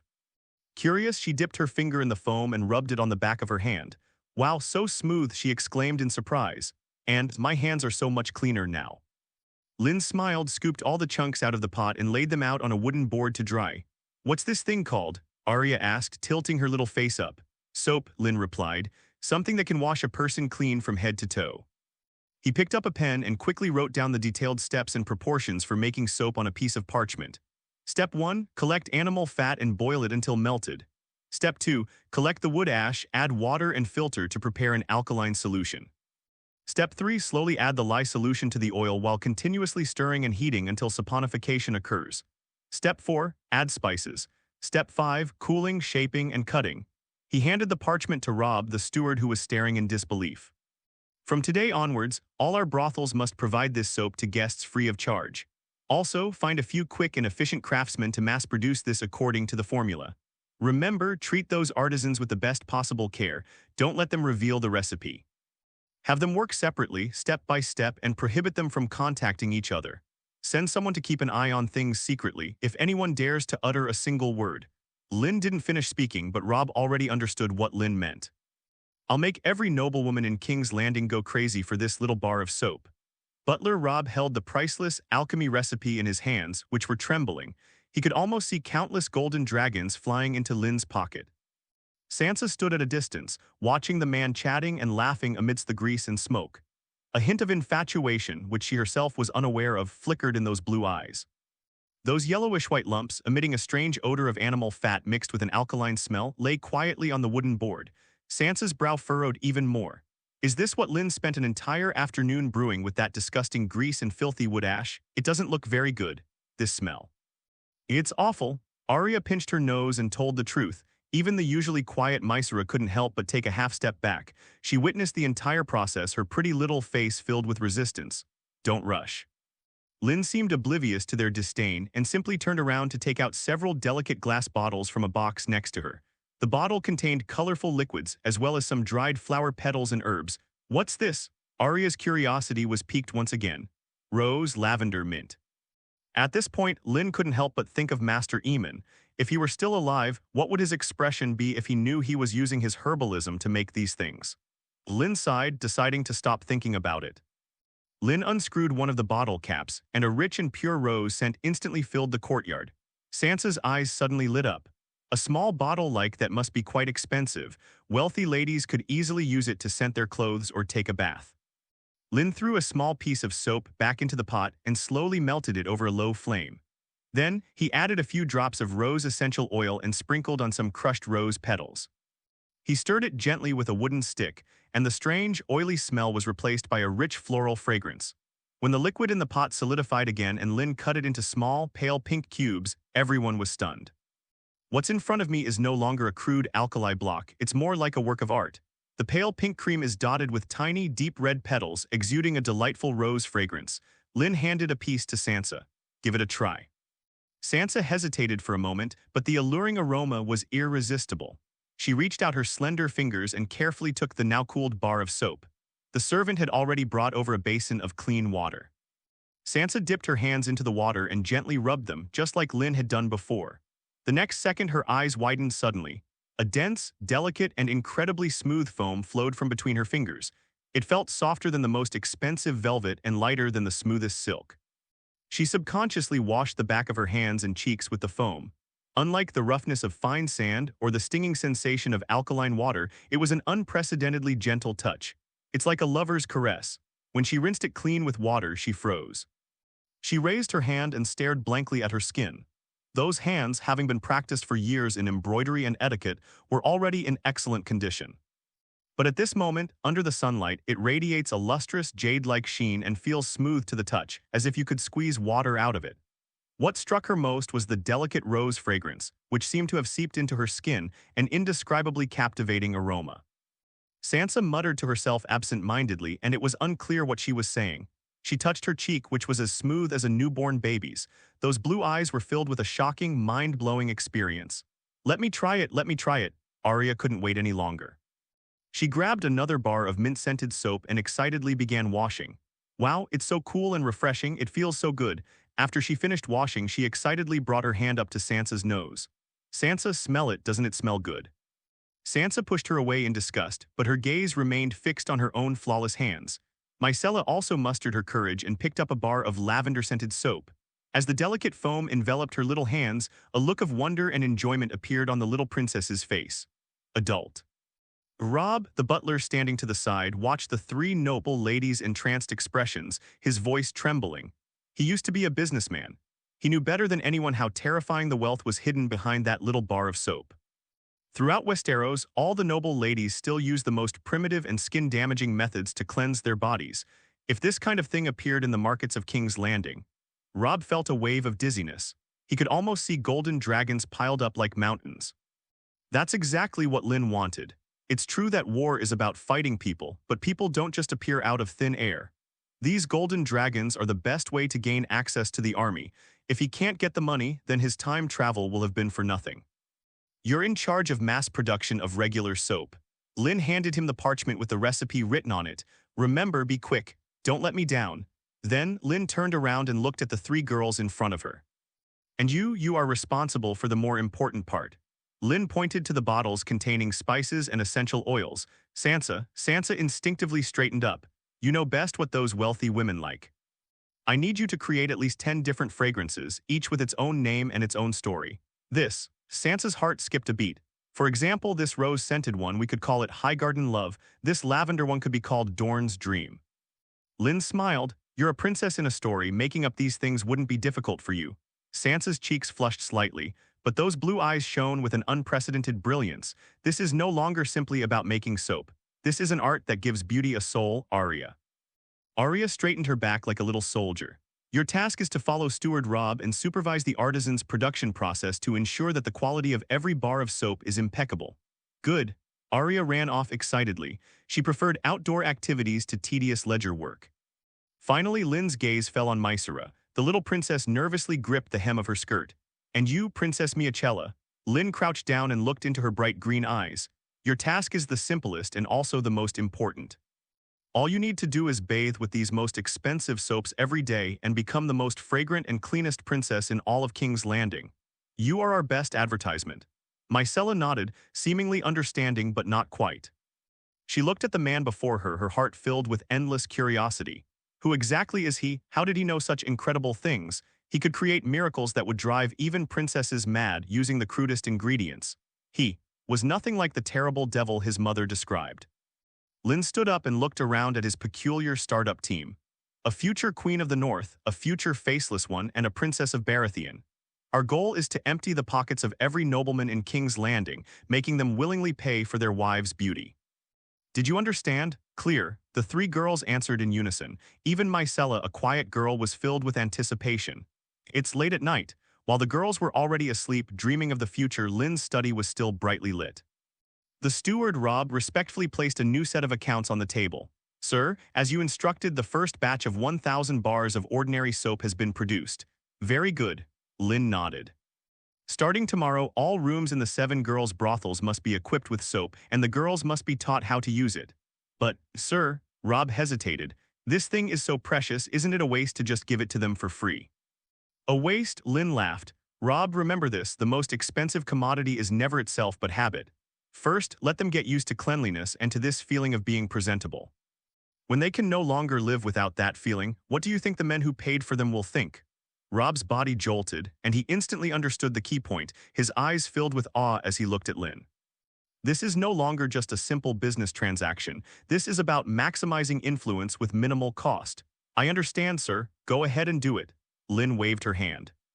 I'm really looking forward to seeing how men who usually only think with desire will react when they smell the clean scent of soap on a woman. The nights in King's Landing are a breeding ground for desire. For the first time, Lynn's business had a unique flavor. A silk merchant who frequented this place was somewhat distracted tonight. The girl beneath him was working very hard, but his nose kept twitching involuntarily. Gone is the pungent smell of sweat and cheap face powder. Instead, he smelled a clean and refreshing scent of soapberry that he had never smelled before. The smell wasn't strong, but it was like an invisible cat's claw tickling his heart. After he finished, he inexplicably gave her an extra silver deer. "What incense did you use today?" The girl paused for a moment, then gave a smug smile. She picked up a small, yellowish-white object from the wooden tub beside her bed. "It's a divine gift bestowed by Lord Lynn called soap." "A divine object," the businessman scoffed. But when he took the soap and smelled its unique scent, his expression changed. He noticed that the girl's arms, which were originally rough, now had an unusual smoothness. A strange impulse welled up inside me. "Are you selling this?" Inside the study, Lynn closed the ledger. The clamor of King's Landing outside the window gradually faded from his ears. His mental focus was more concentrated than ever before. The trial by combat was postponed indefinitely, which seemed like Robert had found a way to save face, but Lynn sensed something unusual. The king's health was much worse than he appeared. That's not simply excessive indulgence. His unusually flushed face, cloudy eyes, and fluctuating moods all resembled symptoms of chronic poisoning. It's time to see the whole picture. Green vision. Lynn closed her eyes. This time he didn't set any specific anchor point, he simply directed his consciousness toward the Red Keep. The shadow fell upon the obese figure who was now drunkenly reclining on the Iron Throne. Buzz's consciousness was instantly stripped away. The whole world appeared to him as a net made of countless threads. He saw Robert. A crazy backtracking, the screen rapidly reversed direction. He saw a fleeting glint of light under the fingernails of a royal sommelier as he filled Robert's glass. He saw the sommelier return to his room and remove a tiny bottle that was almost blending into the wall from a completely bare wall. He saw how the bottle was passed from cargo ships at the docks all the way to the Red Keep by one seemingly unrelated person after another. Finally, Lynn's vision pierced through the raging waves of the narrow sea. We arrived at a gray island shrouded in thick fog. Bravos. A black and white temple stands quietly in the center of the island. Inside the temple, there were no statues of gods, only a huge pool and a wall of faces containing countless human faces. The Temple of the Thousand-Faced God, or perhaps the headquarters of the Faceless Ones. A person dressed in a black and white robe, whose true face is obscured, is handing a small bottle to another man whose face is also obscured. At their feet lay a heavy money box. The money box was filled with gleaming golden dragon coins. No, that's not a golden dragon. Lynn noticed the distinctive square marking on the coin. Those are coins from the Bravo's iron treasury. His mental energy followed the trajectory of the money box, tracing back once more. This time, the image pierced through the entire continent of Westeros. Finally, the image settled on a castle bathed in the golden-red hues of the setting sun. Casterly Rock. In the study at the deepest part of the castle, a tall, stern-faced old man with thinning blonde hair was throwing a promissory note from the iron treasury into the fireplace flames. Tywin Lannister. Lynn suddenly opened her eyes. Tywin Lannister is something else. What a Lannister, that old fox. He never expected Cersei to survive the trial by combat. He spared no expense, spending a fortune enough to bankrupt a ducal family, borrowing from the Iron Bank just to buy Robert's life. This poison, called strangulation, is colorless and odorless. Once it enters the bloodstream, it slowly damages the body's functions, creating the illusion of dying from natural exhaustion. Even if it were a grand secretary like Pazel, he absolutely could not find any problems. Once Robert dies, Joffrey will naturally ascend the Iron Throne, and Tywin, as the king's maternal grandfather, will become the regent of the Seven Kingdoms, essentially the same as the true ruler. At that time, it wouldn't be difficult for him to repay the astronomical debt he owed to the Iron Treasury using the tax revenue of the entire Seven Kingdoms. A perfect closed loop. A game of chess that was ruthless to the extreme. If Lynn hadn't used cheat codes, he really wouldn't have discovered what was going on. After all, the Faceless Ones are renowned throughout the world, and their assassination methods are impossible to guard against. But Lynn's lips slowly curved into a smile. I've seen this trump card that could decide the fate of the Seven Kingdoms.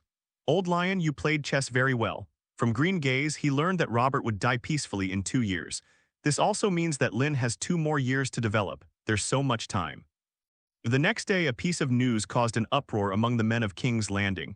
All of Lynn's properties have seen price increases, and it's doubled. This is outrageous.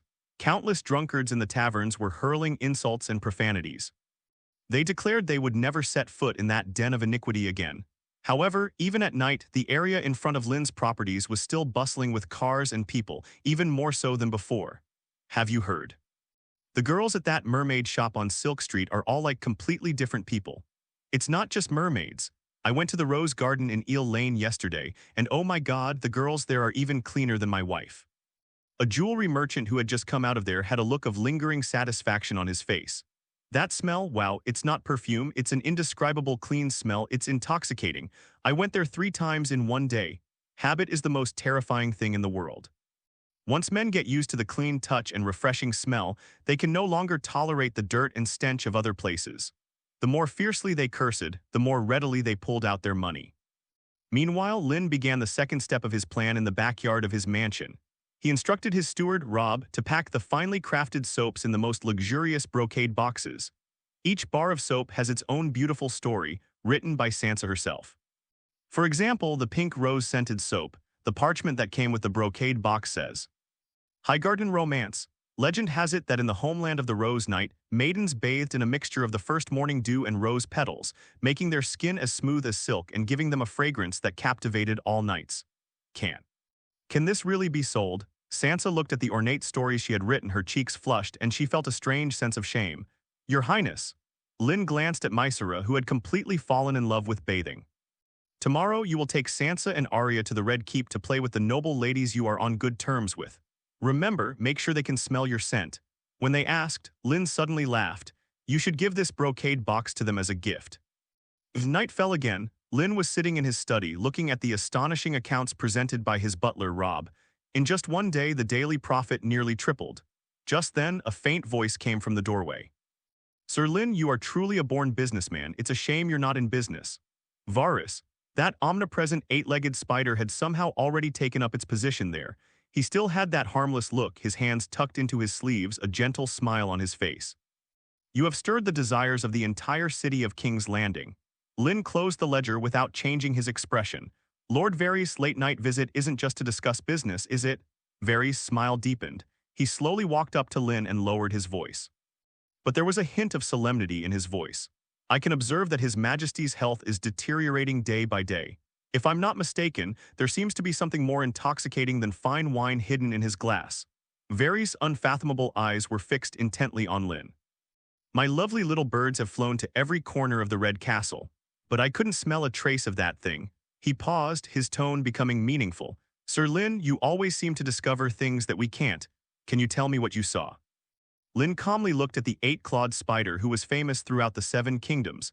Varys' gentle smile appeared somewhat enigmatic in the candlelight. Lord Varys, what you see is what matters most. Lynn didn't answer his question, but instead pushed a wine glass towards him. You've been weaving a net in King's Landing for over a decade. Surely it wasn't just to catch a few flies. Varys' hands, which were tucked into his sleeves, paused slightly, and a hint of surprise flashed in his unfathomable eyes. He took the glass but didn't drink it. He simply held it to his nose and sniffed it lightly. Good wine, he exclaimed in admiration. A fine wine from Greentree, yet it carries a scent that doesn't belong to Westeros. Just like you, sir, you are full of secrets. Lynn didn't reply but just continued talking to himself. Lannister, Stark, Baratheon, these powerful families are like pieces on a chessboard fighting tooth and nail for a rusty iron chair. They only see the immediate win or loss, but no one notices that the chessboard itself is already rotten to the core. Varys' smile faded and his expression turned serious. The National Treasury's accounts are a colossal joke. The nobles lived lives of decadence and debauchery while the common people struggled on the brink of starvation. And what's even more terrifying, Lynn's gaze seemed to pierce through the walls, looking towards the distant north. The long summer is over. A devastating winter is approaching.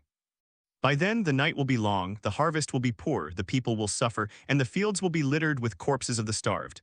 What then will be the point of arguing about who should sit on the Iron Throne? Varys fell completely silent. He looked at Lynn, this excessively young Black Knight, his eyes filled with unprecedented shock. That was his original intention. The long night in Westeros is very long. He needs to assist a wise king. Only a king like this could lead his people through the long winter, not Robert, that good-for-nothing. He will only drag the 7 kingdoms into the abyss. Varys had assumed Lynn was another petter, a smarter, more ruthless player, but he only now realizes he was wrong. Lynn's goals exceeded his expectations from the very beginning. "You serve the kingdom, Lord Varys." Lynn's voice struck Varys' heart. "Me too. Our goal has remained consistent from beginning to end. That is to ensure the survival of this kingdom. His Majesty's illness may be a conspiracy by the lions or perhaps the will of the gods. But none of that matters," Lynn said, enunciating each word clearly. "The important thing is that Westeros must not fall into chaos after he's gone. The death of a king is a tragedy, but a civil war that swept across 7 nations was a catastrophe." Varys finally understood. Lynn had already accepted the king's death and had no intention of reminding Robert. What he wanted to do was to maintain a delicate balance across the continent after the king's death, preventing widespread chaos. What a grand gesture, what great courage. In the forest, some old trees are destined to fall. After a long silence, Varys finally spoke softly, his voice tinged with a sigh. "A wise gardener won't waste effort supporting it. He will only ensure that the land is fertile enough to grow new, stronger saplings." He gave Lynn a deep look, then downed the drink in his glass. "Farewell, Sir Lynn. Please feel free to come to me if you need anything. My little bird will do its best to serve you." After saying that, Varys' figure silently disappeared into the darkness outside the door as if he had never been there. Lynn looked in the direction he disappeared without saying a word. What he just said was exactly what Varys wanted to hear, but it cannot be denied that these words largely overlapped with his own true thoughts. Now, he and this 8-legged spider had reached a fragile understanding. Varys will not help Robert, but he will not stop him either. He wanted Robert dead, that was enough. Tywin's poison could at least buy him 2 precious years of development time. A fragrant breeze swept through King's Landing. This breeze, carrying the scents of roses, lavender, and mint, easily pried open the most sturdy doors of the Red Castle and entered the nostrils of every noblewoman. Princess Myrcella was like a golden butterfly that had just learned to fly. Following Lynn's instructions, she washed herself thoroughly every day to make herself smell nice. Then, with Sansa and Arya in tow, they wandered through the various courtyards and drawing rooms of the Red Keep. "My dearest, what do you smell like? You smell better than the roses in the garden. My God, your skin, it's so smooth." At first, the noble ladies were just curious. But when Myrcella presented the Stormland Rhapsody soap packaged like a jewelry box as a gift to a young lady, the entire social circle of wealthy women was in an uproar. That was more than just a bar of soap. It was a gift from a princess, a symbol of status, a ticket to a more elegant, cleaner, and more respectable high society. The threshold of Lynn's mansion was almost worn down by the noble ladies and their servants who had come after hearing the news. The smile on butler Rob's face almost never disappeared. His happiest moment each day was counting the golden dragons that flew in like snowflakes. Adult. Rob respectfully presented Lynn with a ledger with a gold-embossed cover. "Only 3 days. Our limited edition of 300 bars of luxury-themed soap have all sold out. Each piece has been sold for the astronomical price of over 50 gold dragons. After deducting all costs, we made a net profit of 15,000 gold dragons." It must be said that Lynn underestimated the purchasing power of these wealthy women. His original plan was to sell 1 piece for the price of a gold dragon, which would have been enough to satisfy him, but the result has been surprisingly good. This is largely due to Myrcella's influence, but right now it's just a novelty. Once this period passes, prices will tend to stabilize. 15,000 golden dragons. Sansa was sitting beside her holding a small bottle of freshly prepared jasmine essential oil. Upon hearing the number, her little hand trembled and she almost knocked over the bottle of essential oil. Her mind went blank. A few months ago, she thought that the tens of thousands of gold dragons her father spent to build a castle was an astronomical figure. But now, Lynn has earned almost enough to build a castle in just a few days, using only a few bars of soap that she personally designed. This feeling was more overwhelming than any heroic epic she had ever heard. She looked at Lynn.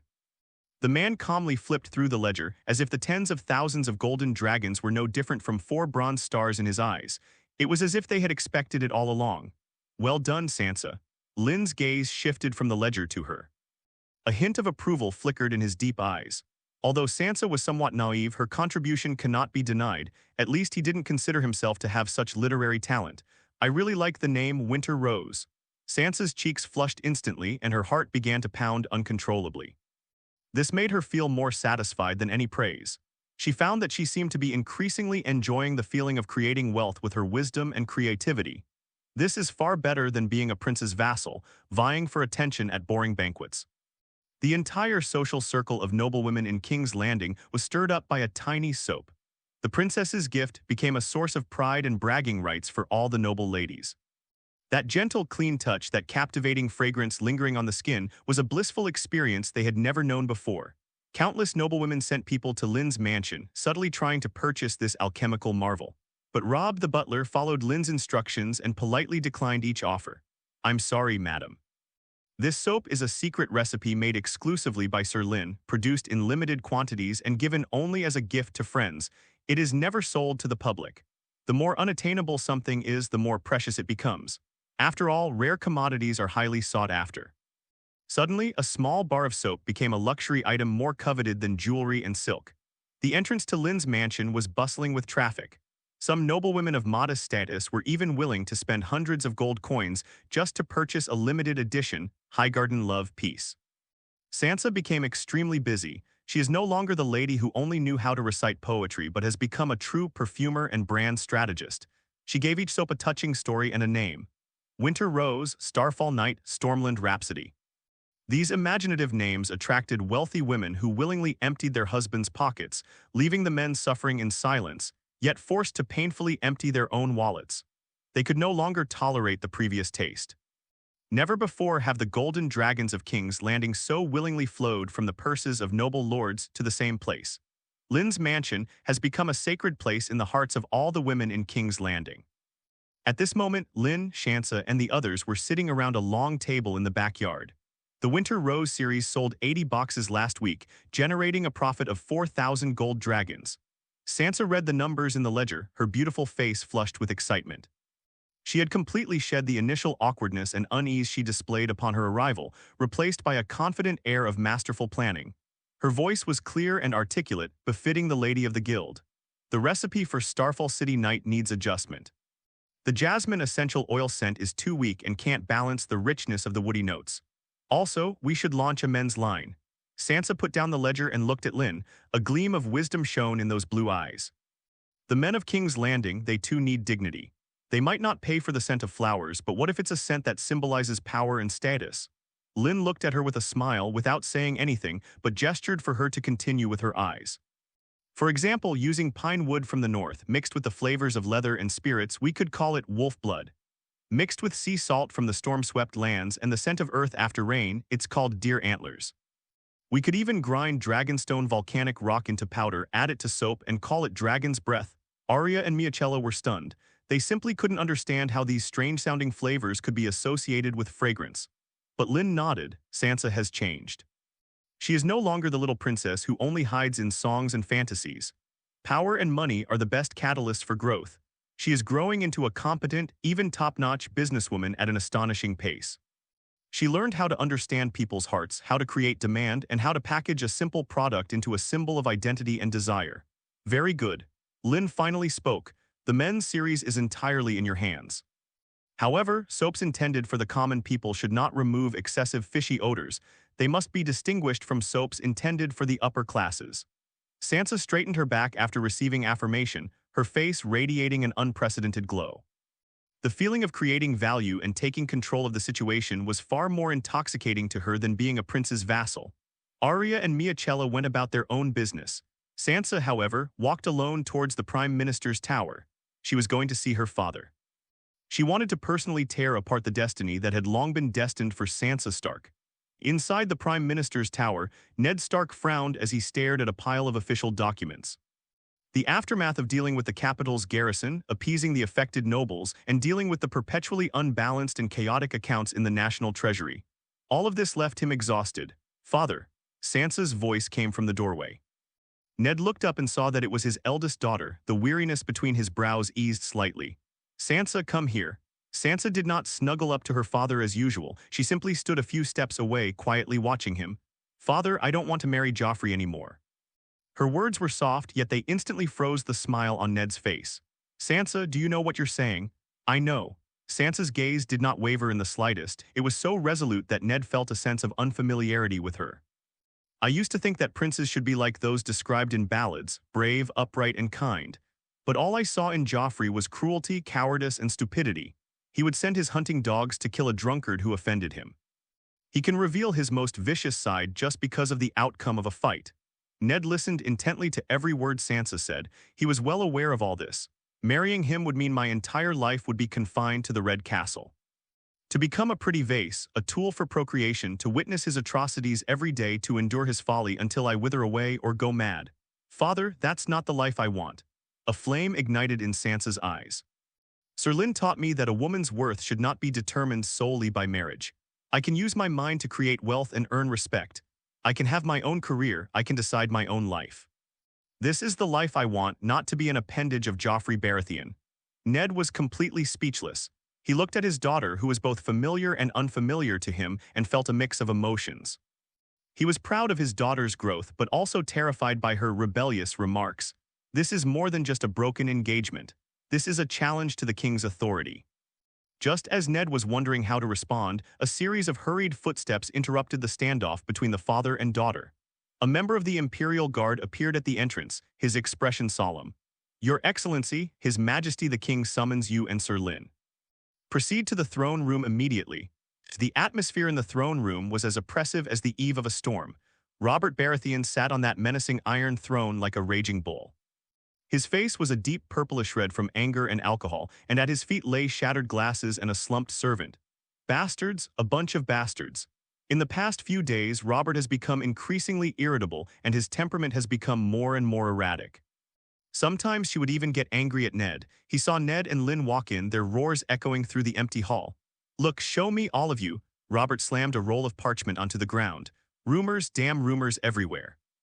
The whole of King's Landing is saying I'm a complete idiot who can't even control his own wife. They say Cersei poisoned Jon Arryn. They say I protected that wicked woman. Littlefinger's wicked scheme is brewing." He used the cheapest weapons to trample and crush the king's dignity under his feet.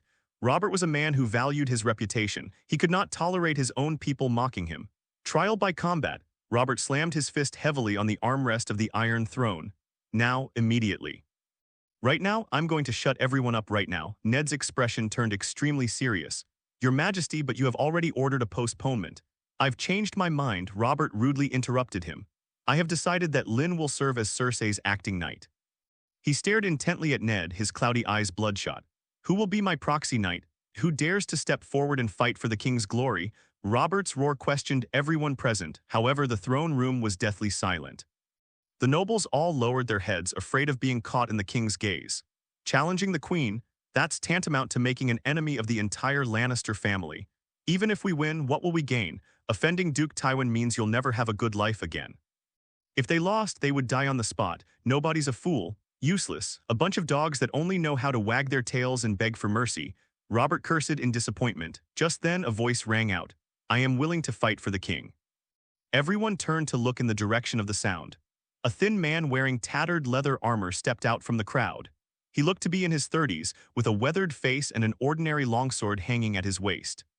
He looked like a mercenary who had been wandering the countryside for years, or an unlucky nameless knight. He walked to the center of the hall, ignoring the disdainful looks of the surrounding nobles, and knelt on one knee beneath Robert's throne. "Your Majesty, my name is Donald, an unnamed wandering knight. I have no illustrious family background nor any poems that are sung. All I have is this sword and a heart loyal to the king. If you don't mind, I'm willing to give my life to defend your honor." His words were simple and unadorned, yet they carried a resolute air of desperation. Robert was stunned. He looked at the man kneeling below him, and in those cloudy eyes first came astonishment, then was replaced by immense ecstasy. "Ha ha ha ha!" Robert's maniacal laughter echoed through the throne room. "Good, well done." He actually stepped down from the Iron Throne himself, grabbed the knight named Donner and pulled him up from the ground, slapping his large fan-like hand heavily on his shoulder. "See that? You bunch of fat, cowardly bastards." Robert pointed at the silent nobles and launched into a tirade of curses. "Even a nameless, wandering knight has more guts than you. Donald, right? I'll remember you." Robert's face beamed with the excitement of finding a kindred spirit. "Tomorrow, right tomorrow. You and Lynn will duel right here in front of the throne room. You've won. I'll appoint you as a member of the Imperial Guard. I'll give you land. I'll give you gold." The king's promise elicited a murmur of surprise from the surrounding nobles. Imperial Guards. That's the highest honor for Knights of the Seven Kingdoms. This is far too hasty. Ned Stark watched this farce with a furrowed brow. He looked at Lynn beside him, only to find that Lynn's face was expressionless. He simply stared silently at the man named Donald, his eyes deep and unfocused, lost in thought. Leaving the throne room, I walked back to the mansion. Ned finally couldn't hold back his worries any longer and let them out. This is absurd. Let a wandering knight of unknown origin represent the king in a trial by combat. Robert can't possibly convince the people. Lynn's voice, however, remained calm. He just desperately needed someone to protect his pathetic pride. But that guy named Donald. Don't worry, sir, Lynn interrupted him. I'll handle it. This guy named Donner isn't as simple as he seems. Tomorrow's martial arts trial is sure to be exciting. Seeing Lynn's confident demeanor, Ned's anxiety inexplicably subsided. Back at the mansion, Lynn ignored Arya and the others' questions and went straight to her study, locking herself in. He sat in the chair, his mind replaying the scenes from the throne room. That man named Donald. Everything was too coincidental. The coincidences were like a meticulously planned drama. Just when the king's dignity was trampled to the bottom and he needed a way to save face the most, a perfect, loyal minister descended from the sky. His eloquent speeches, unwavering loyalty, and humble origins served to highlight the cowardice of the nobles and satisfy Robert's morbid vanity. This smell, it's all too familiar. Is it targeting me? Only Robert, Ned, and Cersei knew that he had gone through the motions and perhaps Varys as well. Cersei can't be her, even if I lose she'll die. That adorably silly Ned, he also lacked sufficient motivation. Varys. Knowing his own feelings, he probably won't harm himself. Forget it, I'm not going to guess anymore. Let's use green vision to see what's going on with you. Donald, Lynn whispered that name in her heart, green vision. The moment that thought flashed through Lynn's mind, the whole world lost its color. The candlelight burning in the study, the ledgers piled on the table, the bustling city of kings landing outside the window, everything transformed into countless tangled gray threads. Lynn's consciousness, like an invisible eagle, broke free from the constraints of his body and looked down upon the sleeping city from high above. He pinpointed the exact location of the man named Donald. That was a temporary guest room provided to him inside the Red Castle. Consciousness penetrated the thick stone wall. He saw the man. Donald was sitting cross-legged on the bed, his eyes closed, his breathing steady as if he were meditating, but Lynn saw much more than that. Backtrack, the river of time began to flow backwards under Lynn's will. Donald's face distorted and blurred in the rapidly changing images, finally settling on the face of a completely unfamiliar young man. Baelish and his conversations, my thoughts drifted again. Across the narrow sea, free trade city-state, bravos. A black and white temple standing amidst the gray mist suddenly appeared in Lynn's field of vision. The temple of the thousand-faced god, the Faceless One's lair. Lynn's vision followed the boy into the cold temple. He watched the boy scrub the floor day after day, learning how to abandon his name, his past, and how to become a complete nameless person. He saw the boy in a dark, secret room, learning to identify and concoct hundreds of colorless and odorless deadly poisons. The scene then changes. The boy stood beside a cold corpse holding a sharp knife, carefully peeling away the dead man's skin with an almost artistic touch. His movements were practiced and precise. He had done them hundreds and thousands of times. Then he saw the boy facing a pool of water, constantly changing his voice and imitating people of different ages and backgrounds. It can even mimic a woman's voice. Finally, Lynn saw the weapon he was best at. Each needle is as fine as a cow's hair, coated with a deadly poison. They were hidden in the seams of clothing, in the lining of shoe heels, and even in the hilt of short swords. If you are pierced even slightly by this needle, you will die instantly. Ding. Through the green vision, you are analyzing the techniques of the Faceless One. Analysis successful, you have mastered disguise beginner, including techniques such as making human skin masks and voice imitation. Analysis successful. You have mastered hidden weapons beginner, including techniques for using poison needles, throwing knives, etc. Analysis successful. You have mastered poisonology introduction, and you can now craft some common and rare poisons. Gain mastery of poisons and significantly increase experience in herbalism. A series of system notifications rang in Lynn's mind. A massive flow of information instantly flooded into the depths of Lynn's memory. It was as if he himself had spent that dark and dreary apprenticeship in the Temple of 1,000 Faces. Disguise, poisoning, assassination. These dark and deadly techniques have now become part of his skill panel. Lynn's consciousness slowly withdrew from the flashback and refocused on the man sitting cross-legged in the guest room. A top-tier assassin. A loyal minister who was willing to risk his life for the king's glory. That play was really well performed. Those assassins were all very skilled. Unfortunately, he saw the script. The skills are mine now. A playful smile curved Lynn's lips. He truly hadn't expected that Lord Baelish would prepare such a surprise for him. He went so far as to use his old connections to hire a faceless man to assassinate him. That's quite a grand gesture, but these underhanded tricks don't seem to work on me, Master Mouse. Lynn smiled and muttered to himself. The shapeshifter has activated. Inside the guest room, Donald was still meditating. He is adjusting his mindset, preparing for tomorrow's decisive duel. Sudden, an irresistible icy will swept through his mental defenses without warning. His body trembled violently and his tightly closed eyes opened uncontrollably. But his eyes were empty and blank. He stood up, his movements as stiff as a marionette. Under Lynn's control, Donald began searching his own body. He pulled out 3 poison needles, glowing with a blue light from the lining of his boots. Then he pulled out 5 more threads from the seam of the collar. Finally, he pried open the hilt with his fingernails and took out the last 2 swords, which were also the most fatal. A total of 10 poison needles. This is the surprise he's prepared for Lynn tomorrow. Donald walked to the window of the room. Outside the window, several men in gold robes stood idly against the wall, keeping watch over Donald to ensure he could attend the trial by combat the next day and prevent him from running away. He reached out and silently tossed the 10 poison needles into the manure pile under the windowsill. After doing all this, Donald walked back to the bedside, sat cross-legged and closed his eyes. It was as if nothing had happened. A moment later, Donald suddenly woke up. He was breathing heavily, his forehead covered in cold sweat. What happened? I think I just had a nightmare. No, that's not right, that's not a dream. A powerful feeling of being violated and spied on surged from the depths of his soul. He instinctively reached for his boots. The interlayer was completely empty. His face turned deathly pale instantly. He quickly checked his collar, then his weapon. It's all gone. All his poison needles and his fangs that sustained him had vanished without a trace. How is that possible? This is the Red Fort. There are guards in golden robes at the entrance. Nobody has come in. Fear flashed in Donner's eyes. He rushed to the door wanting to go out but was blocked by 2 crossed longswords. Sir, His Majesty the Prime Minister has decreed that you may not leave this room before the duel. To Donner, the man in the golden robe's expressionless face now resembled a demon from the 7th level of hell. He was trapped. It became a snake whose fangs had been removed. In the study of the mansion, Lynn, pale-faced, slowly opened her eyes. The green vision technique, when used repeatedly by easy walkers, places a heavy burden on their mental energy. But as long as the goal is achieved, that's fine. Donald's main tactic was his unpredictable and deadly hidden weapons. Lynn could feel that he had gained a deeper understanding of his control over his body and the use of his strength. That was an instinct belonging to an assassin. The Faceless One, they are indeed a terrifying bunch. Unfortunately, he encountered an even more unreasonable cheat. Lynn stood up, walked to the window, and looked at the majestic outline of the Red Castle in the distance. Tomorrow's duel will no longer be a duel. That will be a complete performance.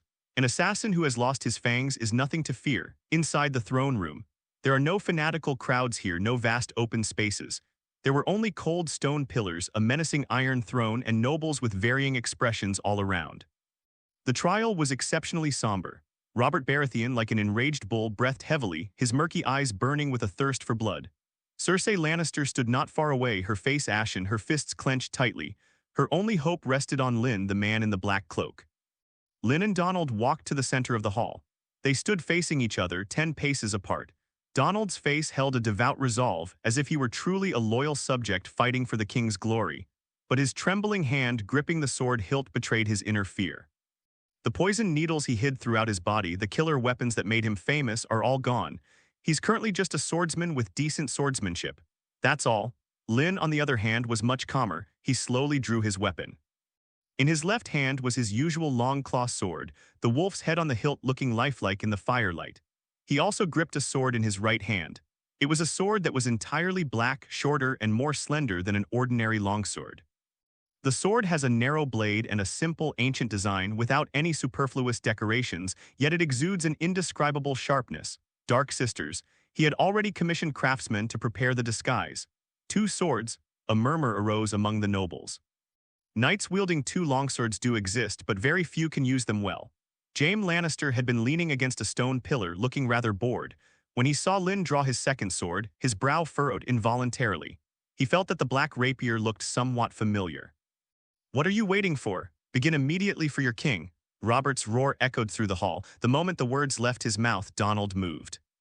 Like a cheetah pouncing on its prey, he suddenly lowered his body, the stone bricks under his feet making a dull thud, and he lunged straight at Lynn. He abandoned his armor and didn't even wear leather armor. All for the pursuit of ultimate speed. quick. It was faster than anyone could have imagined. His longsword moved without any fancy movements. It was just a simple yet deadliest straight thrust. The target is Lynn's heart. This is not the swordsmanship of a knight, this is the swordsmanship of an assassin. There were no grand, sweeping attacks, just simple, straight thrusts. Ding! A crisp metallic clang rang out. Lynn's long claws on his left hand precisely parried Donner's sword. The tip of the sword grazed his ribcage, sending up a trail of blinding sparks. Missing his first strike, Donner flicked his wrist and his longsword slashed upwards, aiming for Lynn's seemingly unguarded neck. Ruthless and cunning, however, he was fast, but Lynn's second sword was even faster. The Dark Sisters, though initially weaker, have surpassed the Dark Sisters. With a clang, it precisely blocked Donald's sword strike. Sparks flew everywhere. Jaime Lannister's pupils suddenly contracted. That wasn't a simple block. At the instant Lynn's second sword made contact with the opponent's blade, his wrist made an extremely slight twisting motion. Not only did it deflect the opponent's force, but it also took the opportunity to pull the opponent's sword aside, creating an excellent opening for its own main weapon to attack. The long claws slashed down, but Donner nimbly dodged them. This swordsmanship. This incredible combination of two swords. James's mind went completely blank. He'd seen this kind of swordsmanship before. He had seen it with his own eyes when he was young on his idol, Arthur Dayne, the Sword of the Morning. Arthur Dayne, the legend of the Kingsguard, the strongest knight in all the Seven Kingdoms. That's the kind of dual sword technique he's using. One is for offense, the other for defense. Both are equally adept at offense and defense, leaving no openings. That's impossible. Sir Arthur Dayne is dead.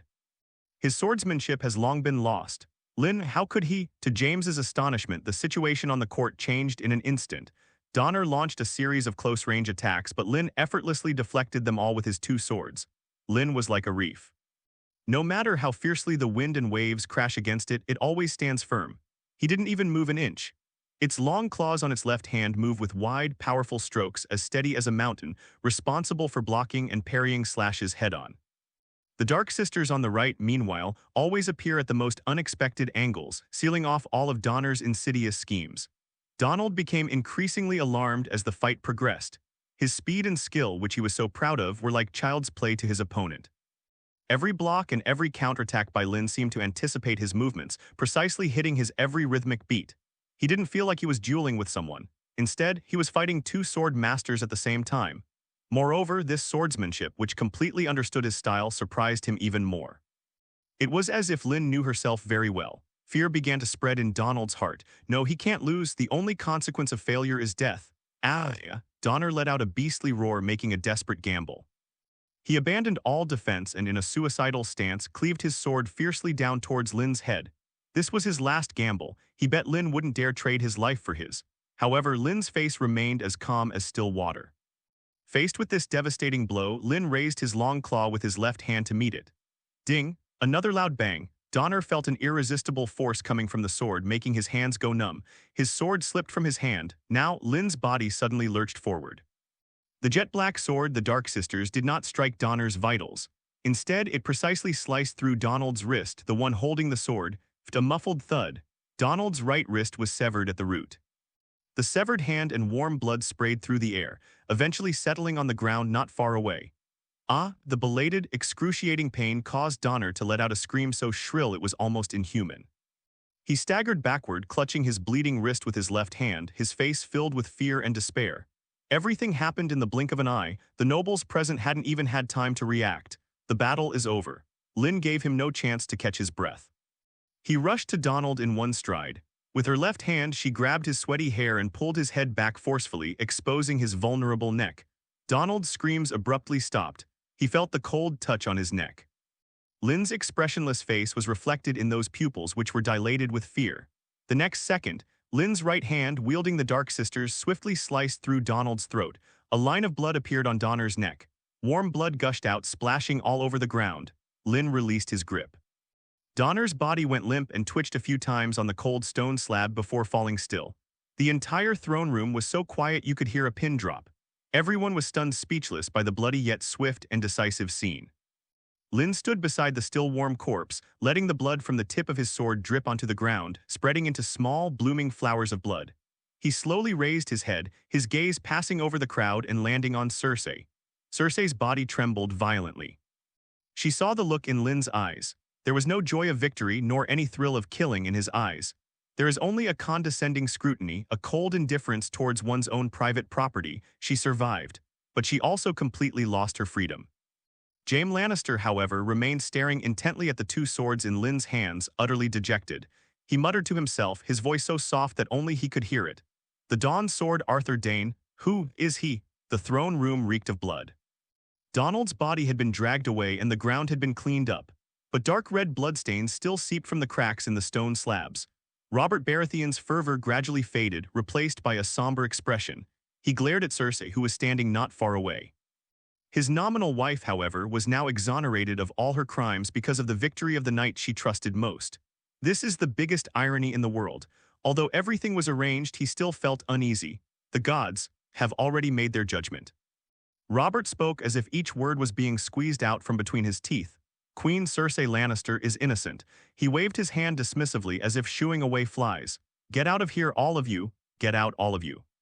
The nobles, feeling as if they had been granted a pardon, hastily withdrew. Nobody wanted to offend the king at this time. Cersei bowed slightly, then turned around and straightened her back. She was escorted out of the oppressive hall by two royal guards who showed her respect. The lockdown has been lifted. She is free. Mage Tower. When Cersei stepped back into the ornate cell that had imprisoned her for days, the golden robes at the entrance were gone. Everything in the room was exactly the same as when she left. But the feeling was completely different. She walked to the window and opened it. The afternoon sun and wind rushed in together, blowing her long golden hair. Looking down at her own garden and then at the bustling city of King's Landing in the distance, a feeling of being in another world washed over her. Yet, even in this now free space, a faint shadow still lingers. That Lynn's shadow. She subconsciously touched the top of her thigh. Bang! The door was pushed open roughly, interrupting her thoughts. Jaime Lannister burst in. His face was filled with the ecstatic joy of surviving a disaster and an irrepressible passion.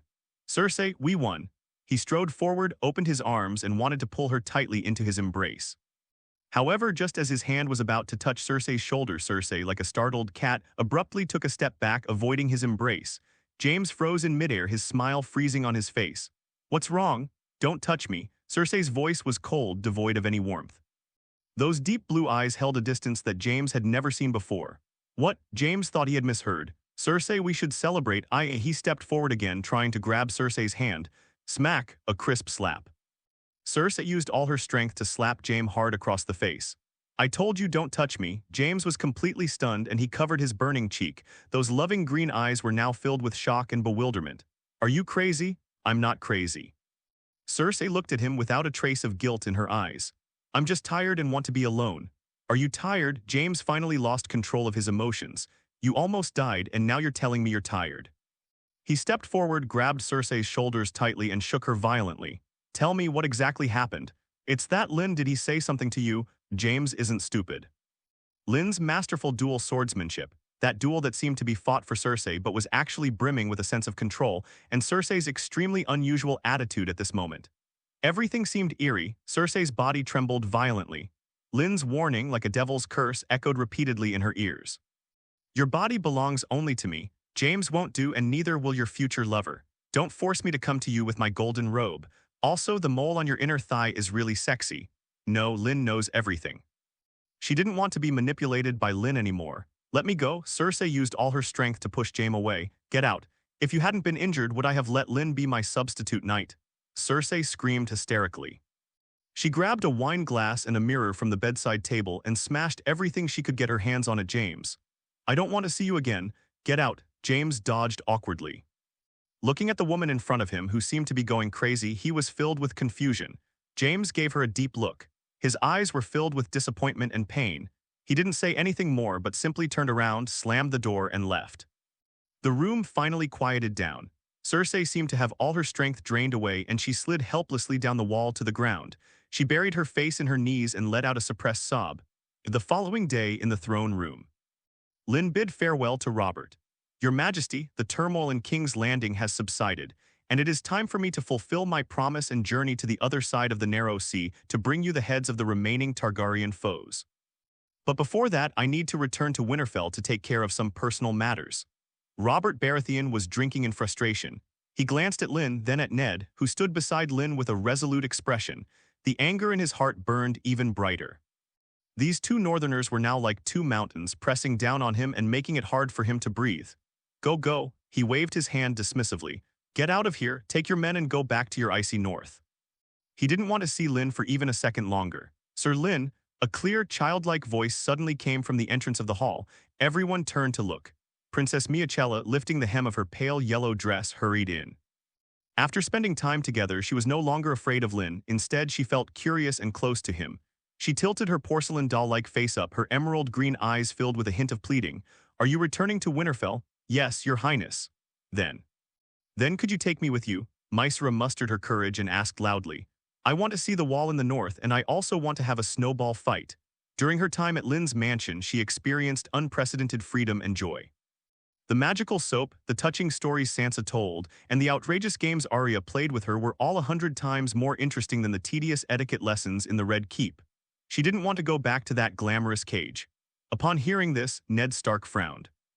Cersei, standing in the crowd not far away, turned deathly pale instantly. Myrcella. How could she? Didn't I already tell her that? Robert paused for a moment, then looked at his daughter with bleary, drunken eyes.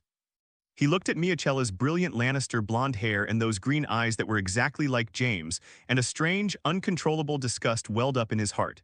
You want to go to the north? Robert's lips curled into a strange smile. Great, that's wonderful. He slapped his thigh suddenly as if he had made a brilliant decision. Go, let Lynn teach you a lesson about the rules of the north. He pointed at Lynn, then at Myrcella, and burst into laughter. So you won't spend all your time in King's Landing learning bad habits from your wicked mother. Your Majesty, this is against the rules. Cersei finally couldn't help but scream. Sending a princess to the northern border is tantamount to sending her as a hostage. Shut up. Robert's laughter stopped abruptly and he roared at Cersei. Do you even have the right to speak here? This is my daughter. Wherever I tell her to go, she has to go. Cersei swayed and nearly fell to the ground. She looked to her brother James for help, only to find that James was just watching everything coldly, his eyes completely unmoved. Completion, everything is over. Lynn bowed slightly, his voice calm and even. Yes, your Majesty. He walked up to Myrcella and extended his hand to her. Your Highness, please. Myrcella cheered and without hesitation placed her little hand into Lynn's large palm. Lynn, holding Myrcella's hand, walked out of the throne room step by step, under Cersei's utterly desperate gaze. In the long corridor, sunlight filters through the colorful paintings, casting dappled shadows. Jaime Lannister emerged from the shadow of the pillar. He watched Lynn and Myrcella's departing figures, a cold and dangerous flame igniting in his green eyes. Littlefinger. Back at the mansion, Lynn's eyes turned cold. It's time to teach Littlefinger a lesson. The rats in this ditch are truly persistent in their thieving schemes. And now they even dare to lay a hand on me. Did he think that just because he lost all his money, he could stand aside and continue stirring up trouble in the shadows? The stairs are chaotic. Then I'll throw your world into complete chaos. Lynn closed his eyes, and his mental energy instantly enveloped the hiding place that Littlefinger was now using to eke out a living. King's Landing, Silk Street. Petyr Baelish sat alone in his study on the 3rd floor. This was where he once looked down upon King's Landing and began to manipulate people's hearts. Now all that remains is a desolate atmosphere and the bitterness of failure. He lost. We lost again. He couldn't understand it. Why did the game I had carefully laid out gradually collapse? He only wanted to incite a war between lions and wolves to profit from it, nothing more. But now the war hasn't even started, yet he himself has become the biggest loser. The rumors he spread also became weak and ineffective. That fool Robert actually tried to exonerate Cersei himself by manipulating a trial by combat, a ridiculous scheme. To ensure Robert wins the trial by combat, he went so far as to bring in the Faceless Men, all for the sake of killing Cersei. But Lynn ruined his plans once again. Petyr raised his glass, but the liquid inside could not extinguish the anxiety and resentment in his heart. Sudden, an indescribable chilling will pierced his brain without warning. Petyr's body began to tremble uncontrollably. It was his hand that moved by itself. He slowly lowered the wine glass in his right hand. His legs began to move with stiff steps, one step at a time, towards the window. His body no longer belonged to him. He pushed open the window in front of him. The evening breeze blew in, carrying with it the noise of the street below. Petyr lifted his leg and stepped onto the windowsill. Several drunken guards were patrolling the street, and a vendor was still hawking his low-quality wheat cakes not far away. The world is so vibrant. Lynn could sense that his actions had provoked a subconscious resistance from Petyr. Lynn intensified his mental effort, which caused Petyr to leap into the air. Petyr lost his support, and a feeling of weightlessness instantly enveloped him. In the last second before he fell, Lynn let go of his thoughts. Petter suddenly awoke. But to his horror, he found that the wind was whistling in his ears and the world was spinning rapidly before his eyes. Completion. This was his last thought. Bang, a dull, loud thud.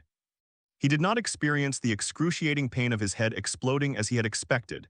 His legs slammed heavily onto a hay cart. Immediately afterwards, an indescribable pain exploded from his spine, instantly spreading throughout his entire body. Ah, I've regained control of my body. The heart-wrenching scream finally broke free from the constriction in her throat. He tried to struggle to get up. To his horror, he discovered that he had completely lost sensation in his lower body. He looked down and saw that the legs were twisted at an eerie angle, like two broken wooden sticks. He didn't die, but he would rather be dead. Petter Baelish, the former master of finances and the most astute player in King's Landing, now resembled a stray dog with its spine broken. It lay sprawled on the filthy hay cart, letting out a desperate wail. Lynn slowly opened his eyes, his face pale with illness. Petter's will was far less strong, and he was much easier to manipulate than Jaime. But controlling the enemy's suicide clearly provoked a subconscious resistance in Petter. This also allowed Lynn to figure out the patterns of the easy walkers. Manipulating a person's actions will not provoke resistance. Such as manipulating Daenerys' Jaime. Manipulating someone's indirect death will also not provoke resistance. For example, the assassin who manipulated it. However, manipulating a person to directly threaten their life will inevitably encounter resistance and may even cause one's shapeshifting ability to fail or even result in severe injury. However, Lynn had to teach this stinking rat a lesson. Animosity must be avenged on the spot. After recovering overnight, Lynn is leaving King's Landing. This news made the atmosphere in the mansion somewhat delicate. Sansa looked at the ledger but seemed somewhat distracted. Their soap empire was just getting started and needed management, but now Lynn was leaving. This left her wondering if she could live up to Lynn's trust. She didn't want to mess things up. She was afraid Lynn would be disappointed in her. Arya, meanwhile, was excitedly practicing her swordsmanship in the yard. After the initial novelty wore off, she quickly forgot about the boring ledgers. She still prefers wielding weapons. As for those tedious ledgers, Sansa and the housekeeper are now handling them together. In the study, Lynn gathered the three of them together, Robb the butler, Sansa, and Arya. After I leave, Sansa, you will be fully responsible for all affairs of the manor and Robb will assist you. Lynn's gaze fell on the butler. Robb bowed respectfully. Seeing that Robb agreed, Lynn turned her gaze back to Sansa. The soap business will continue to be under your leadership. Just tell Robb what kind of spices you need, what kind of packaging you require, and he'll take care of it. Remember, our goal is to make the ladies of King's Landing dependent on it. Sansa nodded solemnly. Arya, Lynn said, glancing finally at his little wildcat, your task is to supervise the newly recruited guards. While I'm away, the safety of this mansion is in your hands. If you encounter any problems you can't solve, go to your father. The golden robe is enough to solve most problems. If your father can't solve it, then go find Varys. He is trustworthy for now. No problem, I've got it. Arya patted her chest and assured her. After arranging everything, Lynn took out a blank roll of parchment from his pocket and handed it to the butler, Robb. This is. Robb accepted it, puzzled. From now on, every night you will write down the matters in the manor that require my decision on this piece of paper. Lynn's voice was calm. My comments will appear on it the next morning. Robb's pupils contracted sharply. He looked at the parchment in his hand, then at Lynn, opened his mouth but couldn't utter a single word. What kind of divine magic is this? Sansa and Arya also curiously came over. They only saw that it was an ordinary piece of parchment, nothing special about it, but they also knew that Lynn never did anything meaningless. My lord, you. Robb's voice trembled as if he were holding a sacred object. Lynn didn't explain, he just patted him on the shoulder. Remember, no one except the three of you can know about this piece of paper. Yes, sir. Robb felt a surge of fervent awe welling up from the bottom of his heart. This method is truly unheard of. The departing group was not large. Lynn, Myrcella, and the squad of guards. Lynn is now considered a top-tier expert, and taking the back path can ensure his safety. As for the other guards, staying in King's Landing to help Ned control the gold robes is the best option. But what is most eye-catching is the magnificent black warhorse in front of Lynn. Storm. It was entirely black, without a single stray hair, with powerful hooves, and was a size larger than an ordinary warhorse. And at this moment, a small figure sits on the saddle of the Storm, Princess Myrcella. She took off her gorgeous long dress and looked no different from an ordinary little girl. She gripped the saddle tightly with both hands, appearing somewhat uneasy. This was her first time leaving King's Landing, her first time traveling so far from home. This was the first time she had ever been so close to a complete stranger. Lynn gently pulled the reins from behind, and Storm let out a hiss, slowly moving forward.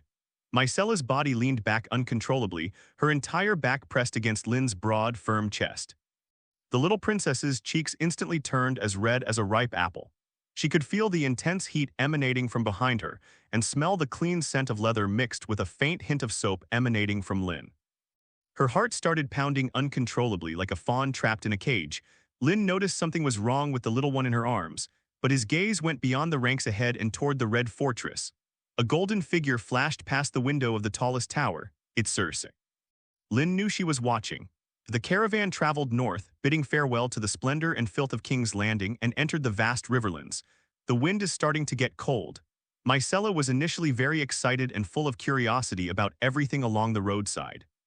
But the tedium of the long journey quickly wore away her initial excitement. Especially after a whole day of bumpy riding on horseback, her small frame was starting to feel the strain. "Are you feeling very unwell?" Lynn's voice came from above her head. Myrcella shook her head, not wanting him to think she was being spoiled. Lynn reined in his horse. He took a thick fur pad from his baggage and placed it on the saddle. Then he took off his black cloak and completely wrapped it around Myrcella's small body from behind. Only after doing all this did he remount his horse. Myrcella was completely enveloped in warm fur and a cloak, with only her small head peeking out. An unprecedented sense of security enveloped her. She glanced back furtively, only able to see Lynn's sharply defined chin. "Thank you, Sir Lynn." Her voice was barely audible. "Go to sleep if you're tired." Lynn's voice was flat. Myrcella, however, found it more comforting than any lullaby she had ever heard. She leaned against Lynn's broad chest, inhaling the comforting scent. Her eyelids grew heavier and heavier, and she soon drifted off to sleep. In my dream, the coldness of the Red Castle was gone.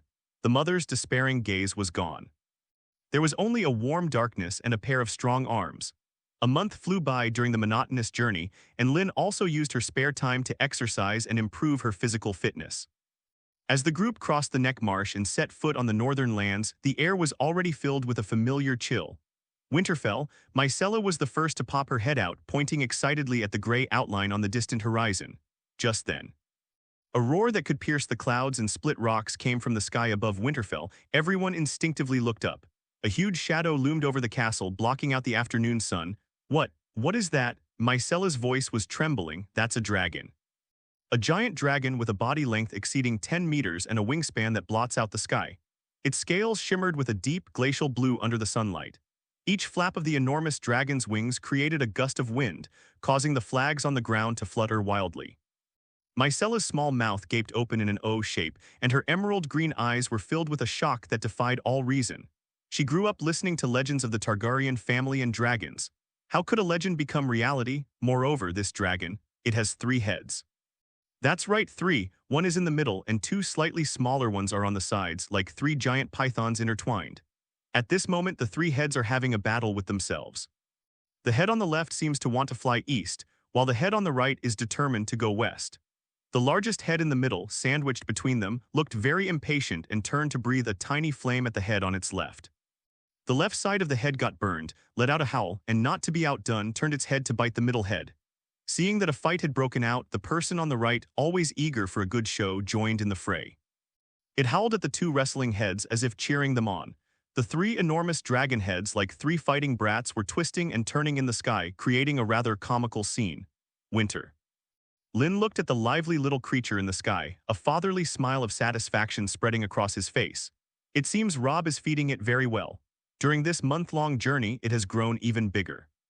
I wonder what kind of heartbroken expression Robb will have when he sees him again. It's estimated that Robb's decision to keep it in Winterfell was also a factor. After all, a dragon of such enormous size cannot be hidden even if it wanted to. Lynn stretched out his hand and gave a loud whistle towards the sky. The 3 dragon heads that were locked in fierce combat in the sky suddenly stopped moving. They turned their heads at the same time, and their 6 golden vertical pupils comparable to lava locked onto the tiny figure on the ground. The next second, a dragon's roar filled with grievance, longing, and boundless joy resounded throughout the entire northern sky. That dragon's roar was filled with the joy and grievance of a child seeing his father. A colossal dragon, blotting out the sky, swooped down from the heavens, whipping up a fierce wind that sent the entire group sprawling.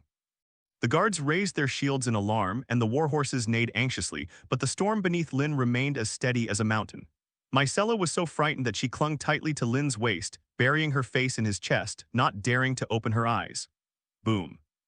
The giant dragon landed 100 meters in front of the procession, causing the ground to tremble. Its size is far more terrifying than it appears from the air.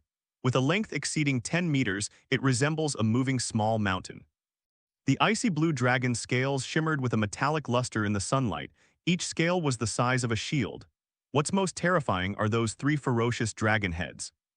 They stopped fighting. The largest head in the middle lowered its head, while the 2 smaller heads stood to the left and right. 6 vertical golden pupils like lava all looked at Lynn and the blonde little one in his arms with curiosity and a hint of timidity. "Winter is here," Lynn spoke in Valyrian. The dragon let out a low groan and the largest head in the middle cautiously moved closer. Its massive head, comparable to a battering ram, stopped a few meters away from Lynn. Then slowly and gently, she pressed the tip of her nose against Lynn's chest and rubbed it lightly. That movement was just like a big, affectionate dog. The 2 dragon heads next to it were not to be outdone, and they squeezed in one after another. One rubbed against Lynn's arm while the other tried to lick his cheek. His warm, moist breath tickled Myrcella's face, making her involuntarily shrink back. This scene left everyone dumbfounded. Is this the same behemoth that was fighting itself in the sky a moment ago, exuding an aura of overwhelming power? Myrcella finally dared to secretly open one eye. She stared at the 3 dragon heads so close to her, their sharp teeth longer than swords, their golden vertical pupils more dazzling than any gemstone she had ever seen. But in front of Lynn, they were as docile as 3 unweaned kittens. Lynn patted the largest dragon head in the middle. "Would you like to go up and take a look?" Lynn lowered his head, a hint of a smile in his voice, and asked Myrcella, who was in his arms. Myrcella's heart skipped a beat. "Go up, where to go?" Go up on the dragon's back. Fear and an indescribable excitement intertwined within her. She looked into Lynn's unfathomable eyes, which held a power that gave her immense peace of mind. She nodded almost as if possessed. Lynn smiled. With a gentle tug on the reins, Storm beneath him understood and took a few steps forward, coming to the side of Winter's massive forelimbs. Lynn, carrying Myrcella, climbed onto the dragon's broad back as easily as stepping on its thick forelimbs. The dragon's back wasn't as rough as I had imagined. A layer of downy hair grows between the scales, making it even somewhat comfortable to sit on. "Hurry up." Lynn's voice rang in my ears. Myrcella instinctively hugged Lynn's waist tightly. Winter let out an excited roar, and its enormous dragon wings suddenly spread open, flapping powerfully. "Hugh," the feeling of weightlessness washed over me instantly. Myrcella felt a sudden lightness in her body, and she was lifted into the air. She couldn't help but let out a short scream and buried her face even deeper. The ground receded rapidly, and the outline of Winterfell quickly shrank in the field of vision. The biting wind whistled past his ears, but was completely blocked by Lynn's broad back. Only when the harsh winter broke through the clouds and soared steadily 10,000 meters above the sky did Myrcella dare to slowly raise her head. She saw it. I witnessed a scene I will never forget in my life. Beneath my feet lies a boundless sea of white clouds, as white as cotton wool. Above us was a clear, deep blue sky with a golden sun hanging above it, radiating a warm glow. The world has never been so vast. Wow. She couldn't help but gasp in surprise. Those emerald green eyes reflected the entire sky, shimmering with a light more dazzling than the stars. "Winter, give Her Highness a performance." Lynn's voice was tinged with laughter. The dragon, having received the command, roared excitedly. The dragon head on the right suddenly opened its mouth. Hugh, a thick crimson pillar of fire erupted forth like the wrath of a god, instantly burning a huge hole in the sea of clouds below. A wave of scorching heat hit us. Myrcella's little mouth opened even wider. This is dragon flame. Legend has it that dragon flames can melt steel and burn cities. Before she could recover from the shock, the dragon head on the left also opened its mouth. This time, however, it wasn't flames that spewed out. Instead, it was a chilling, dark blue current. Wherever that cold front passed, the air seemed to freeze. The edges of the cloud cave, just burned out by the dragon's flames, instantly condensed into countless crystal-clear ice crystals, which refracted a rainbow of colors under the sunlight, creating a scene of unparalleled beauty. One fire, one ice. 2 completely opposite extreme powers are perfectly embodied in the same dragon. Just then, the largest dragon head in the middle, not to be outdone, raised its neck. It also took a deep breath, its chest puffing out. Then, a small puff of black smoke, accompanied by a few flashes of light, weakly emerged from its mouth. The air fell silent instantly. The two dragon heads on the left and right turned around simultaneously, looking at the big brother in the middle with an expression as if he were looking at an idiot. The dragon head in the middle paused for a moment, seemingly feeling quite embarrassed. Enraged, it growled and lunged at the dragon head on its right. The dragon head on the right nimbly dodged and turned to provoke the dragon head on the left. The three dragon heads were causing a ruckus in the sky again. Giggle. Myrcella watched this scene and couldn't help but laugh. This majestic and imposing dragon seems like a child who never grew up. She nestled in Lynn's warm embrace, gazing at the churning sea of clouds below and the three dragon heads fighting amongst themselves. The fear in her heart had long since vanished. Instead, there was an unprecedented sense of novelty, tranquility, and worship. She secretly raised her head and looked at Lynn's well-defined profile. Who exactly is this man? He can use the dirtiest ingredients to create magical soaps that drive all the wealthy ladies crazy. He could easily defeat his unparalleled Uncle James. He could even make a three-headed dragon, which didn't even exist in legends, submit to him as docilely as a pet. He is the real prince. No, he is 1,000,000 times more charming than any prince in the ballads. As winter slowly descended upon the courtyard of Winterfell, a group of people were already waiting anxiously there. The leader was a young man with a resolute face, wearing leather armor. Robb Stark. He was stunned when he saw Lynn jump off the dragon's back and then carefully lift Myrcella down in his arms. He opened his mouth as if he had 1,000 words to say. But in the end, all he could do was watch as winter frantically rubbed its three heads against Lynn with a fawning expression, and he let out a tearful accusation. "Lynn, you be ****D, you're finally back." Robb rushed forward, completely ignoring the noble princess beside him, grabbed Lynn's shoulder and shook her violently. "Do you even know what I've been through these past few months? You call this thing a dragon? It's a bottomless pit, it's a demon." Robb pointed at Winter, his voice filled with despair. It was only 4 meters tall when it first arrived, and now it's almost 15 meters. It's even taller than the walls of Winterfell. Its daily rations alone could feed all the soldiers of Winterfell for 3 days. It has eaten all the sheep in Winterfell. I had no choice but to swallow my pride and borrow from the vassals in the north. Do you know the look Earl Glover gave me? He thought I was about to rebel, preparing to stockpile provisions for war. And another thing, not only can it be eaten, it can also cause trouble. It knocked half of Maester Lewin's observatory down yesterday, just because it wanted to raid a crow's nest. Those are the homing crows that Master Lewin has raised for decades. Robb became more and more excited as he spoke. I hit it, and it still dared to breathe smoke at me. If it weren't for the fact that you're my brother, I would have skinned it, gutted it, and turned it into dragon meat steaks. Winter seemed to understand that Robb was talking badly about it. The dragon head in the middle turned around in displeasure, bared its teeth at Robb, and let out a threatening growl. Lynn patted its neck reassuringly, and Winter immediately became docile again. This scene further pierced Robb's already ravaged heart. Why should I? I raised it with all my hard work, acting as both father and mother, but it turns out it's closer to this irresponsible parent. Lynn looked at his good brother, who was on the verge of tears, and then at Winter, who was rubbing its big head against him with a pitiful expression, and finally couldn't help but laugh. He walked over to Robb, patted him on the shoulder, and lowered his voice. Don't rush, Robb. I've brought you quite a few golden dragons this time, enough to cover Winter's food expenses. Let's go inside and talk first. Seeing this, Winter immediately took huge strides to catch up. The three heads curiously approached Myrcella, who was being led by Lynn, and gently sniffed her. The little princess was so frightened that she dared not move, but her bright green eyes sparkled with curiosity. Just then, a woman in a gray dress strode out from inside the castle gate. Catelyn Tully, her face bore an undeniable trace of weariness. But the moment he saw Lynn and Robb, his blue eyes lit up instantly. Her gaze swept over Lynn, over the colossal dragon that could keep any city lord awake at night, and finally settled on the blonde little girl beside Lynn. Sir Lynn. Catelyn's voice sounded anxious. She walked up to Lynn, her eyes fixed on him. My daughters. Sansa and Arya, are they doing well in King's Landing? Her voice trembled slightly as she asked the question. The storm over King's Landing had already spread throughout the 7 kingdoms via ravens. She knew that Lynn had won the tournament, that Queen Cersei of the Lannisters had been accused of murder, and that Lynn had waged a bloody trial by combat to clear the Queen's name. She prays for her husband and daughters every night.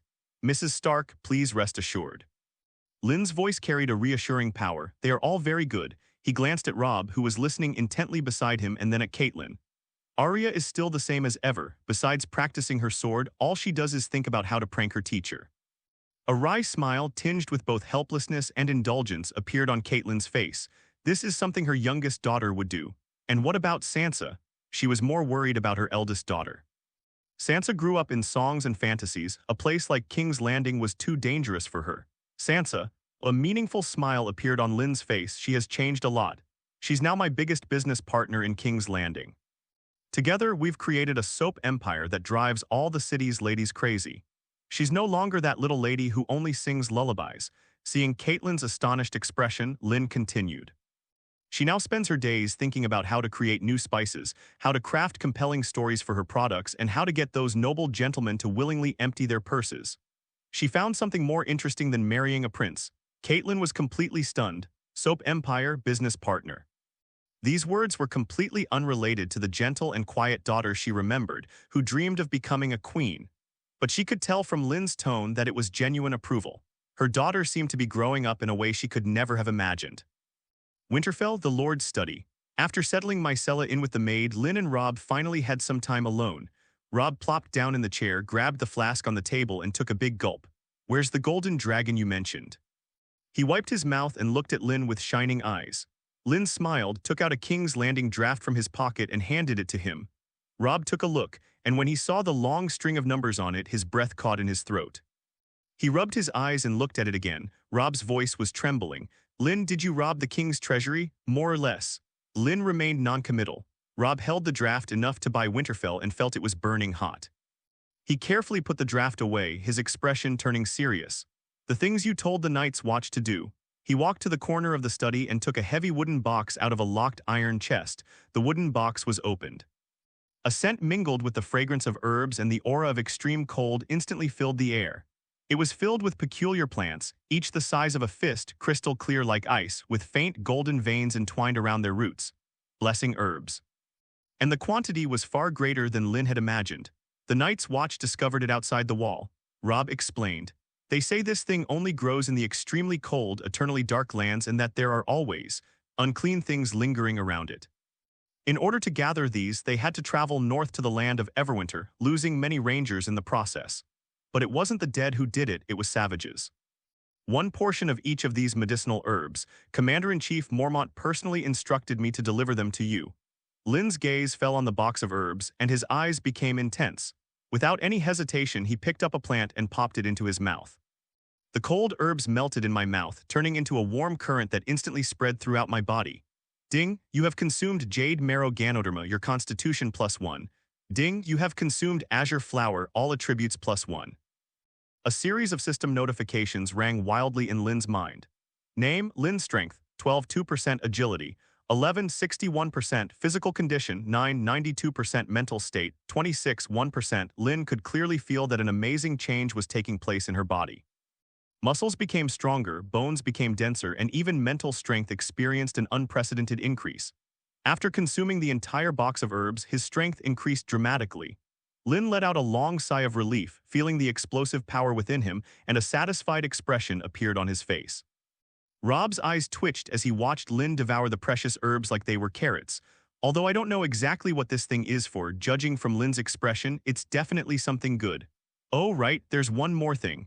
Robb seemed to remember something. "The Night's Watch captured a group of wildlings in Ghostwood a while ago. There was a red-haired woman among them, particularly sharp like a wildcat. Several of my brothers were wounded by her arrows. Commander-in-Chief Mormont originally intended to handle it according to protocol, but Uncle Bunyan stopped them, saying that a decision would be made after you returned." "A red-haired woman? Ygritte." Lynn's eyes lit up instantly. Blessing herbs, savages. A perfect chain of clues instantly formed in his mind. Who knows that land better than the wild men who have lived beyond the Great Wall for generations? Wouldn't it be much more efficient to send them to collect herbs? "I want those savages." Lynn answered without hesitation. "What do you need them for?" "Savages are very brutal." Robb was puzzled. "Of course, we should let them contribute their remaining energy."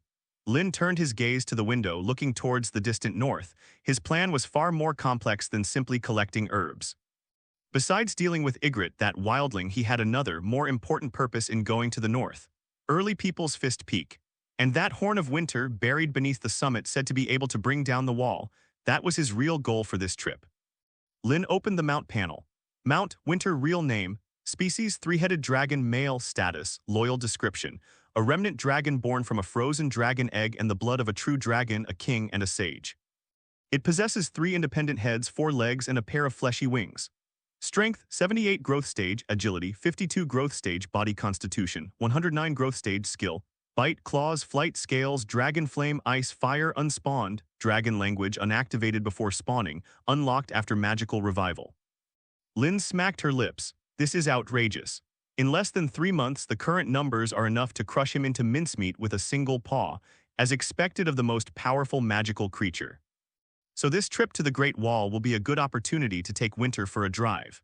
For ordinary caravans, the journey from Winterfell to the Wall is a long one that can take weeks or even a month to complete. But for the Winter, it's just a matter of flapping its wings a few times, as that overwhelming shadow swept across the last line of defense in the north last hearth. The Amber family soldiers stationed there were terrified, thinking that the eternal winter had arrived prematurely. Wah. 3 long, sharp bugle calls shattered the timeless tranquility above the impassable Great Wall. The Night Watch recruits who were sparring on the training field froze, their faces drained of color. 3 bugle calls. The White Walkers are coming. Everyone, get to the city wall. Archers, take your positions. The Black Castle erupted into chaos instantly. Countless night watchmen dressed in black rushed out of their posts and swarmed toward the massive elevator. However, when they climbed the 700-foot-high ice wall and looked north, they saw nothing. There were no longer those eyes radiating a ghostly blue light, nor that army of the dead. The ghost forest was deathly silent. What happened? Did you blow the wrong note? A newly arrived ranger asked, puzzled. Impossible. A seasoned veteran standing nearby had a grave expression. A bugler wouldn't make such a basic mistake. Just then, a sharp-eyed sentry suddenly pointed to the southern sky, his voice trembling with disbelief. Look south. Everyone instinctively changed direction. On the southern horizon, a huge black dot was rapidly expanding at a speed visible to the naked eye. What is that? As the black dot drew closer, revealing its ferocious and enormous outline, the entire wall fell into a deathly silence. Everyone stood frozen in place. That's a dragon.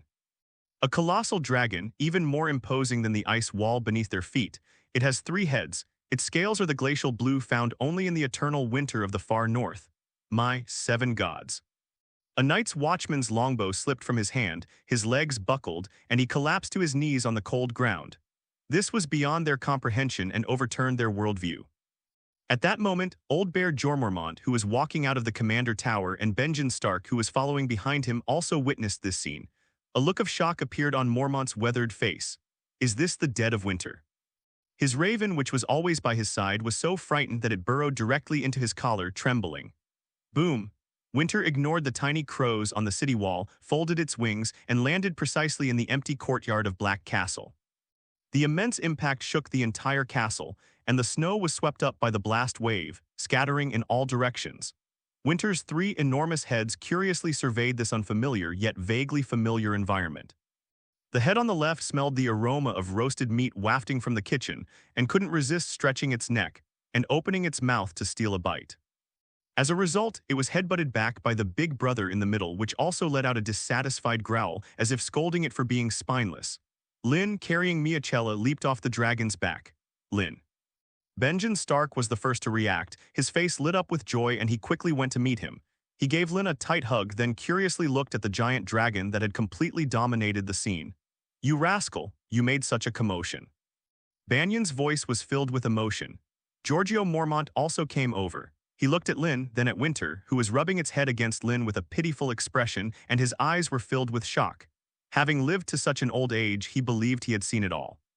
But the scene before him still felt like a dream. How long has it been? Winter has grown so much. It's good that you're back. Commander-in-Chief Mormont's gaze finally fell on Myrcella, who was being led by Lynn, and his brow furrowed almost imperceptibly. Who is this? Princess Myrcella, Lynn introduced it calmly. By order of the king, I have come to the north to experience life. Mormont's pupils contracted slightly. The waters of King's Landing are colder than the snow and wind beyond the wall. He didn't need to ask questions about things he didn't need to know. He simply nodded and instructed his men to take Princess Myrcella to a guest room to rest. Winter seemed quite interested in this strange yet familiar environment. The left side of the head was still persistently peering towards the kitchen. The head on the right was curiously studying the enormous elevator. Only the middle head, its eyes fixed on Lynn, stood there like a loyal bodyguard. The prison at Black Castle was dark and cold. The air was filled with the unpleasant stench of feces. Lynn followed Mormont and Bunyan into this place where the sun never shines. Those savages are inside, Mormont said. After passing through a narrow corridor, several cages welded together with thick iron bars came into view. Most of the savages huddled in a corner, staring at the crows with eyes filled with a mixture of fear and hatred. Only one cage was different. A lithe, red-haired woman leaned against the cold iron bars, arms crossed, coldly watching the three approaching figures. Her face and body were covered in dirt, but her gray eyes were like the cold stars of the far north, bright and stubborn. Her long, fiery red hair was the only bright spot in this gloomy space. Ygritte, she saw a hint of disdain flash in Lynn's eyes. Another delicate-skinned southerner, she spat on the ground. "What are you looking at? Haven't you ever seen a free man before?" "A crow that has knelt before the king for so long that it can't stand up." Her voice was slightly hoarse, yet full of wildness. Lynn's eyes lit up. Banyan frowned, about to reprimand him. Lynn raised his hand to stop Ban Yang. "It's all right, Uncle Ban Yang." "I'll do it." Lynn walked up to the cage and looked at the savage girl covered in thorns with great interest. "I heard from Benjen that you wounded several of his brothers." Lynn asked curiously. "They deserved it." Ygritte met Lynn's gaze without flinching, her eyes filled with hatred. "Who told them to trespass on our territory?" "Your archery skills are quite good," Lynn replied, seemingly unrelated to the question. Ygritte paused for a moment, then raised her chin, a hint of pride on her face. "Those born of fire are naturally the best archers." Lynn smiled. He turned his head and looked outside the cage, where Winter was peeking out of the courtyard window, curiously peering around. In the center of the dragon head statue in the dead of winter, Lynn appeared to be confronting a woman. It opened its mouth, and a low, threatening growl escaped its throat. With just a low growl, the terrifying dragon's might froze the air in the entire prison. The other savages in the cage trembled with fear, wishing they could bury themselves in the ground. Ygritte's face turned deathly pale instantly. She followed Lynn's gaze. When she saw the grotesque dragon head peering in through the window, almost larger than her entire body, her proud gray eyes were instantly replaced by fear. "What kind of monster is that? Now can we have a proper talk?" Lynn's voice rang out again. Ygritte's lips moved, but she couldn't utter a single word. Faced with absolute power, any stubbornness and pride seemed so pale and powerless. "I need to see your leader," Lynn said bluntly. "The king beyond the Great Wall, Mansred." Upon hearing this name, Mormont and Bunyan's expressions changed simultaneously. Mansred was once one of the Night's Watch's finest rangers. Now he is the common leader of all the wildling tribes, a figure who gives the entire north a headache. "What do you want to do with him?" "He's a traitor." Mormont's voice was filled with incomprehension. "Make a deal with him." Lynn's gaze returned to Ygritte. "Winter is coming and the night is long. The real enemy is awakening. We have no time for infighting." Lynn looked at Ygritte's shocked face and said word by word. "I need you to take me to see him. Tell him I can give all his free men a way to live. A path to survival where one no longer has to endure hunger and cold, no longer has to be hunted by the White Walkers." Ygritte was completely stunned. Her mind went blank. What exactly does this person who possesses a dragon want to do? Does he know about the White Walkers? He wants to negotiate a settlement with Mans? This is simply a fantasy. What gives you the right? Ygritte instinctively asked a question in return, but when she saw the dragon, her voice unconsciously weakened. Lynn did not answer. He simply reached out his hand, and the iron locks on the cage opened with a click. "With my abilities, I can get you out of this cage." Lynn looked at her, her eyes calm. "Now tell me your choice, girl born of fire. Should we stay in this cold cage and wait to be executed, or will you take me to see your new king and gamble a brighter future for your people?" Ygritte's breathing stopped. Both Mormont, Old Bear, and Benjen Stark were speechless, stunned by Lynn's shocking remarks. They knew beforehand that Lynn seemed to have this plan, but now that Lynn has explicitly said those words, it's impossible not to feel worried. Talking with savages. Give free people a way to survive. After thousands of years of fighting, they and the savages were already locked in an irreconcilable conflict. Hatred is not so easily resolved. If it weren't for Bunyan's plea to Mormont to spare Ygritte's life, she would probably have been skinned alive by now. "Lynn, do you know what you're saying?" "I'm going to ask," Georgian Mormont tried. His raven, which he kept by his side, seemed to sense its master's unease and let out a few noisy caws. "I understand perfectly, Commander-in-Chief." Lynn's gaze shifted from Ygritte to Mormont's face, which was filled with shock and confusion. "Our real enemy is not those savages who migrated south in search of survival, but rather, they are monsters that can turn the dead into puppets and forge swords from ice. The long night is coming. We can no longer afford to waste time on internal strife. Although the Night King has indeed been behaving himself lately and has not launched any attacks on the Night's Watch, But caution and prudence are timeless principles. A fragile agreement reached with the Night King today could lead to betrayal tomorrow. There are no eternal allies in the world. Lynn decided to change his strategy towards the savages from now on. Firstly, the wildlings are organizing an army of 100,000, and since I am going to Essos, bringing the wildlings under my command is the best option to prevent the 1,000 Night's Watch members from being overwhelmed by the wildlings. Secondly, to deal with the threat from King's Landing. If Ned proves ineffective, Robb and his 80,000-strong army in the north, combined with the wildlings' 100,000-strong army, would be more than enough to deal with any force.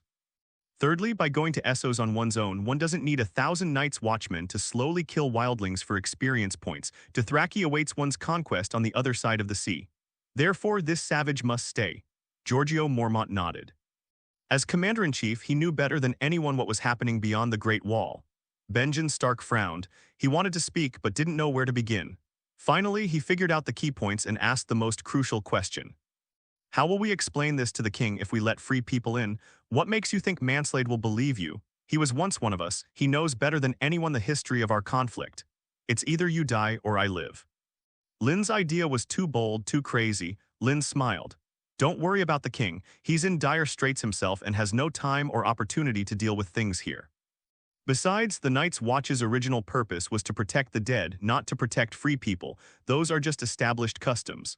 Besides, the North is loyal to Robert. He'd be overjoyed to have an extra 100,000 obedient free men. How could he possibly be angry? Even if they really want to investigate, I have ways to deal with it. As for Mans, Lynn pointed to the huge dragon head in the courtyard, which was curiously looking around. Just for this.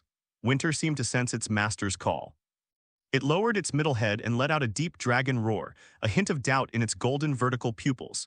The mere unintentional display of Imperial might cause the air in the entire prison to freeze. Yes, what could be more convincing than a living, breathing dragon? If you're not satisfied, then let the dragon flames melt you. Those savages will eventually submit. All right, take her to the command tower. Mormont glanced at Ygritte in the cage with a complicated expression. Give her food and water and change her into clean clothes.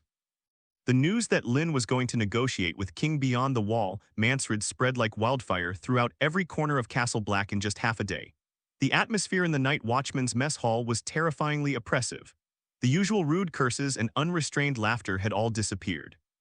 Everyone ate their black bread and stew in silence, but their eyes were filled with shock, confusion, and a sense of being mocked. Talk to savages? Has Lord Lynn gone mad? How many of our brothers have these savages killed? And now they expect us to sit at the same table with them. I admit Lord Lynn is very strong, but he really didn't think things through in this matter. Those savages are definitely not to be trifled with. Whispers echoed throughout the cafeteria, eventually coalescing into a surging undercurrent. The atmosphere inside the command tower was equally somber. Chief Ranger, Chief Affairs Officer, Chief Craftsman, all the prominent figures of Castle Black are gathered here at this moment. Their gazes were fixed on Lynn, who was sitting by the fire, leisurely polishing his sword. I object. A tall, thin man suddenly stood up. He seems to be a conservative. A savage is a savage. They are thieves, robbers, and murderers. Our duty as Night's Watchmen is to keep them outside the wall, not to befriend them. His words were echoed by most of the people present. They had all survived battles with savages, and hatred was etched into their very bones. Lynn shook her head. Thief, robber, murderer. How are any of you here any more noble than a savage? It's all just about surviving. Just then, a long, drawn-out horn sounded from outside. A sound. This signifies the return of the Ranger brothers. Soon, heavy footsteps sounded outside the door. The door was pushed open, and a young man wearing a black cloak and with a weathered look on his face walked in. Jon Snow. The childishness of his youth had long since faded from his face, replaced by the fortitude and composure of a man from the north. When he saw Lynn in the room, his gray eyes lit up instantly. Lynn, he strode forward and gave Lynn a tight hug. You're finally back. How did things go in King's Landing? Are father and the others all right? Jon's return eased the tension in the room somewhat. Lynn patted Jon on the shoulder, signaling him to talk later and discuss business first. Jon, how's the situation outside? Commander-in-Chief Mormont asked in a deep voice. Jon took something wrapped in black cloth from his pocket and placed it on the table. That was a map. We found it outside Castle's fortress. Jon's voice carried a hint of lingering fear. Mance seems to be gathering all the savages. I suspect he is very likely to launch an attack on the Great Wall. A deathly silence fell over the room. Lynn stood up, walked to the table, and picked up the map. How many of them are there? Lynn asked Jon. Countless. Jon's answer sent a collective gasp through everyone. Castor said that from Frostfang to the Trembling Sea, almost all the savages beyond the Great Wall had gathered under his command. They're on the run too, Lynn said, revealing the truth. Escape from those things. I propose a vote on this matter.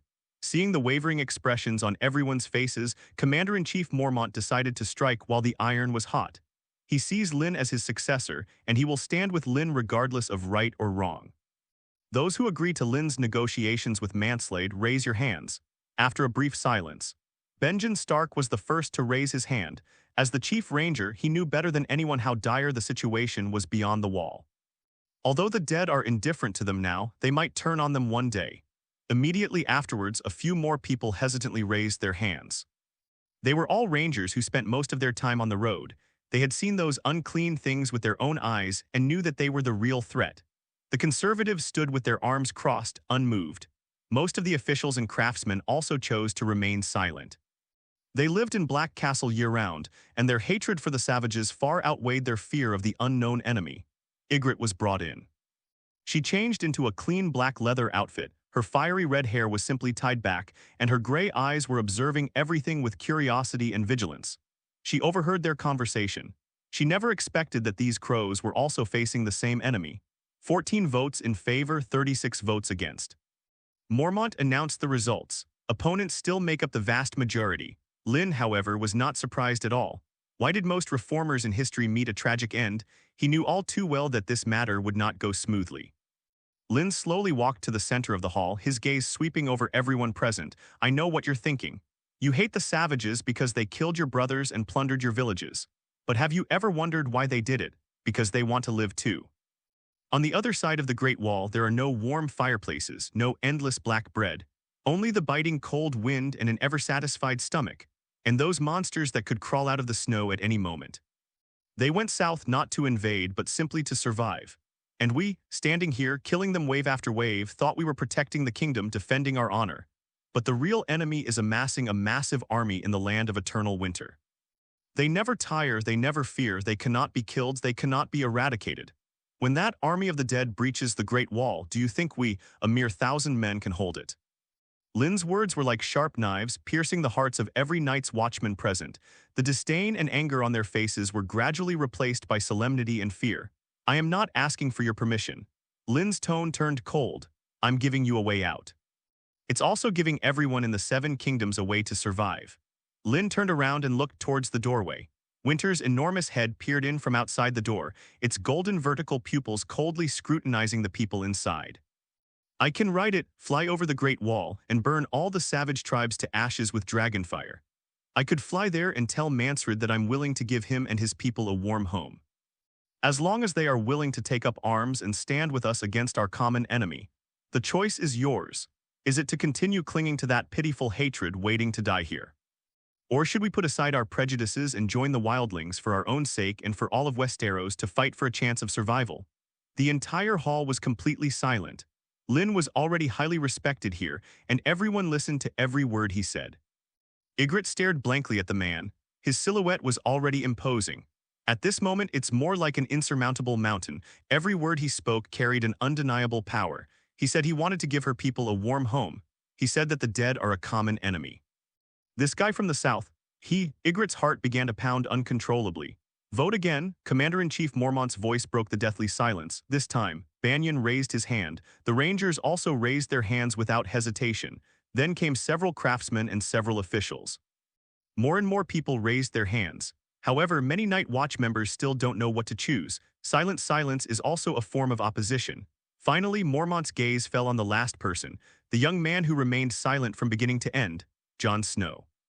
All eyes were on him. The current vote count is 25 to 25, a tie. Jon. Commander-in-Chief Mormont's voice carried a hint of weariness. What's your choice? All eyes were on Jon Snow. Jon's chest rose and fell slightly as he felt the complex gazes fixed upon him. There was expectation, scrutiny, pleading, and incomprehension. He first glanced at Commander-in-Chief Geo Mormont. The old man's wrinkled face bore an indescribable weariness. He then swept his gaze over the conservatives, arms crossed and faces full of hostility. Their eyes were as cold as the northern winds. Finally, his gaze fell on Lynn. Lynn didn't look at him, she just stood there calmly as if nothing had anything to do with him.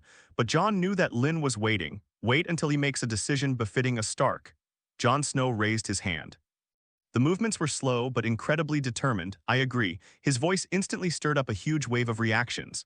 Jon, are you insane? A conservative clerk cried out. Jon ignored him and spoke slowly and deliberately, meeting everyone's gaze. I am also a ranger.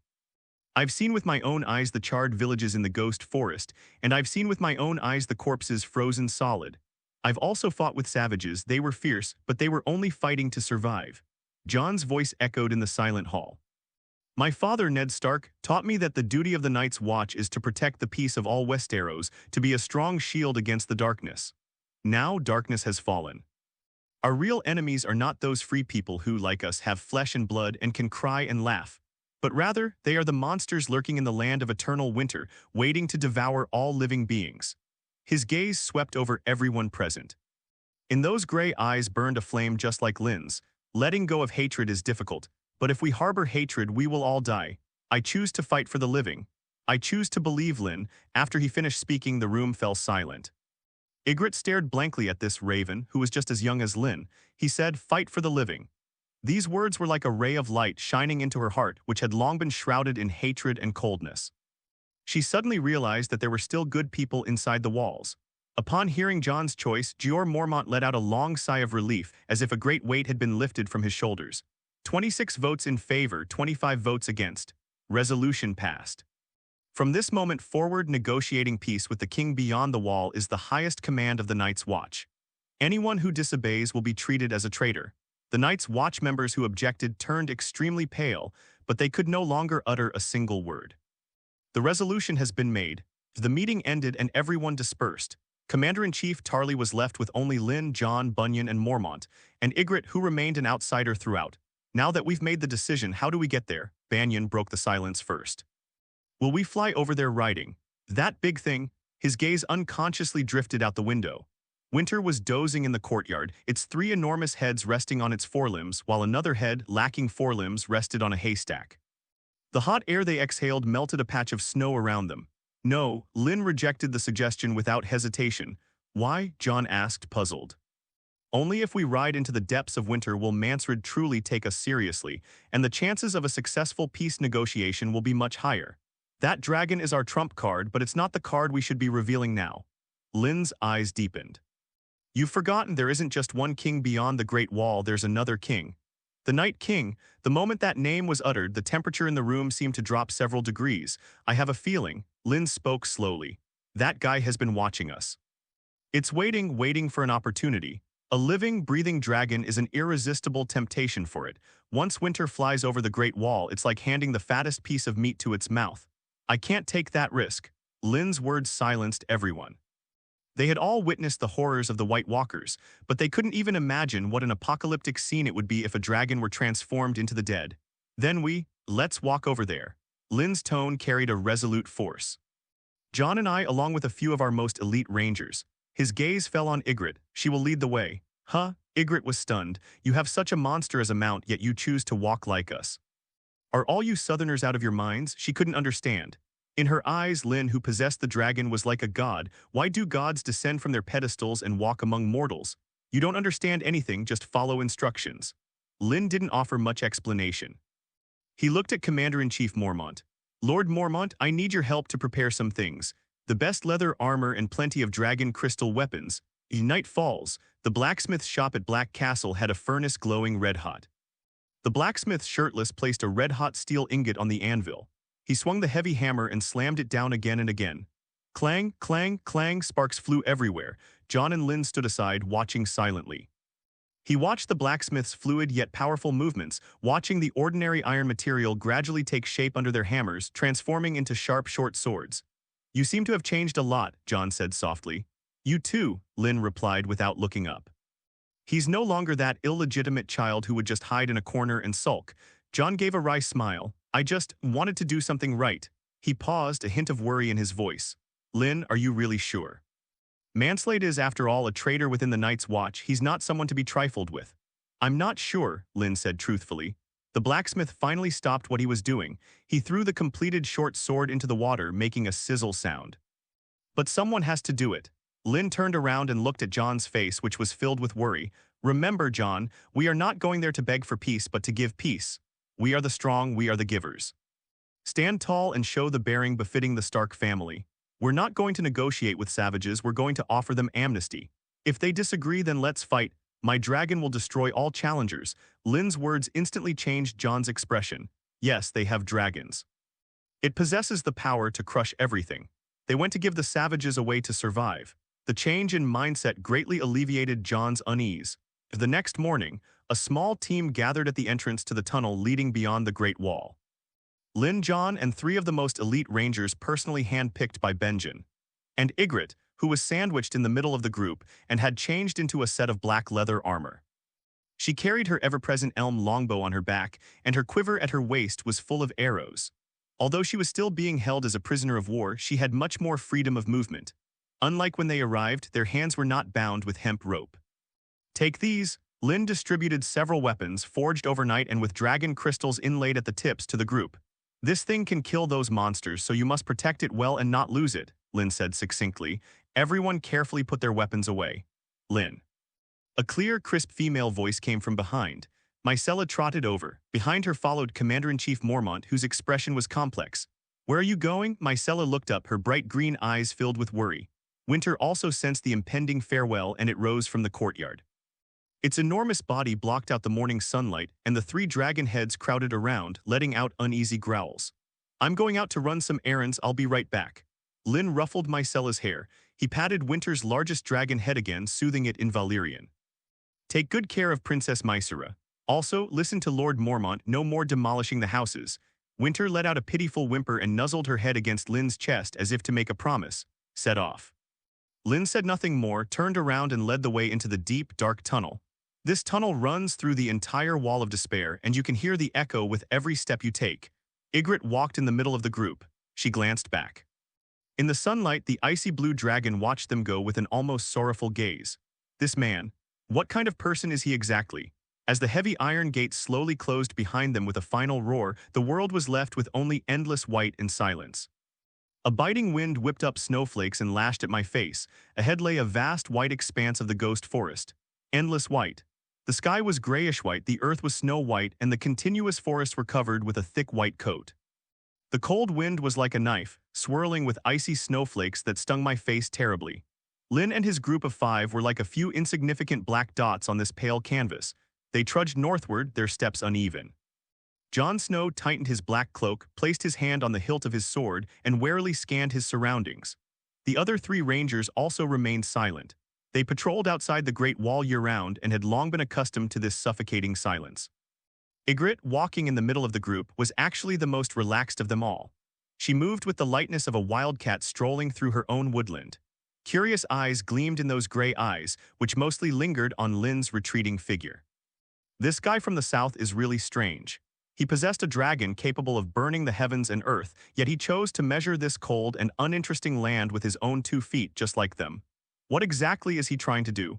Is he really mentally ill? After a day's journey, it quickly grew dark. Night falls early and suddenly in the north, and the temperature plummets. A ranger's snot even froze into an icicle. They found a small cave at the foot of a sheltered mountain wall. It can barely accommodate a few people. The rangers skillfully started a campfire. The orange-red flames dispelled some of the chill and became the only source of light in the darkness. The group sat around the fire, gnawing on hard black bread and drinking strong liquor, and no one spoke.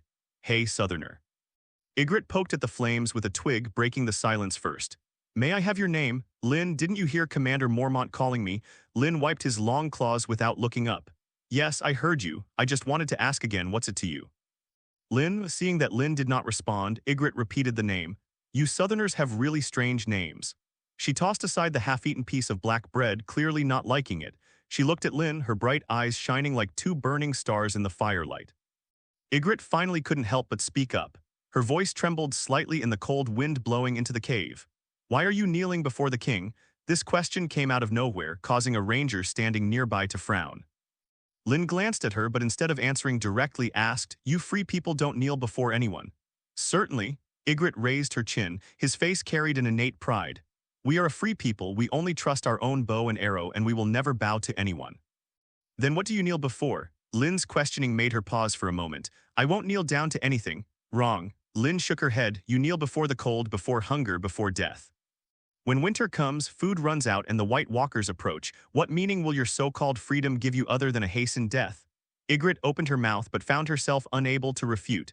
The freedom she was so proud of became worthless in this man's mouth. We have Mance, he will lead us to a warm home, Ygritte said defiantly.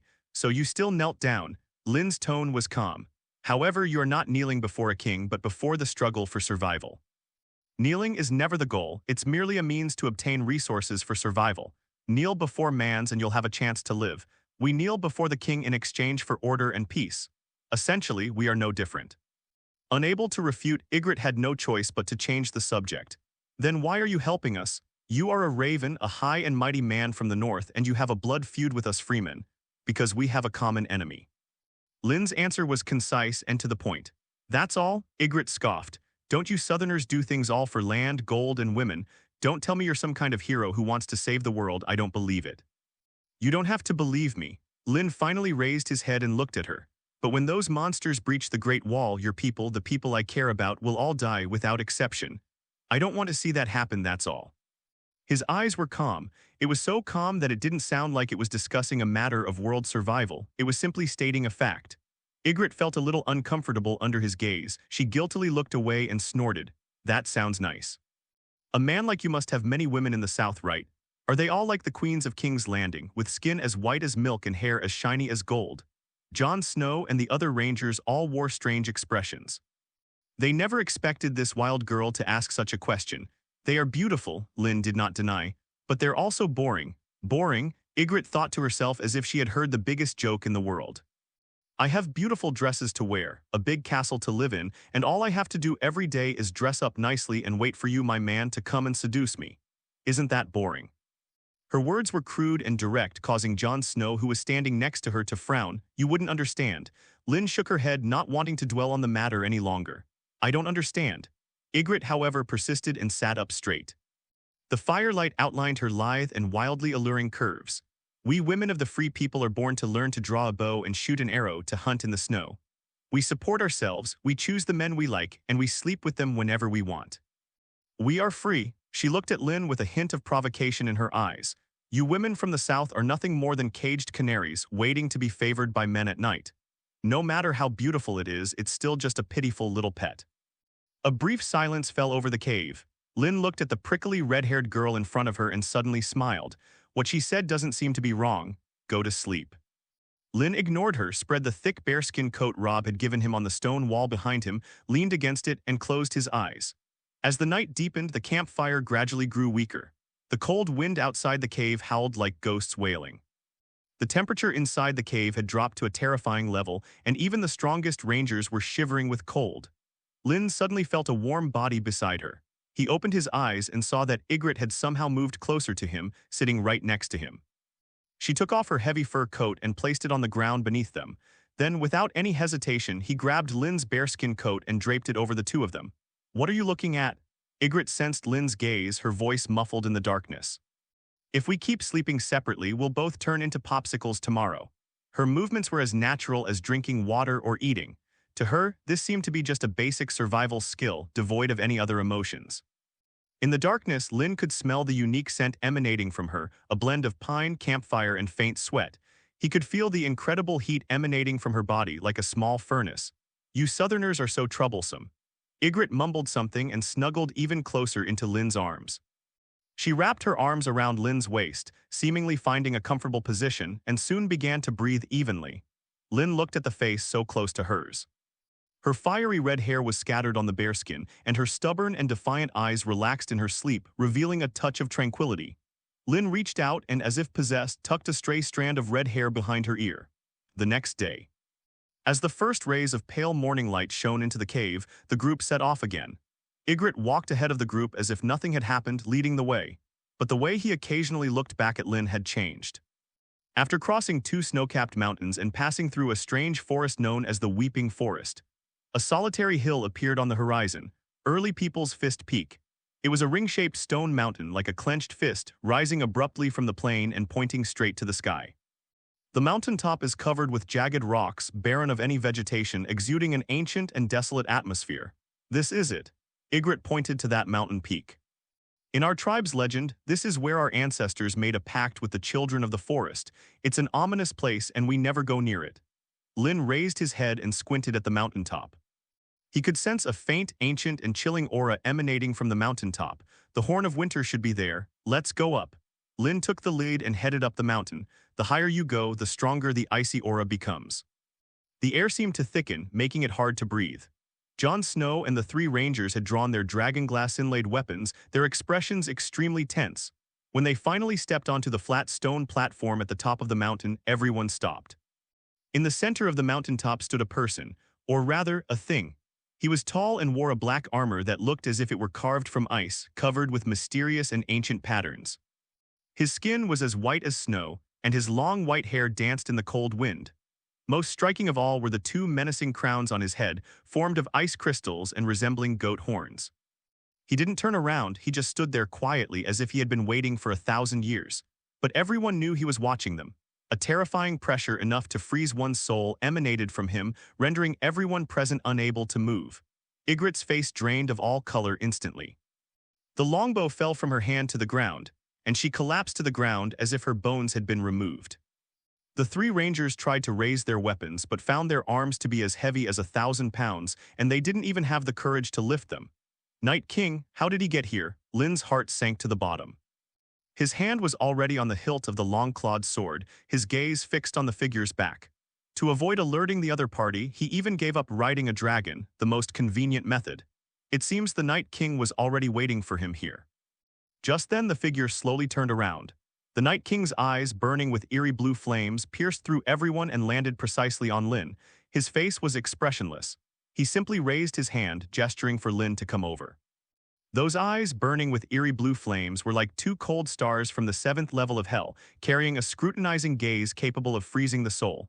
Time and space seemed to freeze completely at that moment. Jon Snow trembled with fear. But the Stark blood flowing in his veins forced him to suppress his instinct to escape. He drew the dragon crystal sword. The steel sword emitted a low, mournful cry, its blade seemingly shrinking in the extreme cold. Fight for the living. Jon let out a suppressed roar and charged toward the nightmarish figure. Don't move. A hand moved with lightning speed, clamping down firmly on Jon's sword-wielding wrist. The force was beyond imagination, making Jon feel as if his wrist bones were about to be crushed. He turned around in surprise, only to see Lynn's expressionless profile. He didn't come here to fight. If he wanted to, we'd be dead already. I'll go check it out, you all wait for me here. Lynn released his grip. Then alone, he walked towards the Night King who stood atop the mountain. One step at a time. Each step sank deep into the snow, making a faint cracking sound. That biting chill was no longer just a low temperature, but a magical power imbued with willpower. They tried to invade his very bones and freeze his mind. Lynn's mental strength was dozens of times stronger than others, which was enough to barely keep the chill out. Ygritte collapsed to the ground, completely limp. She stared at Lynn's retreating figure, her mind blank. Lynn. She murmured to herself. The Night King was expressionless. His face, as cold as an ice sculpture, showed no trace of human emotion. He simply raised his hand. As he moved, the snow on the entire mountaintop began to spin violently, forming a huge vortex. Then from the center of the vortex, shimmering fragments slowly rose. It was a fragment of a horn, each piece exuding an ancient and desolate aura. The Horn of Winter, it was broken. The Night King loosely grasped his right hand. All the fragments seemed to be summoned by an invisible force, and they rapidly gathered together. Strands of deep blue ice crystals, like living threads, weave, stitch, and mend among the fragments. A blinding blue light erupted from the Night King's palm. As the light faded, a brand new horn floated before Lynn. It was a horn made from the horn of some kind of giant beast, entirely black, but its surface was covered with a layer of ice crystals that shone like diamonds. Countless ancient and mysterious blue runes flowed across the ice crystals, seemingly containing the most primal power of ice in the world. The Night King reached out and offered the horn, now reborn, to Lynn. Lynn's heart skipped a beat. What does this mean? A trap, a test? Or some kind of covenant? Lynn hesitated for a moment but finally reached out and took the horn. The touch was icy cold, and a surge of immense power flowed up his arm and into his body as if to freeze his blood. Ding. You have obtained the legendary item Winter's Horn fixed. Winter's Horn, sound it and the walls will crumble. It can also summon an absolutely obedient ice giant. This thing. is even more terrifying than the legends say. Just as Lynn was momentarily stunned, the Night King raised his other hand. That pale, icy finger pointed towards Lynn's brow, no contact, but Lynn felt an extremely condensed, icy energy like an invisible thorn pierce his spirit in an instant. Lynn's mind went completely blank.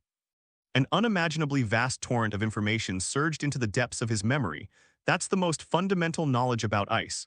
How to condense water vapor in the air and forge it into an indestructible blade. How to manipulate absolute zero and freeze the enemy's blood in an instant. How can we draw strength from the eternal winter and summon wind and snow? Ding, you are receiving the inheritance of ancient ice magic. Inheritance analysis successful. Ice magic gained a huge amount of experience, current level. Expert. Lynn's body involuntarily took half a step back. He felt like his brain was about to explode from the sheer volume of information. By the time he finally came to his senses, the Night King had already lowered his hand. Those eyes, burning with eerie blue flames, gave him one last look. His eyes remained vacant, yet they seemed to carry a kind of expectation that Lynn couldn't understand. The Night King turned and walked toward the edge of the cliff. A warhorse made of skeletons, with blue flames burning in its eye sockets, appeared there silently. The Night King mounted his horse without looking back and rode straight north towards that eternally snow-covered land. His figure quickly disappeared into the swirling snow, as if he had never been there. Only after he completely disappeared did the terrifying pressure that had enveloped the mountaintop, enough to freeze one's soul, quietly dissipate. Huff, huff, everyone was panting heavily. Jon and the three rangers collapsed to the ground, their faces etched with the terror of surviving a close call. Lynn, Jon struggled to his feet and rushed to Lynn. What is that? What did he give you? Ygritte also got up. She looked at the horn in Lynn's hand and asked in a trembling voice. What are you? Did you make a deal with that devil? Why didn't he hurt us? Lynn did not answer. He looked down at the ominous horn in his hand, then looked up in the direction where the Night King had disappeared, his mind a complete mess. He himself couldn't understand it. The Night King, who should have been the ultimate villain, the boss. Why would someone entrust you with a weapon powerful enough to destroy the wall? Why would he pass on his power to me? This script doesn't seem right. Does he want me to be his second in command? Let's overthrow the tyranny of humanity together. What's this? He probably meant no harm. After a long while, Lynn finally spoke. There was a hint of doubt in his voice that he himself was unaware of. At least I gained some benefits. Lynn put away the horn and kept it close to his body. He thought he was powerful enough to even challenge the Night King. But when they actually met the Night King, he was far less despicable than portrayed in the TV series. He clearly realized that his current strength was far from sufficient. Whether facing the approaching long night or the venomous snakes lurking in the power struggles of King's Landing, he needs greater power. As for the Night King and the deepest secrets of this world, even the so-called King Beyond the Wall, Mansred probably knows nothing. He needs to find someone who knows the answer. Our plan needs to be revised. Lynn's gaze swept over the bewildered faces of the crowd. We can put Manslade aside for now. We need to find someone else. Who? Jon asked instinctively. Lynn's gaze turned to the northwest, to the snow-covered mountain range known as the Frostfangs. A crow with 3 eyes. The Green Prophet is there. Lynn's voice drifted in the cold wind, yet it sent a chill through everyone present that was even more biting than the extreme north wind. Green Prophet, that's something that only exists in the oldest legends. He's actually going to search for a legend? Jon looked at Lynn's determined face. Suddenly, I felt as if I had never truly known this man. Ygritte, upon hearing the name Three-Eyed Raven, turned as pale as snow. A fear that seemed to originate from the depths of her blood surfaced in her gray eyes. You can't go there. She cried out, that's forbidden territory. It's a place no free man dares to set foot in. Legend has it that the last children of the forest live there and an ancient god who can see through everything. Lynn turned her head. Looking at her face contorted with fear, he asked calmly, do you know where there? I only heard it from the elders in the tribe. Ygritte's voice was trembling. They say that anyone who approaches the Frostfang will have their soul stolen by the old gods and become a living corpse forever wandering the mountains. Very good. A smile actually appeared on Lynn's face. Looks like we've come to the right place. He patted Jon on the shoulder, then turned and led the way down the mountain. Keep up, we can't afford to waste any more time. You are not allowed to mention anything you saw or heard here today to anyone. Lynn's gaze swept across everyone's face, including Ygritte, who was still trembling. Even Commander-in-Chief Mormont cannot say. And this horn, it can't be mentioned either, do you all understand? Jon was speechless. If Mormont found out about this, Lynn would probably be burned at the stake as a heretic. In his eyes, Lynn was his own brother, he couldn't do such a thing. But, but why did that devil? Ygritte's voice was choked with sobs as she pointed at Lynn and then in the direction where the Night King had disappeared. Why did he give that to you? What is your relationship? I think you're already under his control, or you're already dead. Lynn chuckled. It seemed this wild girl was truly desperate. Don't worry, I'm perfectly fine now. What kind of answer is that? Ygritte felt like she was going crazy. This southerner's mind is more unpredictable than the weather beyond the Great Wall. Let's go. Lynn didn't explain further and turned to walk down the mountain. Frostfang, lead the way. Ygritte shuddered, her fear deepening.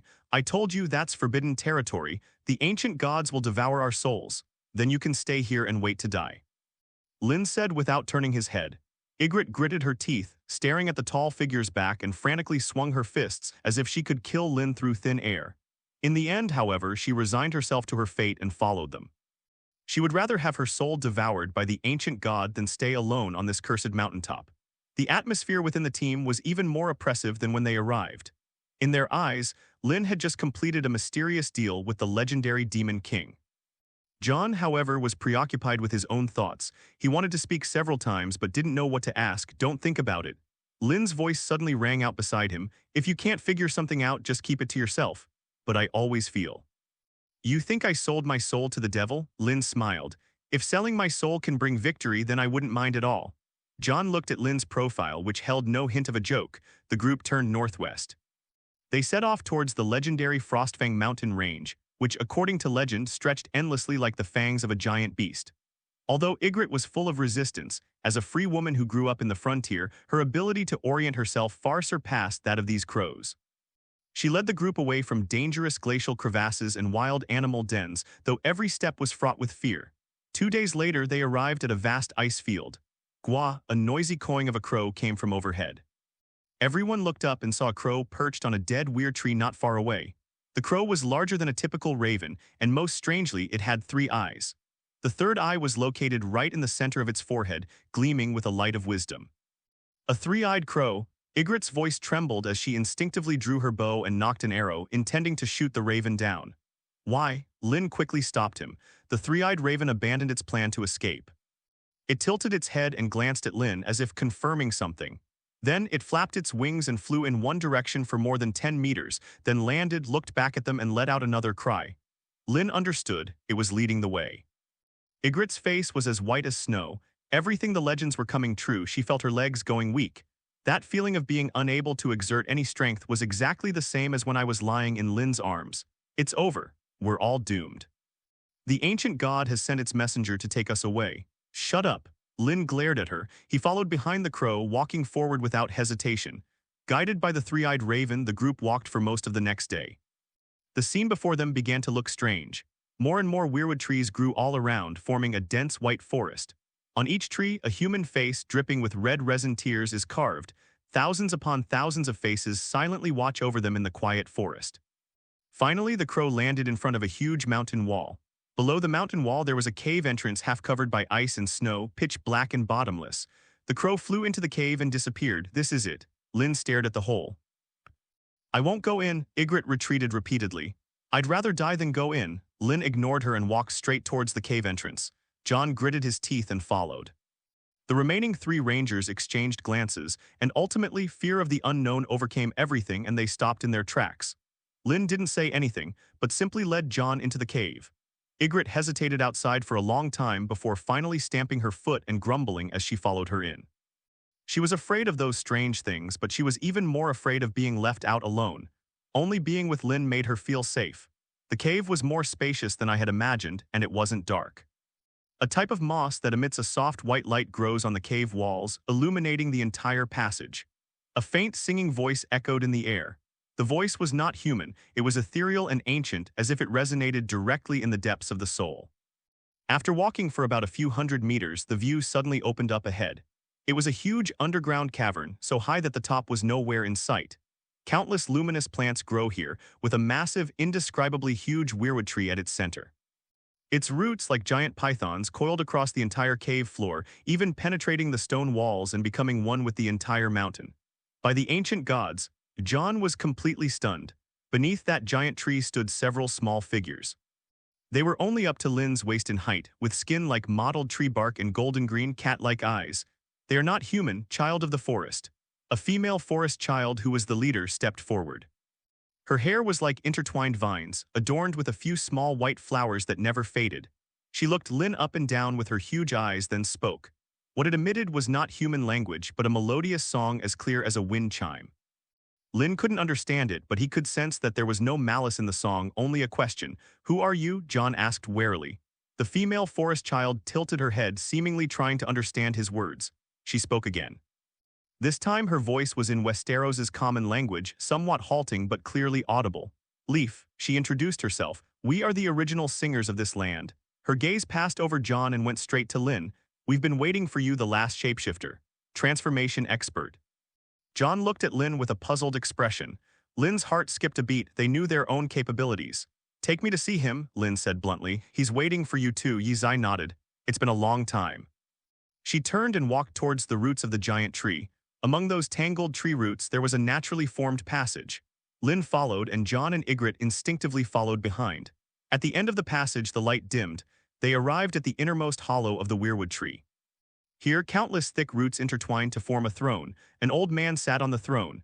He was so thin he was just skin and bones, his skin like dried parchment. Countless tiny roots sprouted from the throne, piercing his body and merging with his flesh and blood. He only has one eye, the other eye is just an empty socket. A blood-red tree root grew out of his eye socket and spread down his cheek. He seemed to have sat here for 1,000 years, long since becoming one with this ancient weirwood tree. "He is the Green Prophet," the three-eyed raven, and also Brynden. When he saw Lynn, he actually laughed. "You've finally arrived." Brynden River, or as they say, the three-eyed raven. Although he was smiling, there was no human emotion in his single eye, only a profound understanding of everything. Lynn didn't speak, but simply watched this legendary figure who had long since become one with the weirwood. Jon Snow and Ygritte followed behind, not daring to breathe. The scene before them was completely beyond their comprehension. Ygritte in particular felt her legs were still weak, and she was only able to stay upright thanks to a strong survival instinct. "It's safe here." The three-eyed raven seemed to see through their fear, and its voice rang out again. "As long as this tree stands, as long as the old gods continue to watch over us, this land will be protected by nature." The protection of natural magic. Lynn's heart skipped a beat. He closed his eyes and slowly dispersed his spiritual energy. The next second he saw it. He saw countless pale green specks of light, like fireflies on a summer night, flowing slowly through the enormous cavern. They escaped from the glowing moss on the cave walls, rose from those strange plants, and finally merged into the huge weirwood tree in the center. The roots of the weirwood tree, like a neural network covering the entire mountain, absorb, transform, and then release this energy. It formed an invisible barrier, isolating everything from the outside world. In this space, he couldn't even feel the biting cold outside the Great Wall. There was only a warmth and tranquility like springtime. What alarmed him even more was that when his mental energy touched those green dots, an unprecedented sense of relief washed over his entire body. The fatigue from days of travel and the tension of facing the Night King seemed to be quietly soothed at this moment. Nice one. No wonder the ghouls in the show were instantly destroyed by magic after entering this cave. A whole new kind of magic. Lynn suddenly opened his eyes, a burning desire flashing deep within them. "Are you children of the forest?" Lynn's gaze shifted to Yizai, who was standing to the side. "We are the last singers." Yizai looked at him with her golden-green cat-like eyes, her voice as clear and melodious as a wind chime. "Our songs can soothe wounded souls and awaken the slumbering earth." Musical magic. No wonder I heard that faint singing earlier. It was these little rascals playing tricks. Magic that can directly affect the soul. If used against an enemy, the Night King seems to really want to kill you. Lynn didn't beat around the bush and went straight to the most crucial question. Because he resents the children of the forest, which is my fault, it is only natural for him to want to kill me. I can see the past, and I can see what's happening now. The three-eyed raven's voice carried a hint of weariness. In his eyes, I was an obstacle. I'm like a thorn embedded in the river of time, preventing him from completely controlling space and time. He wanted to erase all memories of the old gods, to let the eternal winter descend completely, and to leave only one sound in the world, the silence of death. He wants to kill us just as he wants to kill you. Lynn didn't completely believe what the three-eyed raven said. These old foxes are definitely hiding something from him. Everyone had their own version of events, even though the Night King did not speak. If you actually believe them, you probably won't even know how you died. None of them are good. The Night King's gift to himself was more like an investment, a means of using him to deal with another enemy. At present, neither of the two old monsters can be trusted. How can I help you? Lynn asked. I need you to help me find a new body. The three-eyed raven spoke without any hesitation. Looking for a body, Jon and Ygritte were horrified. This doesn't sound like a good thing, it sounds more like some kind of evil, demonic ritual. This body has already decayed. The three-eyed raven looked at its limbs, which had become one with the tree roots. I've been trapped here for too long, and my strength is slipping away day by day. I need a new vessel, one that also possesses the green vision talent to hold my knowledge and power. In return, his gaze shifted to the children of the forest who stood silently in solemn silence. They will teach you nature magic. And of course, there's their prized musical magic. Lynn's breathing quickened instantly. This is exactly what he wanted. While ice magic is powerful, it is too focused on destruction and slaughter. But these natural magic and musical magic possess infinite possibilities, just imagine it. If we could accelerate the growth of crops, then the long, harsh winter would no longer be so terrible. If one could manipulate people's hearts with songs, that would be a more terrifying weapon than any conspiracy or trickery. What kind of container? Lynn and Qiang suppressed his excitement. A person with the blood of their ancestors, accompanied by wolf spirits and possessing the qualities of an easy traveler. The three-eyed raven spoke slowly. Of course, someone with mental strength as strong as yours will also work. Jon's heart sank. Possessing the bloodline of our ancestors and accompanied by the spirit of the wolf. He instinctively thought of his younger brother, Bran Stark. Jon's face instantly turned extremely ugly. No, he blurted it out instinctively. Lynn glanced at him and Jon realized he had lost his composure. He opened his mouth but didn't know how to explain. He couldn't tell Lynn that the so-called container was likely his brother. I just think this kind of thing is too evil. Jon struggled for a long time before finally coming up with a lame excuse. Lynn ignored the conflicted Jon and looked at the three-eyed raven. I promise you. But not the wolf spirit owners, they are all my friends. I can find you someone with abundant mental energy. However, I have one more condition. Explain. I want to learn magic first. Lynn said without any politeness. I'll help you find that container once I've confirmed you're not lying to me. He is not some kind of pushover who can be easily manipulated. The true nature of a time traveler is to not act until they see the benefits. Can't. The three-eyed raven seemed to have anticipated his words and was not surprised at all. There's something strange about you. I taught you the most basic green vision, yet you've managed to master it to a much higher level on your own. Lynn was a little embarrassed. It seemed he hadn't managed to fool him. This old guy has the green vision, which allows him to easily see through any illogical or unusual behavior he might exhibit. However, he still couldn't discover the existence of the system. He probably doesn't realize that this system is something more advanced. But I can let you experience it first.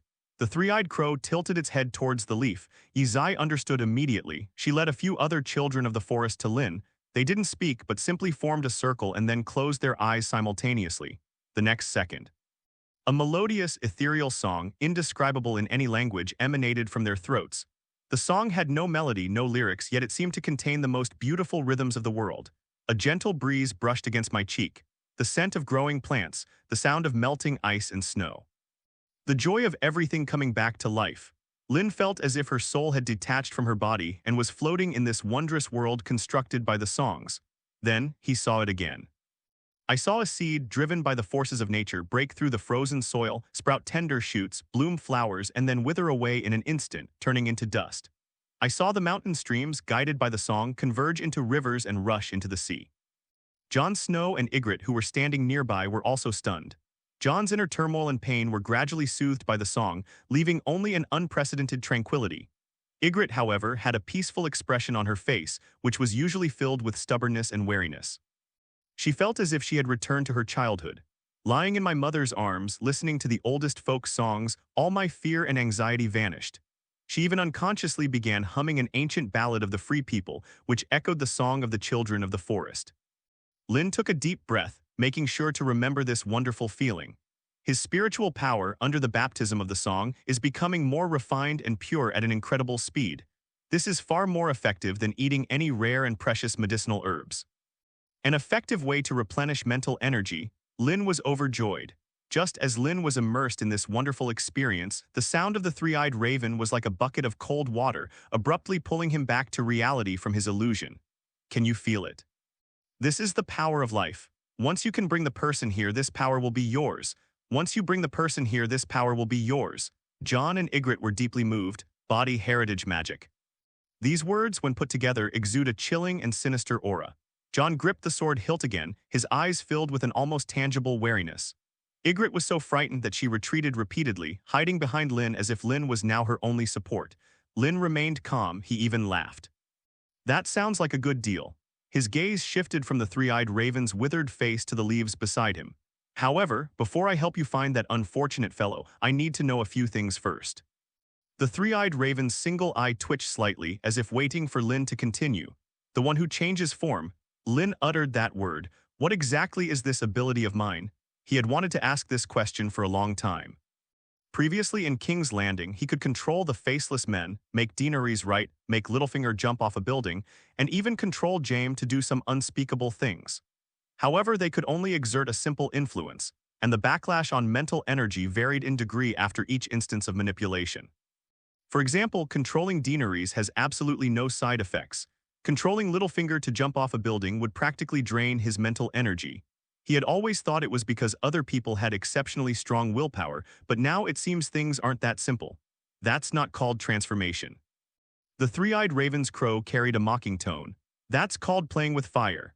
His one cloudy eye seemed to pierce through time, witnessing the scene that unfolded on the Silk Street in King's Landing. The souls of animals are simple and pure, their consciousness is like a clear stream. You can easily get involved and even change its course. But people are different. The human soul is a turbulent ocean filled with desires, fears, memories, and obsessions. Especially their survival instinct, it's an indelible mark etched into the deepest recesses of their souls. The three-eyed raven's voice grew low. You're forced your way into that ocean, attempting to command it to unleash a tsunami powerful enough to destroy itself. Is itself an act that violates the most fundamental rules of the world. In that instant, you face the target's most frenzied and utter counterattack. That power was enough to tear apart any intruder who wasn't strong enough. At best, it can cause mental instability, turning someone into a drooling idiot. In severe cases, the soul disintegrates, resulting in immediate death. The temperature inside the cave seemed to drop a few degrees.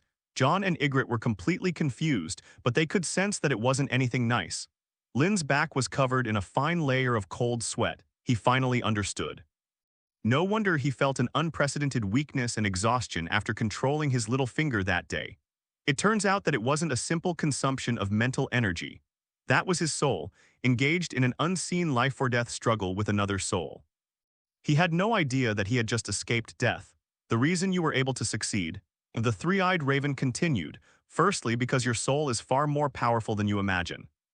Secondly, it's because your target, that man named Petyr Baelish, has already filled his heart with failure and fear. That ocean has long since lost its banks. That's why you can easily get involved. You just got lucky and want to bet you shouldn't have even been in. If you had manipulated anyone with a strong will, a complex mind, or someone who showed no fear of you, you would probably be a corpse by now. Like that Lannister knight. If you wanted to prevent him from committing suicide, it would take dozens, even hundreds of times more mental effort than him to do it. Lynn's heart sank completely. I see. It's not that James has an exceptionally strong will. Rather, Jaime at the time simply did not believe that he could be controlled by magic. His soul was in a stable state of being undefended, yet unyielding. She couldn't shake his survival instinct at all. Fortunately, he only controlled James to do those unspeakable things, which did not provoke James's fierce resistance. If I were to try to manipulate him into committing suicide, I would likely suffer an unprecedented and devastating blow. You'll ruin yourself sooner or later by playing like this. The three-eyed raven concluded. Ygritte listened from behind, her mouth slightly agape. Through fragmented conversation, she finally understood. This southerner actually used his own method to make a perfectly healthy person jump off a building. Madman, this guy is a complete madman. She watched Lynn's retreating figure, her eyes filled with complex emotions. There was fear, shock, and a hint of worship that she herself didn't even realize. Free people revere the strong. Lynn was clearly the strongest and craziest person she had ever met in her life. Therefore, I need your knowledge. Lynn let out a long breath, suppressing the lingering fear in his heart. He looked at the three-eyed raven with an unprecedentedly serious expression. Teach me how to use this power correctly. Sure. The three-eyed raven seemed quite pleased with Lynn's attitude. But you must also keep your promise. Teach me first, Lynn said, turning to the three-eyed raven, how to properly utilize the abilities of a shapeshifter. Once I find out, I will naturally try to find a suitable candidate for you. Feel, not control. The three-eyed raven speaks concisely, like this. As he spoke, his single eye suddenly turned toward Ygritte behind Lynn. Ygritte felt an irresistible force like a hot spring gently enveloping her soul. The feeling wasn't uncomfortable at all, on the contrary, it was quite comfortable. It's like soaking in warm spring water on a cold winter night. It made her unconsciously let down all her guard. Then she heard a voice resounding directly in her mind. "Raise your left hand." Ygritte instinctively wanted to do as she was told. But just as she was about to raise her hand, another thought popped into her head. On what grounds? Why should I listen to you? A rebellious spirit stemming from the very blood of a free person abruptly stopped her movements. That warm will did not force her, it simply receded like the tide. Did you see that? The three-eyed raven looked at Lynn. That's how it feels. I could sense her resistance and I could feel the pride deep within her soul. Instead of completely blocking out other people's perceptions. So I didn't force her because that would only provoke stronger resistance, ultimately resulting in a lose-lose situation. What you need to do is find the cracks in her soul, guide her with your will, persuade her, and make her willingly serve you. This is true transformation, it's communication and resonance at the soul level, instead of your plundering and control.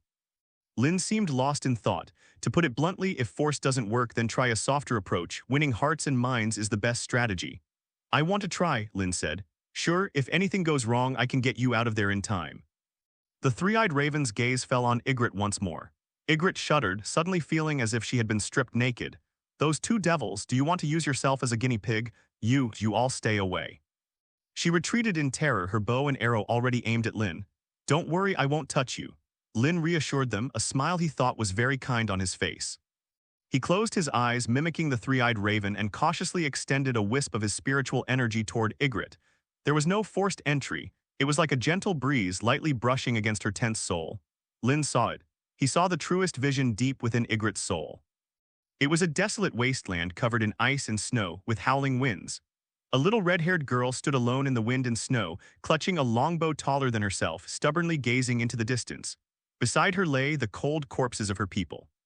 Her eyes were filled with unyielding hatred and sorrow. Deeper into that wasteland, beneath layers of ice and snow, Lynn sensed a stirring that didn't belong to this icy landscape. It was like a seed buried beneath the frozen soil. She longed for sunshine, for warmth, for an embrace she could lean on. Lynn's heart skipped a beat. He transformed his spiritual energy into a ray of the warmest sunlight, carefully shining it upon the seed. Ygritte's body trembled violently. The bow and arrow in her hand had been lowered at some point. Those gray eyes, which always held a wary and stubborn air, were now filled with confusion and tears. It seems she has returned to that cave. I returned to that cold night. She leaned against a warm and firm chest, inhaling the clean scent that gave her immense peace of mind. That was the most peaceful sleep she had ever had in her life. Put the bow down. Lynn's voice echoed in her mind once more. This time she was unusually gentle. Ygritte, without the slightest hesitation, obediently placed the bow and arrows she was holding gently on the ground. Jon Snow, standing nearby, was completely dumbfounded. It was a success. Looking at Ygritte's docile and obedient appearance, Lynn felt a slight interest in the shape-shifting ability for the first time beyond its potential use. The three-eyed raven hadn't lied to him. Perhaps this is the right way to do it. All right, you can get up now. Lynn withdrew his mental energy. Ygritte shuddered as if she had just woken from a beautiful dream. She looked at the bow and arrows on the ground, then at Lynn, a blush rising uncontrollably on her cheeks, but her gaze became even more complicated. That feeling just now. It was gentler and more tender than last time. His will was like the warmest spring water enveloping her heart, which had long been frozen stiff in the icy wilderness. Let her succumb, let her willingly let down her guard. Is this magic? Ygritte's voice was trembling. She picked up her bow but dared not look Lynn in the eye again. I'm snapping out of it. Lynn tapped her head in an annoyed tone. Lynn looked at the three-eyed raven and the leaf and said calmly, I will keep my promise, but not now. I need to see Manslade first. He has what I want. The three-eyed raven gave Lynn a deep look with its single eye but did not object. Go, you'll need his help. Good luck. When they left the cave protected by the old gods and returned to the endless white wasteland, everyone felt as if they had been transported to another world. The three rangers following behind the group looked at Lynn with completely different eyes. His eyes were filled with awe and fear. Jon Snow seemed preoccupied, glancing at Lynn several times, hesitant to speak. He desperately wanted to know if that so-called container was actually his brother Bran, but he didn't dare ask. He was afraid of receiving an answer he couldn't accept. But Lynn assured him that he would not choose someone with a wolf spirit to serve as a sacrifice. The atmosphere within the group was even more eerie than when they arrived. The only one who seemed somewhat excited was Ygritte. Hey, Southerner. While traveling, she would unconsciously move closer to Lynn and nudge him with her elbow. What? Lynn looked straight ahead. That amazing ability of yours just now, do it again. Ygritte lowered her voice. Those gray eyes, which always carried a wildness, now gleamed with a strange light. Lynn paused, turned to look at her as if she were a fool. Are you sick? You're the one who's sick. Ygritte glared at him, but her cheeks were burning. I just wanted to. Help you practice? Yes, I'll help you practice. Don't you need a sparring partner? She found a perfect reason and immediately became righteous. Lynn ignored her and quickened her pace. This woman has probably developed some strange fetish. Could a spiritual connection be addictive? But along the way, Ygritte was like a piece of chewing gum, impossible to shake off no matter what she did. Just once, I promise I won't resist. I feel like you didn't fully grasp it just now. See, the fact that I can still talk to you means you haven't controlled it deeply enough. Are you impotent? Are all Southerners this indecisive? Jon, listening from behind, was completely confused and couldn't help but ask. What are you talking about? What control? What depth? You know nothing, Jon Snow, Ygritte yelled without turning her head. Jon was rebuffed and had no choice but to shut his mouth. He always felt there was an atmosphere between the two that he couldn't understand. Finally, after Ygritte's persistent harassment, Lynn stopped. He turned around and stared intently at her. Are you sure? Certainly. Ygritte raised her chin like a victorious rooster. Lynn, constantly being harassed, finally lost her patience. He closed his eyes. This time his spiritual power was no longer the gentle sunlight. Instead, it transformed into an invisible giant hand with undeniable domineering power directly seizing her soul while she was still conscious. Ah! Ygritte groaned, her legs buckled, and she fell backward uncontrollably. Lynn reached out and pulled her into his arms. How are you feeling now? Lynn's deep voice sounded in her ear. Ygritte was trembling all over. She could feel that every thought, every idea of hers was being laid bare under the other person's will. With just a thought, he could make her cry, make her laugh, and make her do anything. This feeling of being completely controlled did not frighten her. Instead, it stirred a thrilling excitement deep within her soul. Kneel down, Lynn commanded. Ygritte's body seemed to give way to her, her knees buckled, and she was about to kneel down on the snow. But just as her knees were about to touch the ground, Lynn's will quickly faded. Just give it a try, there's no need to actually make her kneel. Ygritte didn't mean any harm, she just didn't want her to bother her anymore. Lynn pulled Ygritte into her arms. Ygritte was panting heavily. Her forehead was covered in fine beads of sweat which froze in the cold wind, and her cheeks were so red they looked like they could bleed. She looked up at Lynn with a dazed expression. You. Now can you lead the way quietly? Lynn looked down at her. Ygritte lowered her head, her voice barely audible. In the following days, she indeed behaved much better. Only occasionally would the look in her eyes as she glanced at Lynn become increasingly intense and resentful. Northern Frostfang. When the endless mountain range, resembling the fangs of a giant beast, finally appeared on the horizon, everyone in the team breathed a sigh of relief. The closer they got, the more tense the atmosphere became. The air began to fill with the smell of smoke from countless burning campfires. The smell was a mixture of roasted meat, strong liquor, sweat, and animal dung. Occasionally, one could hear the deep, thunderous sound of horns echoing from the depths of the valley, along with the giant's roar, which sounded like a mountain collapsing. This place is home to almost all the free people north of the Great Wall. They fled from the awakening White Walkers and rallied under their common king, Mansred. They appear to be preparing to launch an assault on the Great Wall to the south. When Lynn and his group crossed the last ridge, everyone was stunned by the sight before them. Below the ridge lies a vast valley that stretches to the horizon. The valley was densely packed with tents made of animal hides and bones. This formed a vast, chaotic yet primal city. Countless campfires, like stars in the night sky, burned in every corner of the valley. Thousands upon thousands of savages, dressed in all sorts of furs and carrying crude weapons, moved about, shouted, traded, and fought. Lynn even saw mammoths as big as small mountains being used as pack animals, slowly walking between camps. And there were giants over 4 meters tall, covered in long hair, wielding enormous stone clubs, sitting around a huge bonfire, tearing apart and devouring whole roasted sheep. There are at least 100,000 people here, 7 gods above. A ranger dropped his weapon and fell to the snow, letting out a desperate groan. Just then, a sharp whistle came from below the valley. A dozen or so savage scouts riding short, stocky warhorses rushed out from behind a pile of rocks and quickly surrounded the 5 of them. Their spears and bone bows were pointed directly at the uninvited guests without any hesitation. It's a crow, kill them, hateful shouts and curses rose and fell. Stop, Ygritte stepped forward and shouted. They are my guests, I'm taking them to see Mans. A savage with a face full of scars who looked like a scout leader rode forward and scrutinized Ygritte with a critical gaze. She then glanced at Lynn, Jon, and the others behind her. "The girl kissed by fire, I recognize you," the scout leader sneered. "You brought crows to our territory, are you trying to become a traitor?" "I'm not," Ygritte was in a panic. "Then kill them to prove your loyalty." The scout leader threw a short axe at her feet. The atmosphere instantly became tense. Jon and the three rangers had their hands on their sword hilts, ready for a final, desperate struggle. "That's enough." A voice broke the silence. Lynn stepped forward and stood in front of Ygritte. He ignored the spears and arrows aimed at him and focused only on the scout leader. "Do you want me to kill you to prove my intentions?" The scout leader was taken aback, then flew into a rage. "You little crow from the south, you've got quite the big mouth." He raised his spear, ready to thrust it forward. But the next second, his movements froze. An indescribable chill instantly spread from the soles of his feet throughout his entire body. He watched helplessly as a thin layer of frost spread visibly from Lynn's feet. The frost instantly covered his warhorse's hooves, freezing it firmly in place. The warhorse let out a terrified neigh but could not move. The entire scene fell into a deathly silence. All the savages were terrified by this bizarre scene. "This is witchcraft. Now can you take us to see Mance?" Lynn's voice remained calm. "Or do you want me to walk there myself?" Under the influence of ice magic, a great sword of frost slowly materialized in Lynn's hand. Seeing this, the scout leader's face was filled with terror. He nodded frantically, unable to utter a single word. Lynn snapped his fingers, and the frost on the horse's hooves melted instantly, as if it had never existed. Escorted by the fearful and awe-inspiring gazes of a dozen or so savages, Lynn and his group were ushered into the massive savage camp. They walked through countless hostile and curious gazes, through that chaotic yet vibrant street.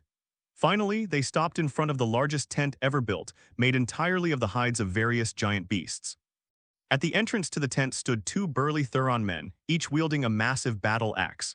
From inside the tent, the faint sounds of a lute being played and a low, mournful singing voice could be heard. The scout leader went in to report for a moment and then quickly came out again.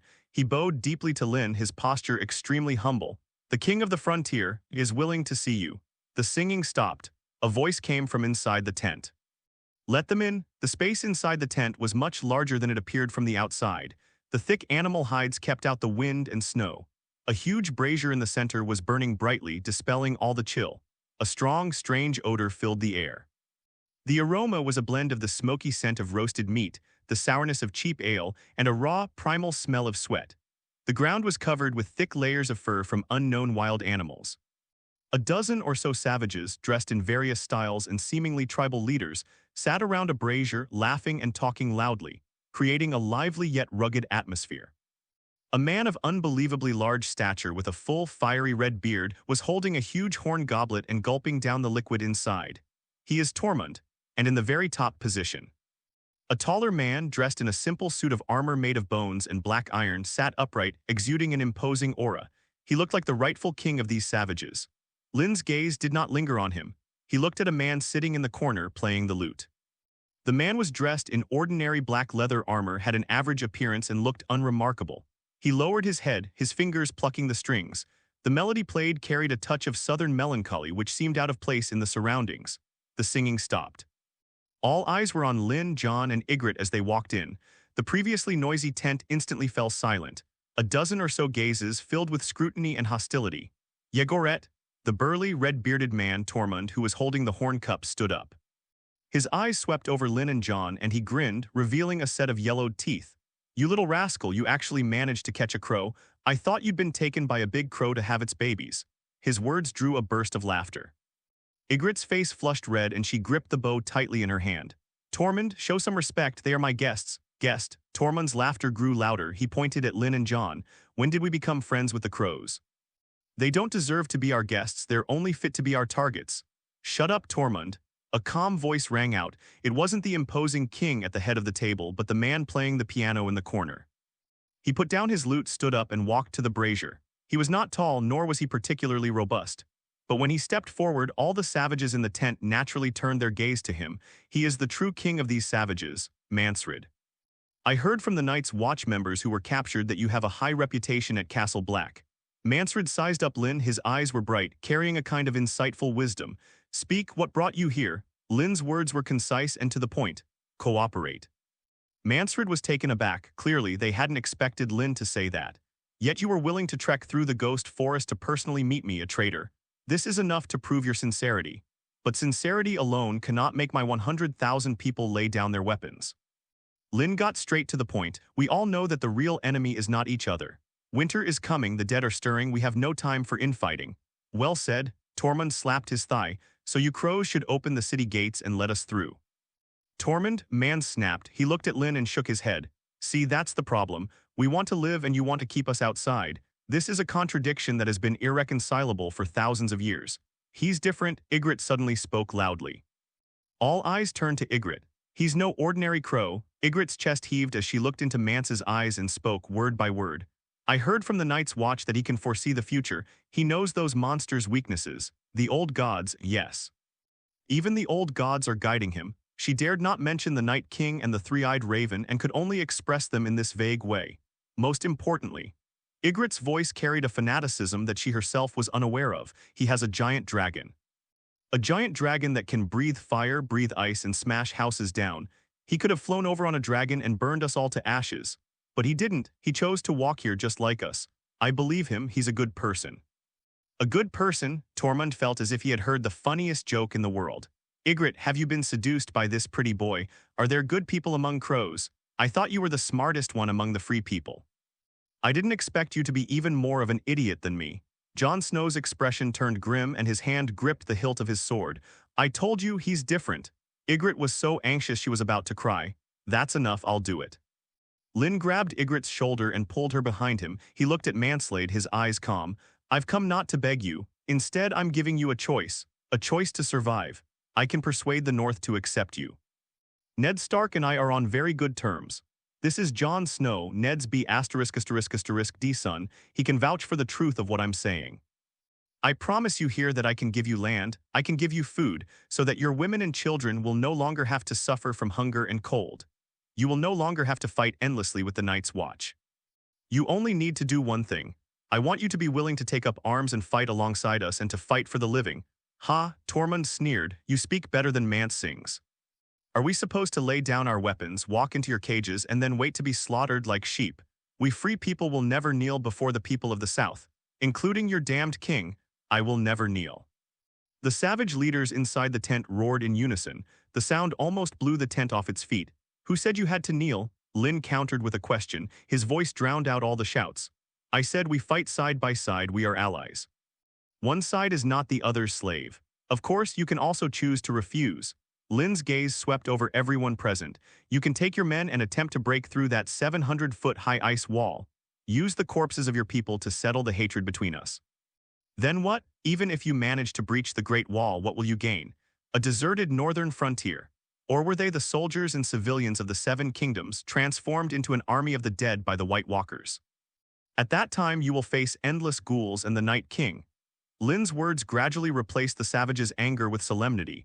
Mansred's expression changed as well. He had always thought those things were just mindless monsters. King, even more deadly, the dead man who took the baby away. This night watchman seemed to know far more than he had imagined. You're right. Mans finally spoke, giving Lynn a deep look. I trust you. I've seen those dead people with my own eyes. I believe you genuinely want to work with us. But he then changed the subject. My people will not believe you. They only believe what they see. They won't believe a raven's promise even if you really are riding a dragon. Unless, Mans glanced at the savage chieftains of the various tribes around him. Can you prove that you and we are the same kind of people? How do you want to prove it? Lynn asked. It's very simple. Before Mans could speak, Tormund interrupted him. His large face was full of a provocative smile. The rules of the North. We, the free people of the borderlands, never believe in sweet talk. We only believe in might. He slammed the horn cup in his hand onto the ground and pointed it at Lynn's nose. Let's fight. You come with me, right here. If you survive my clutches, I'll be the first to acknowledge you as an ally. If you lose, Tormund grinned, revealing a set of yellowed teeth. Then I'll keep your beautiful head as my new wine glass. The atmosphere inside the tent instantly plummeted to freezing point. Jon Snow's heart was in his throat. Tormund, the giant slayer, this guy's bravery is renowned throughout the entire border region. Many of the Night's Watch brothers have died at his hands. He knew Lynn was a skilled swordsman. But barehanded facing Tormund, the chances of victory are slim. Just when everyone thought Lynn would refuse this unreasonable request, Lynn laughed. Just survived. You're underestimating me too much. Lynn took off his heavy bearskin cloak and tossed it to Ygritte behind him. He flexed his wrists as he walked toward Tormund. A cold flame ignited in those dark eyes. What if I win? What if you could beat me? Tormund pounded his chest, making a dull thud. If you can beat me from this day forward, I, Tormund, will be at your beck and call. If you say east, I'll go east. If I go back on my word, then I'm your son. Good. Lynn likes straightforward people like that. He strode up to Tormund.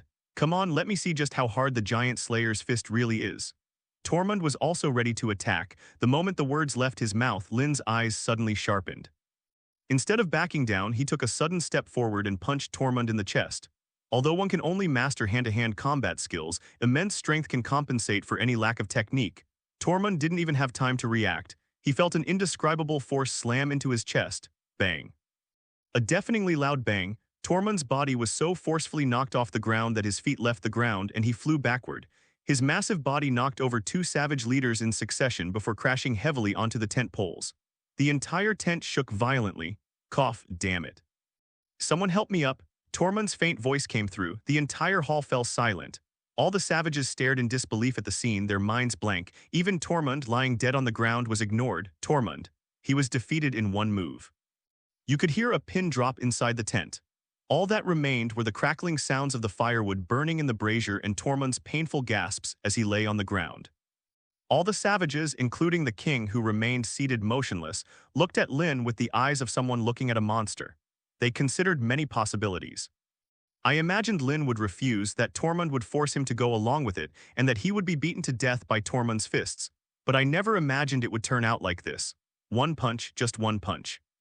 Tormund, whom they regarded as a god of war, was thrown away by this southerner like a tattered sack. This is not a power that humans should possess. Jon Snow's palms were already drenched in cold sweat as he gripped the hilt of his sword. He watched Lynn's retreating figure, his Adam's apple bobbing involuntarily. Ygritte's gray eyes were already completely filled with a light that was a mixture of shock, fervor, and obsession. Lynn always managed to overturn her understanding and always brought her surprises that made her soul tremble. Kill him. A hoarse roar shattered the suffocating silence. He was sitting at the head of the table, the impostor who had always been treated as the king of bones. His armor, made of countless bones strung together, made a creaking sound. He suddenly stood up and drew a battle axe from his waist, made from the leg bone of an unknown behemoth. Attack him all at once, kill him. His roar was a command, instantly igniting the ferocity of the other savage leaders in the tent. They are free men, the most unruly warriors beyond the Great Wall. Fear will only drive them crazier. Roar. The bald, burly Thane man closest to Lynn roared and swung his massive stone hammer down toward the back of Lynn's head. The other leaders also drew their weapons and attacked from all sides. They didn't believe that this southerner could withstand all of their attacks. Lynn, Jon exclaimed in surprise, drew his longsword and was about to rush forward to help. Don't move. I'm enough on my own. Lynn didn't even turn around. An extreme chill erupted from Lynn's center. The temperature inside the tent plummeted. The flames in the brazier suddenly contracted and even the light dimmed. Countless tiny ice crystals condensed in the air like dancing ghosts. Click, click.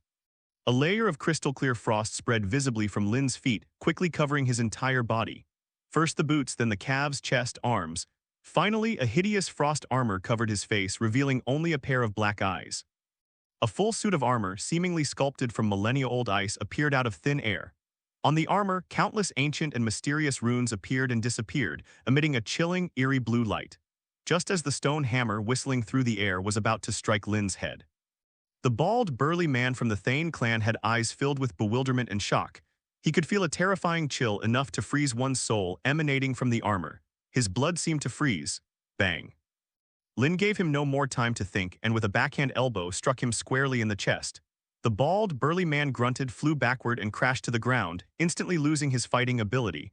Immediately afterwards, Lynn loosely clenched his fists. Two giant swords, each taller than a person and with broad blades also made of ice crystals, materialized in his hands. Now it's my turn. The voice came from beneath the cold mask. Lynn moved. Wielding two swords, he charged towards the terrified savage leaders when a savage chieftain instinctively raised his iron axe to block. However, the axe, powerful enough to cleave a shield, shattered like a fragile piece of glass the instant it made contact with the frost greatsword. The crisp cracking sound was particularly jarring in the deathly silent tent. The savage chieftain stared blankly at the half-finished axe handle in his hand, his mind a complete blank. Even if your weapon is terrible, how can it shatter into pieces with just a touch? Lynn didn't give him a chance. He turned his sword and slammed the broad blade into his face. Next, Lynn weaved through the crowd like a tiger among sheep. With each swing of the twin swords in his hands, a chilling aura and the crisp sound of shattering weapons filled the air. Clang, snap, bang, bone spear, stone axe, iron sword. These weapons, which would be enough to disembowel a savage, were as fragile as children's toys before Lynn's frost greatsword. With just a light touch, their weapons would instantly shatter into countless fragments. One after another, the savage leaders were knocked to the ground by the flat of his sword, losing their ability to resist. Lynn did not kill him. He didn't want a corpse, he wanted submission. This battle was never on the same level from the very beginning. The Bone King, witnessing this scene, had his madness replaced by boundless terror. Lynn slowly turned around, his dark eyes locking onto the last king. "Your turn." The Bone King let out a desperate roar. He raised his massive bone axe and with all his might swung it down at Lynn. Lynn did not dodge, nor did he parry. He simply let the bone axe cleave down on his breastplate. Click, a sound that was crisper than ever before. The battle axe, crafted from the leg bone of a giant beast, snapped in two. Not even a white mark was left on Lynn's frost armor. The Bone King has completely collapsed. He threw away the broken handle, losing all will to fight. How can we fight like this? We're not even on the same level. The battle is over. Inside the entire tent, apart from Lynn, Jon, and Ygritte, there was no one else standing. The frost greatsword in Lynn's hand slowly dissipated, turning into specks of blue light that merged into the air. His frost armor, like melting snow, peeled away piece by piece until it disappeared completely. It was as if the crushing battle just now was merely an illusion. Well, a painful groan came from the corner of the tent. Tormund rubbed his aching chest and swayed as he sat up. He stared blankly at his companions lying on the ground in the tent, groaning and clutching their severed limbs, then looked at Lynn standing unharmed in the center. Finally, his gaze fell upon the Skeleton King, who was slumped on the ground, terrified. Hold. The expression on Tormund's large face was incredibly interesting. He finally understood what had happened. This pretty boy from the south, all by himself, defeated all the tribal chiefs. He spat out a mouthful of bloody saliva, staggered to his feet and walked over to Lynn. Tormund stared intently at Lynn, his chest heaving violently. The atmosphere inside the tent became tense again. Everyone thought that this indomitable giant slayer would launch another attack. Tormund, however, did something that surprised everyone. He bent down, picked up the huge horn cup he had thrown on the ground earlier, walked to the barrel and filled it to the brim with ale. Then he walked up to Lynn and handed him the horn cup. He grinned, revealing a set of yellowed teeth, his smile tinged with embarrassment. "You win."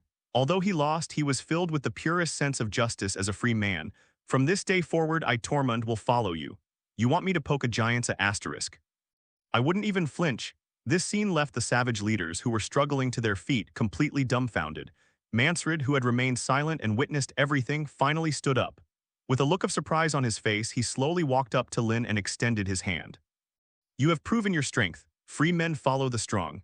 Now tell me, Lynn." Mansred looked into Lynn's eyes and asked, word by word, "How should we deal with the Night's Watch on the wall? Can you really convince them to open the doors for us?" Open the door. This issue is the core of all the contradictions. Hatred has flowed in the blood of both sides inside and outside the Great Wall for thousands of years, and it cannot be easily resolved by a single duel. At least these savages don't believe it. Lynn did not answer immediately. His gaze swept over every savage in the tent. From their faces, which displayed either awe, doubt, or anticipation, I saw the most primal desires. They all wanted to live. They didn't want to stay in this place beyond the Great Wall for even a second longer. Don't worry, among the Night's Watch, besides the Commander-in-Chief, my word carries the most weight. You don't need to worry about that at all. A collective gasp filled the tent. Even Mansred was stunned. The Night's Watch, the oldest organization in the Seven Kingdoms, obeys only their Commander-in-Chief and the laws of the kingdom. What right does someone who isn't the Commander-in-Chief have to give them orders? From this day forward, I shall be in charge, both inside and outside the Great Wall. Lynn looked around at everyone, his dark eyes revealing no hint of a joke. You want land, you want food, you want warm fireplaces, you want your women and children no longer to die of hunger and cold. I can give you everything. South of the Great Wall, that vast land known as the Gifted Land will become your new home. You can graze your livestock, farm, and build your own villages there, living there together like all the people of the North. Lynn's words ignited a fire in the hearts of all the savage chieftains. Land given away, despite being considered a barren and desolate place by Southerners, But that legendary fertile land is the dreamland that these savages have longed to set foot on for generations. In exchange, Lynn's tone turned cold. You must take up arms and become the first line of defense in the north, standing with the Night's Watch to guard the wall. You need not kneel before any king or the king in the north, but you must swear an oath to me, an oath to all living beings. Your enemy is no longer the Night's Watch, but rather those monsters that crawled out of the land of eternal winter. Anyone who refuses to follow the rules and continues to burn, kill, and plunder in the north, I will personally twist their head off. My dragon will also burn his tribe, along with their tents, livestock, women, and children, to ashes. A threat, a blatant threat. But along with it came the hope they had long dreamed of. I agree. Tormund was the first to break the silence. His large face was flushed with excitement. It's better than dealing with dead people. I've been wanting to go south for a long time. I've never seen a woman from the south before. Are they as strong and healthy as us? His words immediately eased the tense atmosphere in the tent. We'll listen to you, that's right. As long as we can go and give away land. Mance, please agree already. I can't stand being here any longer. More and more savage leaders rose up, their eyes burning with fanatical fervor. Mansfred looked at the almost out-of-control scene before him, at the young man who had single-handedly reversed the will of 100,000 free citizens. He knew that the old era belonging to free men was over. The procession returning to Castle Black seemed incredibly strange. At the very front was Lynn riding a mammoth. Behind him followed Jon Snow and the 3 disoriented rangers. Following them were Mansfred, Tormund, Ygritte, and a dozen or so arrogant savage tribal chiefs. On one side are black-clad crows, and on the other are their mortal enemies who have fought for thousands of years. At this moment, they resembled a clumsy ragtag army, silently marching across the vast snowfield. Hey, Jon Snow, Tormund's loud voice sounded particularly jarring in the silent snow. He hooked his arm around Jon's shoulder and handed him a leather flask filled with strong liquor. Want a bite? This is giant milk brew, it's incredibly potent. Jon's body stiffened. He smelled the pungent odor of alcohol and instinctively wanted to refuse it. Drink up. Are you even a man? Tormund stared wide-eyed. Let me tell you, Lynn is such a tease, he's no fun at all, unlike you seem so honest. Jon glanced at Lynn walking ahead, then at Tormund's face, which seemed to say, if you don't drink, you're disrespecting me. In the end, he gritted his teeth, took the wine flask, and took a small sip. The spicy liquid instantly burned his throat, causing him to cough repeatedly. Ha ha ha, useless southerner, Tormund laughed triumphantly. He snatched the wine flask again and gulped down most of it himself. On the other side of the group, Ygritte followed Lynn like a little shadow, never leaving his side. Are you really going to make us go and give away land? She lowered her voice, a strange light gleaming in her gray eyes. Lynn looked straight ahead. So, where will you live? Castle Black, Winterfell, or King's Landing? Have no idea. Then, Ygritte bit her lip. Can I come to you? Lynn paused, turned, and glanced at her. Her fiery red hair stood out brilliantly against the white snow. That face, which always carried a stubborn air, was now filled with cautious anticipation. Lynn simply raised her hand and tucked a strand of her red hair, which had been ruffled by the cold wind, behind her ear. First, help your people rebuild their homes. I will come back to you after I return from Essos. Ygritte's cheeks instantly turned as red as a ripe apple. When the massive silhouette of Black Castle, like the end of the world, reappeared on the horizon, the group stopped. 2 long, sharp bugle calls shattered the tranquility of the Great Wall. This signifies an attack by savages. The massive steel tunnel doors were tightly shut. On the city wall, countless black figures moved about, bows and arrows knocked, gleaming with a cold light. It seems your brothers aren't very welcoming of us. Tormund spat and hoisted a massive bone axe onto his shoulder. The other savage leaders also gripped their weapons tightly, and the atmosphere became tense once again. Lynn ignored them and walked forward alone. He raised his head, looked at the 700-foot-high ice wall, and shouted loudly. Commander-in-Chief Mormont opened the door. Finally. Accompanied by a sickening winch whirring, the frozen iron door slowly rose upwards. At the end of the tunnel was the empty courtyard of the Black Castle. Commander-in-Chief Jorah Mormont stood at the very front. Behind him stood Benjen Stark and hundreds of Night's Watchmen, swords in hand, ready for battle. 2 groups of people stood facing each other, several dozen meters apart. A tense atmosphere filled the air. Thousands of years of hatred seemed poised to explode at any moment. What does this mean? A radical Night's Watch officer pointed at Manslade behind Lynn and roared. You actually brought this Night's Watch traitor into Castle Black. Ku Crow, he's not some damn traitor. Tormund immediately exploded, brandishing his bone axe and charging forward. I've wanted to twist your scum's head off and use it as a chamber pot for ages. Sumiguchi. "Shut up, all of you!" Two angry shouts rang out simultaneously. One voice came from Mansred, the other from Lynn. Lynn slowly walked to the center where the two groups were facing off. He did not unleash that terrifying frost power again, but simply stood there quietly. But everyone sensed that Lynn was suppressing his anger. He stared intently at the troublemaking watchman. From this day forward, the war between the Night's Watch and the Free Men is over. Lynn's gaze swept from Mormont's face to Mansred's. "You have only one common enemy." The Night King. He raised his hand and pointed to the endless ghost forest to the north. "You may continue to kill each other here, adding new men to his impending army of the dead with your blood and corpses. Or put aside hatred, take up arms, stand together, and fight to the death for all those who are still alive." Lynn withdrew his hand and looked around at everyone. "I'm giving you a choice, but I won't give you much time. And another thing, if anyone tries to cause trouble again, don't blame me for being ruthless." The entire courtyard was completely silent. Commander-in-Chief Mormont's weathered face showed a constantly shifting expression. He looked at Lynn, then at the fierce-looking savages, and finally he nodded heavily. "Black Castle is willing to form an alliance with the Free People." He turned around and looked at his Night's Watch brothers behind him, whose faces were still filled with resentment and anger. "I, in my capacity as the 997th Lord Commander of the Night's Watch, hereby command you. Put down your weapons." The same thing happened on Mansred's side. The atmosphere eased considerably afterward. A fragile peace has been temporarily achieved. The two leaders decided to discuss the follow-up details at the command center. Just as the crowd was preparing to move toward the command tower, a clear female voice broke the oppressive atmosphere. "Sir Lynn." Myrcella lifted the hem of her skirt and trotted out of the tower. When she saw the savages in the courtyard, dressed in animal skins and with ferocious faces, her emerald green eyes instantly filled with fear. She stopped in her tracks, her face turning deathly pale. Roar! A deep dragon roar came from above the courtyard. A shadow that blotted out the sky enveloped the entire Black Castle.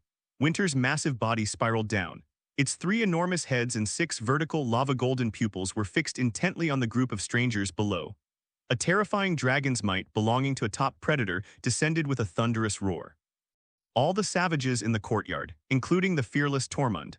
At that moment, everyone felt their legs go weak. This is a fear that originates from the depths of one's soul. They are not afraid of the Night's Watch's swords.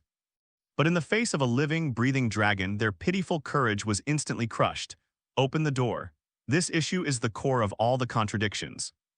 Hatred has flowed in the blood of both sides inside and outside the Great Wall for thousands of years, and it cannot be easily resolved by a single duel. At least these savages don't believe it. Lynn did not answer immediately. His gaze swept over every savage in the tent. From their faces, which displayed either awe, doubt, or anticipation, I saw the most primal desires. They all wanted to live. They didn't want to stay in this place beyond the Great Wall for even a second longer. Don't worry, among the Night's Watch, besides the Commander-in-Chief, my word carries the most weight. You don't need to worry about that at all. A collective gasp filled the tent. Even Mansred was stunned. The Night's Watch, the oldest organization in the 7 kingdoms, obeys only their Commander-in-Chief and the laws of the kingdom. What right does someone who isn't the Commander-in-Chief have to give them orders? From this day forward, I shall be in charge, both inside and outside the Great Wall. Lynn looked around at everyone, his dark eyes revealing no hint of a joke. You want land, you want food, you want warm fireplaces, you want your women and children no longer to die of hunger and cold. I can give you everything. South of the Great Wall, that vast land known as the Gifted Land will become your new home. You can graze your livestock, farm, and build your own villages there, living there together like all the people of the North. Lynn's words ignited a fire in the hearts of all the savage chieftains. Land given away, despite being considered a barren and desolate place by Southerners, but that legendary fertile land is the dreamland that these savages have longed to set foot on for generations. In exchange, Lynn's tone turned cold. You must take up arms and become the first line of defense in the north, standing with the Night's Watch to guard the wall. You need not kneel before any king or the king in the north, but you must swear an oath to me, an oath to all living beings. Your enemy is no longer the Night's Watch, but rather those monsters that crawled out of the land of eternal winter. Anyone who refuses to follow the rules and continues to burn, kill, and plunder in the north, I will personally twist their head off. My dragon will also burn his tribe, along with their tents, livestock, women, and children, to ashes. A threat, a blatant threat. But along with it came the hope they had long dreamed of. I agree. Tormund was the first to break the silence. His large face was flushed with excitement. It's better than dealing with dead people. I've been wanting to go south for a long time. I've never seen a woman from the south before. Are they as strong and healthy as us? His words immediately eased the tense atmosphere in the tent. We'll listen to you, that's right. As long as we can go and give away land. Mance, please agree already. I can't stand being here any longer. More and more savage leaders rose up, their eyes burning with fanatical fervor. Mansred looked at the almost out-of-control scene before him, at the young man who had single-handedly reversed the will of 100,000 free citizens. He knew that the old era belonging to free men was over. The procession returning to Castle Black seemed incredibly strange. At the very front was Lynn riding a mammoth. Behind him followed Jon Snow and the three disoriented rangers. Following them were Mansred, Tormund, Ygritte, and a dozen or so arrogant savage tribal chiefs. On one side are black-clad crows, and on the other are their mortal enemies who have fought for thousands of years. At this moment, they resembled a clumsy ragtag army, silently marching across the vast snowfield. "Hey, Jon Snow," Tormund's loud voice sounded particularly jarring in the silent snow. He hooked his arm around Jon's shoulder and handed him a leather flask filled with strong liquor. "Want a bite? This is giant milk brew, it's incredibly potent." Jon's body stiffened. He smelled the pungent odor of alcohol and instinctively wanted to refuse it. "Drink up." "Are you even a man?" Tormund stared wide-eyed. "Let me tell you, Lynn is such a tease, he's no fun at all, unlike you seem so honest." Jon glanced at Lynn walking ahead, then at Tormund's face, which seemed to say, "If you don't drink, you're disrespecting me." In the end, he gritted his teeth, took the wine flask, and took a small sip. The spicy liquid instantly burned his throat, causing him to cough repeatedly. "Ha ha ha, useless southerner," Tormund laughed triumphantly. He snatched the wine flask again and gulped down most of it himself. On the other side of the group, Ygritte followed Lynn like a little shadow, never leaving his side. "Are you really going to make us go and give away land?" She lowered her voice, a strange light gleaming in her gray eyes. Lynn looked straight ahead. "So, where will you live? Castle Black, Winterfell, or King's Landing? Have no idea." Then, Ygritte bit her lip. "Can I come to you?" Lynn paused, turned, and glanced at her. Her fiery red hair stood out brilliantly against the white snow. That face, which always carried a stubborn air, was now filled with cautious anticipation. Lynn simply raised her hand and tucked a strand of her red hair, which had been ruffled by the cold wind, behind her ear. "First, help your people rebuild their homes. I will come back to you after I return from Essos." Ygritte's cheeks instantly turned as red as a ripe apple. When the massive silhouette of Black Castle, like the end of the world, reappeared on the horizon, the group stopped. Two long, sharp bugle calls shattered the tranquility of the Great Wall. This signifies an attack by savages. The massive steel tunnel doors were tightly shut. On the city wall, countless black figures moved about, bows and arrows knocked, gleaming with a cold light. "It seems your brothers aren't very welcoming of us." Tormund spat and hoisted a massive bone axe onto his shoulder. The other savage leaders also gripped their weapons tightly, and the atmosphere became tense once again. Lynn ignored them and walked forward alone. He raised his head, looked at the 700-foot-high ice wall, and shouted loudly. Commander-in-Chief Mormont opened the door. Finally. Accompanied by a sickening winch whirring, the frozen iron door slowly rose upwards. At the end of the tunnel was the empty courtyard of the Black Castle. Commander-in-Chief Jorah Mormont stood at the very front. Behind him stood Eddard Stark and hundreds of Night's Watchmen, swords in hand, ready for battle. Two groups of people stood facing each other, several dozen meters apart. A tense atmosphere filled the air. Thousands of years of hatred seemed poised to explode at any moment. "What does this mean?" A radical Night's Watch officer pointed at Manslade behind Lynn and roared. "You actually brought this Night's Watch traitor into Castle Black? Ku Crow, he's not some damn traitor." Tormund immediately exploded, brandishing his bone axe and charging forward. "I've wanted to twist your scum's head off and use it as a chamber pot for ages. Sumiguchi." "Shut up, all of you," two angry shouts rang out simultaneously. One voice came from Mansred, the other from Lynn. Lynn slowly walked to the center where the two groups were facing off. He did not unleash that terrifying frost power again, but simply stood there quietly. But everyone sensed that Lynn was suppressing his anger. He stared intently at the troublemaking watchman. From this day forward, the war between the Night's Watch and the Free Men is over. Lynn's gaze swept from Mormont's face to Mansred's. "You have only one common enemy. The Night King." He raised his hand and pointed to the endless ghost forest to the north. "You may continue to kill each other here, adding new men to his impending army of the dead with your blood and corpses. Or put aside hatred, take up arms, stand together, and fight to the death for all those who are still alive." Lynn withdrew his hand and looked around at everyone. "I'm giving you a choice, but I won't give you much time. And another thing, if anyone tries to cause trouble again, don't blame me for being ruthless." The entire courtyard was completely silent. Commander-in-Chief Mormont's weathered face showed a constantly shifting expression. He looked at Lynn, then at the fierce-looking savages, and finally he nodded heavily. Black Castle is willing to form an alliance with the Free People.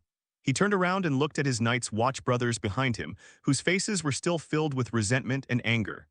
I, in my capacity as the 997th Lord Commander of the Night's Watch, hereby command you. Put down your weapons. The same thing happened on Mansred's side. The atmosphere eased considerably afterward. A fragile peace has been temporarily achieved. The two leaders decided to discuss the follow-up details at the command center. Just as the crowd was preparing to move toward the command tower, a clear female voice broke the oppressive atmosphere. Sir Lynn, Myrcella lifted the hem of her skirt and trotted out of the tower. When she saw the savages in the courtyard, dressed in animal skins and with ferocious faces, her emerald green eyes instantly filled with fear. She stopped in her tracks, her face turning deathly pale. Roar, a deep dragon roar came from above the courtyard. A shadow that blotted out the sky enveloped the entire Black Castle. Winter's massive body spiraled down. Its 3 enormous heads and 6 vertical lava-golden pupils were fixed intently on the group of strangers below. A terrifying dragon's might belonging to a top predator descended with a thunderous roar. All the savages in the courtyard, including the fearless Tormund. At that moment, everyone felt their legs go weak. This is a fear that originates from the depths of one's soul. They are not afraid of the Night's Watch's swords. But in the face of a living, breathing dragon, their pitiful courage was instantly crushed. Boom! Winter's massive form landed in the center of the courtyard, the shockwave sending countless snowflakes flying into the air. All the savages in the courtyard. Both the unruly tribal chief and the fearless Tormund took a few steps back. Seemingly feeling they were still attracting attention, they all lay down on the ground, trying to minimize their presence. What kind of monster is that? A dragon. A savage chieftain lay prone in the snow and asked in terror. Can I eat this? Tormund was the only one still barely standing. He gripped the bone axe tightly, veins bulging on his forehead, his Adam's apple bobbing wildly. He asked a question that caught everyone off guard. This scene made the Night's Watchmen, who were on high alert nearby, twitch at the corners of their eyes. They finally understood why Lynn said the savages were actually quite simple-minded. This thought process is truly unusual. Winter ignored those insignificant ants. Its 3 enormous heads and 6 lava-gold vertical pupils all landed on Lynn. Then it let out a low growl full of coquettishness, took huge steps and cautiously approached. One head nuzzled against Lynn's chest. A head tried to swallow his head. There was another head that saw Ygritte, who was standing next to Lynn, her face pale with fright. It curiously stretched its neck and gently sniffed with its nose. Ygritte froze, forgetting even to breathe. It seemed to have caught a familiar scent from Ygritte, which is why it lowered its guard. Okay, stop fooling around. Lynn patted the largest dragon head in the middle and said a few words of reassurance in Valyrian. The winter frost immediately became incredibly docile, like 3 large dogs trying to please their master, obediently lying down. This incredible feat completely won over the savages. The person who could send Tormund flying with a single punch and conjure frost armor out of thin air actually keeps a legendary dragon as a pet. Is this something a human can do? Lynn. Tormund threw down the bone axe in his hand and rushed over in a few steps, his large face filled with fanatical worship.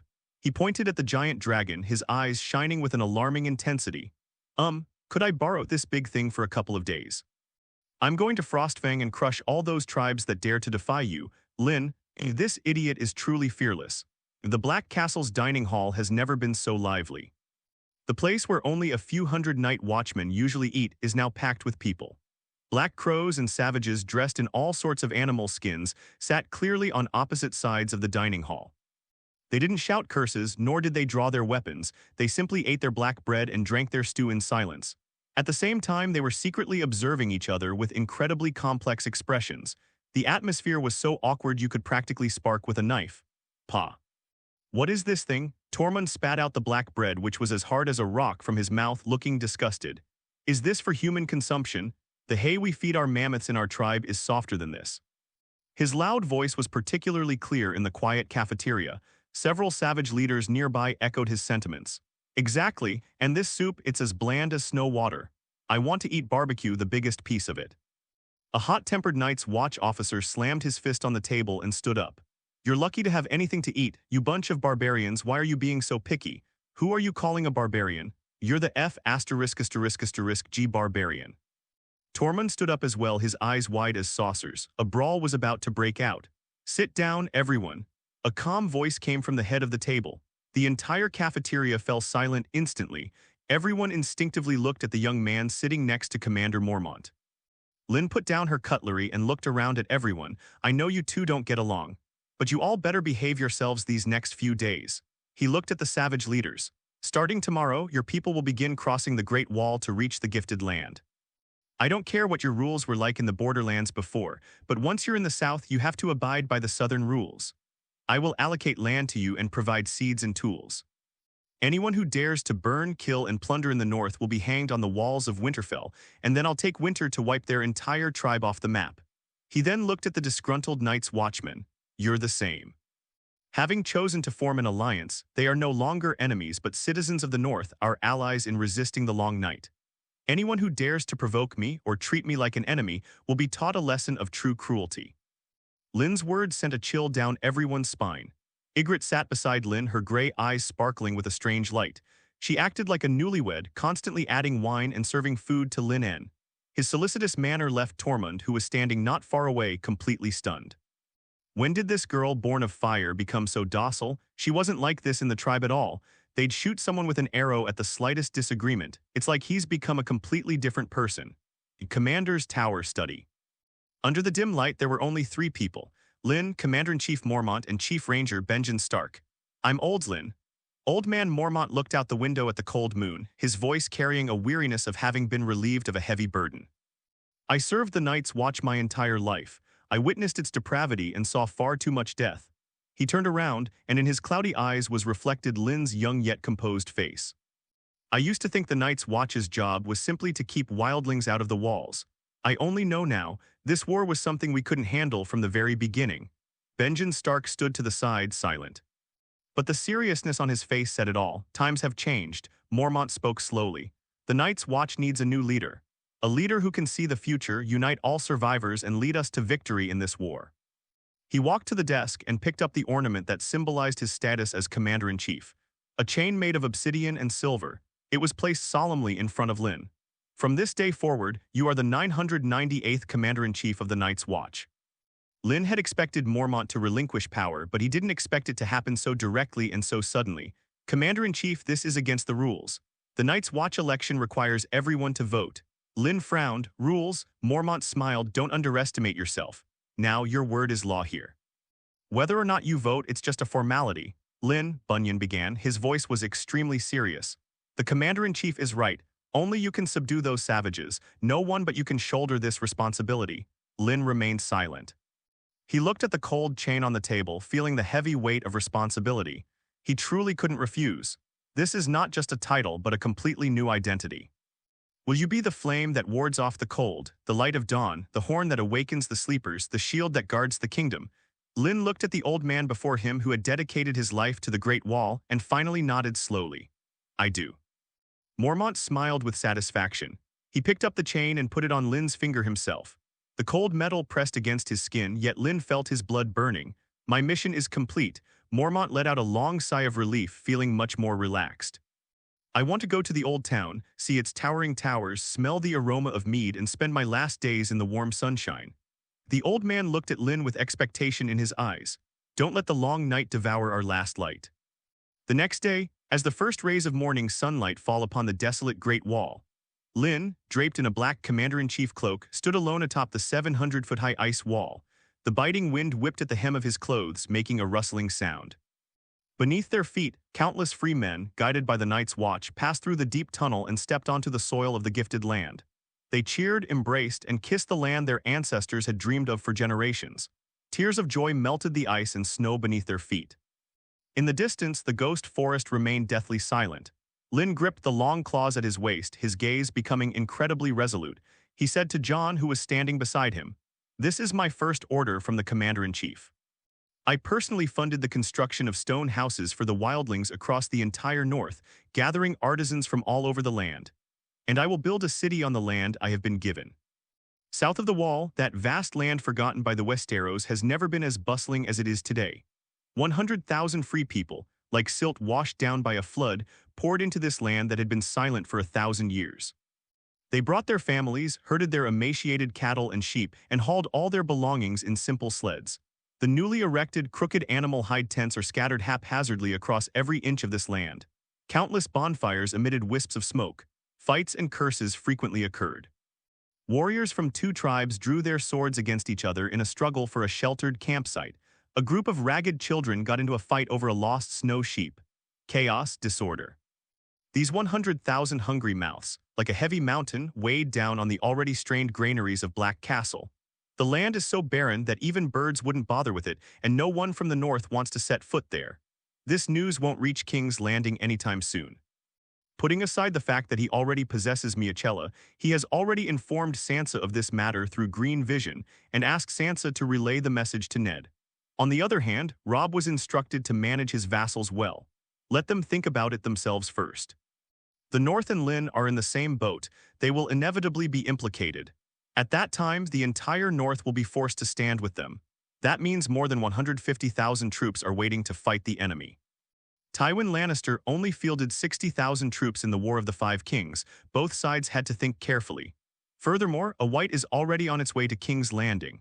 If Robert remains obstinate, then war will break out immediately.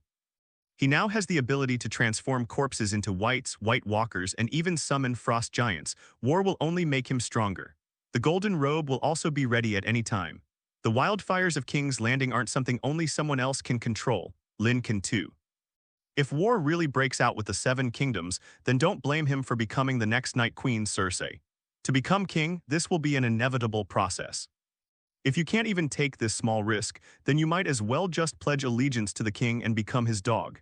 As a time traveler, I still have that much confidence. Even if they fail, they will find a chance to make a comeback in Essos. What's there to be afraid of? Lynn, this can't go on. In the study of the commander's tower, Jon Snow's face was filled with worry. Our food reserves will only last for half a month at most. Moreover, they have absolutely no discipline. There have already been more than a dozen bloody clashes today. However, most of their conflicts are internal, and they are still quite obedient for now, not attacking the indigenous people. Lynn stood in front of a huge sand table, holding several wooden chess pieces representing different tribes, seemingly planning something. He didn't even look up when he heard Jon's words. The panic is temporary, Jon. They were like a group of drowning people who had been adrift at sea for too long. Having just set foot on land, it's natural to frantically compete due to the uncertainty of the future. Once the first batch of stone houses is built and the first batch of food is distributed, they will settle down. Lynn placed a chess piece engraved with the head of a giant at the northernmost point of the gifted land, near the foot of the Great Wall. Tormund's tribe is the most capable and obedient. Let them garrison here as the first line of defense. The Thane people are the most savage and the most unruly. Send them to the southernmost point, far from the wall. Lynn's fingers moved across the sand table, arranging each savage tribe clearly and precisely. His plans were not just for temporary camps, but for entirely new villages and even the beginnings of a city. Looking at Lynn's composed profile, Jon's anxiety miraculously subsided. He suddenly realized that Lynn was no longer thinking about how to solve the immediate problem. Rather, they are playing a grand game for the future of the entire North. Those craftsmen you mentioned. I have already had Myrcella send a raven to White Harbor in the name of the Lannisters. Lynn put down the chess piece and looked at Jon. The Manly family are the wealthiest vassals in the North and also the best shipbuilders and craftsmen. Tell them I'm buying their stone and labor at a high price. Money is no problem, I have plenty of that stuff. Jon nodded. Just then there was a knock on the door. Come in. Mansred walked in. He changed out of the leather armor he had worn for many years and put on a clean black robe. He looks more like a wandering poet than a king, commanding an army of 100,000 beyond the Great Wall. His gaze swept across the huge sand table, a complex emotion flashing in his wise eyes. Jon, could you please step out for a moment? Mans said, I have something I'd like to discuss with Commander-in-Chief Lynn alone. Jon nodded, tactfully withdrew, and closed the door behind him. Only Lynn and Mans remained in the study. You did a great job. Mans walked to the sand table and looked at the orderly distribution of tribes that Lynn had planned out. You did better than me. It has taken me so many years to barely manage to unite these unruly tribes, yet they remain like a heap of loose sand. And you only took one day. Mans' tone carried a heartfelt emotion, even a hint of relief.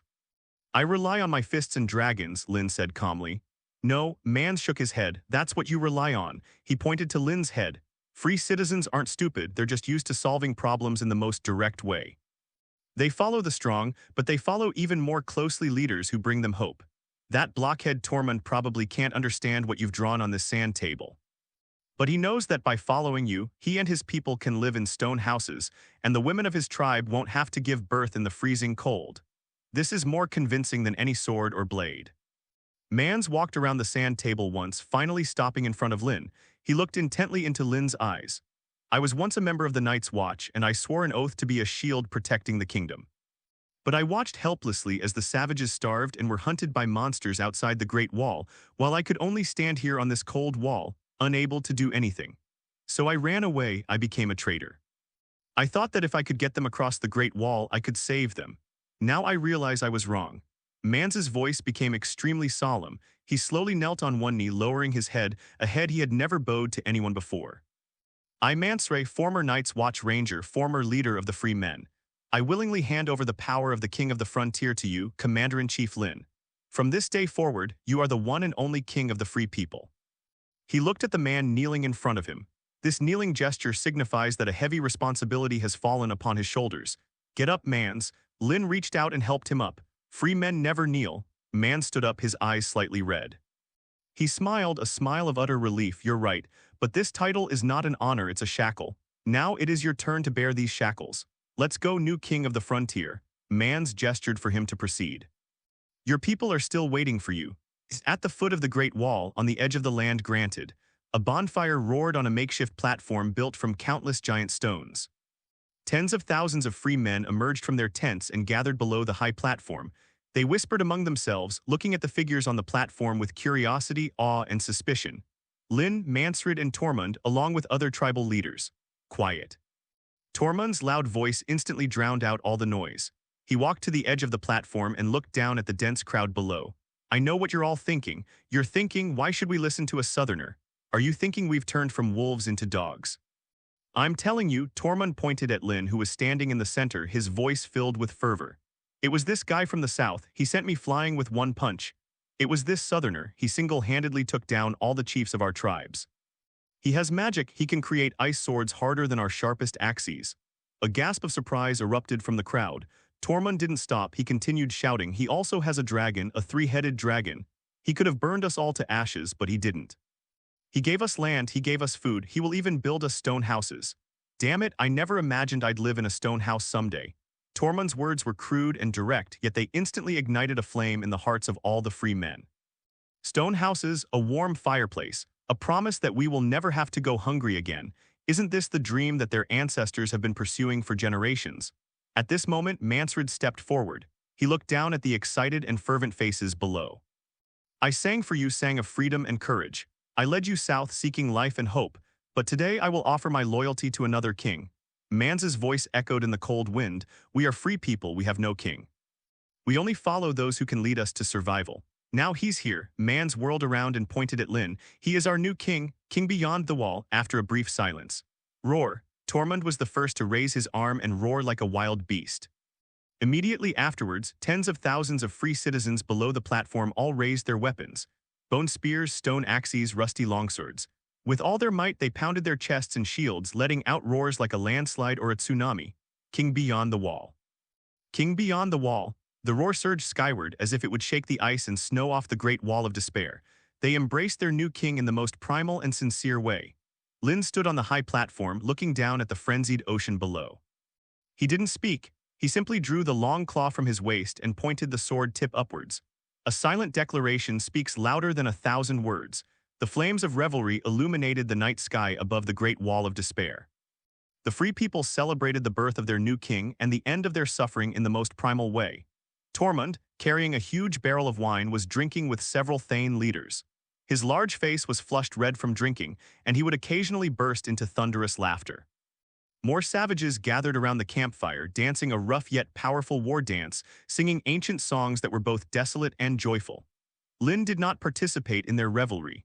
He stood alone on the balcony of the commander's tower, looking down at the surging ocean below. The cold wind blew against the black cloak he wore, a symbol of his status as commander-in-chief, yet he felt no cold at all. An unprecedented sense of satisfaction filled his heart. This is the taste of power. Aren't you going to have a drink with them? Jon Snow appeared beside him at some point, carrying a faint smell of alcohol. They need a king, not a drinking buddy. Lynn's gaze remained fixed downwards. Jon remained silent for a moment, his joy gradually replaced by worry. Lynn, we're running low on food. Jon's voice was very low. The food reserves at Black Castle, plus those from Mole Village, will at most feed these 100,000 people for half a month. And about the stone houses you mentioned, the Manley family of White Harbor did indeed send a raven reply. They are willing to provide craftsmen and stone, but the price. A hint of pain flashed across Jon's face. It's almost draining the entire Northern Territory's annual tax revenue. Money and food are not problems. Lynn's tone was calm. He turned and went into the study, gesturing for Jon to close the door. In the dim candlelight, Lynn sat in a chair and closed his eyes. Jon looked at him, puzzled, wondering what he was going to do. Lynn's mental energy spread out like a tide at this moment, through cold stone walls, across vast snowfields, over swamps, and beyond the Twins. His consciousness stretched southward at an unprecedented speed. The entire continent of Westeros seemed to have transformed into a vast and boundless starry sky. Every living being is a star that shines with its own glimmer of light. Some were bright, some were dim. He saw Robb practicing troop deployment in front of the sand table inside Winterfell, his brow furrowed. He saw Lysa Tully nervously breastfeeding her eldest son in the Eyrie. Lynn did not linger. He traversed everyone's dreams. Ultimately, his consciousness arrived at that city filled with desire and intrigue. Reigned supreme. In that ocean of souls, he searched for a familiar glimmer of light, found it. Sansa Stark sat by the window, looking at the ledger in her hands, her small face filled with a worry beyond her years. Since Lynn left King's Landing, her business in the city has been significantly affected. Most importantly, Lynn hadn't written to her in a long time. That scoundrel, I wonder if he got seduced by some wild woman in the north. As she was lost in thought, a thought suddenly popped into her head without warning. It's really too unsafe to keep these gold dragons I've earned recently in my hands. If one day the forces of King's Landing turn their backs on us and try to settle scores with the Starks, we certainly won't be able to keep this money. Why not? Why not take all these golden dragons to the Iron Treasury in Bravos and exchange them for the safest bills of exchange? The Iron Treasury was highly reputable, and their drafts were accepted throughout the world. Moreover, I heard that the Iron Treasury is currently funding the development of the North, so depositing my own money into it is a way of indirectly supporting Lynn. Right, that's what we'll do. Sansa thought about it more and more and felt that this idea was simply ingenious. She even felt a little proud of herself for coming up with such a thoughtful solution. She immediately got up and began packing her things, preparing to go to the Iron Vaults branch in King's Landing first thing the next morning. Meanwhile, Lynn met Arya again. Since he left, Arya had become much quieter, staring blankly at him, propping her head up with her little hand, lost in thought. The far north. Lynn slowly opened her eyes. The method the three-eyed raven taught him worked wonders. Feel, not control. Forcing orders will only provoke the soul's most primal resistance. The highest level of skill for a shapeshifter is to subtly implant an idea, making the other person believe it's a brilliant idea she came up with herself. It nourishes things silently. What's wrong? Seeing Lynn's expression, Jon asked curiously, "It's nothing, our money is already on its way." Lynn stood up and patted Jon on the shoulder. "Oh, right, the matter of the blessed items is still entrusted to you. Collect as many as you can, one of each kind." "Jon, I'm leaving these matters to you. I trust you, don't let me down. Starting tomorrow, we will fully push forward with the construction of the donated land. I want to have all the free people living in stone houses within a year." A brand new city has been built at the foot of the Great Wall. Jon was stunned. The money problem was solved just like that. Before he could react, Lynn had already left the study. As night deepened, the revelers gradually quieted down. Instead of returning to her tribe's tent, Ygritte slipped silently into the command tower like a kitten. She found Lynn's room with ease. Pushing open the door, I saw Lynn packing her bags. He folded the black commander-in-chief's cloak and set it aside, then changed into a set of light leather armor. "Are you leaving?" Ygritte's heart sank. "Yeah, I have some business to take care of in Essos." Lynn didn't turn around. "Take me with you." Ygritte blurted it out almost without thinking. Lynn stopped what she was doing and turned around. He looked at the red-haired girl in front of him. Her usually stubborn gray eyes were now filled with unease and pleading. "You can't go." "Why?" Ygritte's eyes reddened. "Do you find me troublesome?" "No." Lynn walked up to her and reached out to tidy her red hair, which had been ruffled by the wind. "You stay, there are more important things to do." "What's up?" Lynn glanced at the room next door. "Take good care of Princess Myrcella." "Ha!" Ygritte was stunned. She thought she had misheard. "Are you suggesting we send this savage to take care of a blonde, blue-eyed southern princess?" that delicate-looking little girl who looks like she could be blown away by a gust of wind. Are you kidding me? Do I look like I'm joking? Lynn's expression was serious. She is the king's daughter, the darling of House Lannister. Her presence here is a guarantee of peace between the North and King's Landing. I need someone I absolutely trust to watch over her and protect her. Ygritte's heart began to pound uncontrollably. A person you absolutely trust. He trusts me, but I don't know how to do anything. Ygritte seemed somewhat unsure of herself. I can barely read any words, I can only write my own name. You can even write your own name, that's exceptional even among savages, which proves your high talent, but none of that matters. Lynn smiled. I will leave you a large sum of money. Go to White Harbor or Old Town and hire her the best etiquette teacher and the best scholars. Let her learn music, dance, history, and the etiquette of the nobles from the Seven Kingdoms. In short, train her to be the most elegant and noble lady in Westeros. Ygritte was completely stunned. She felt like her brain wasn't working properly. How could you expect a free citizen who doesn't even know how to use a knife and fork to supervise a princess in learning aristocratic etiquette? This is even more outrageous than sending her to fight a giant one-on-one. Ygritte stammered, unable to utter a single word. Lynn couldn't help but laugh when she saw her adorable, bewildered expression.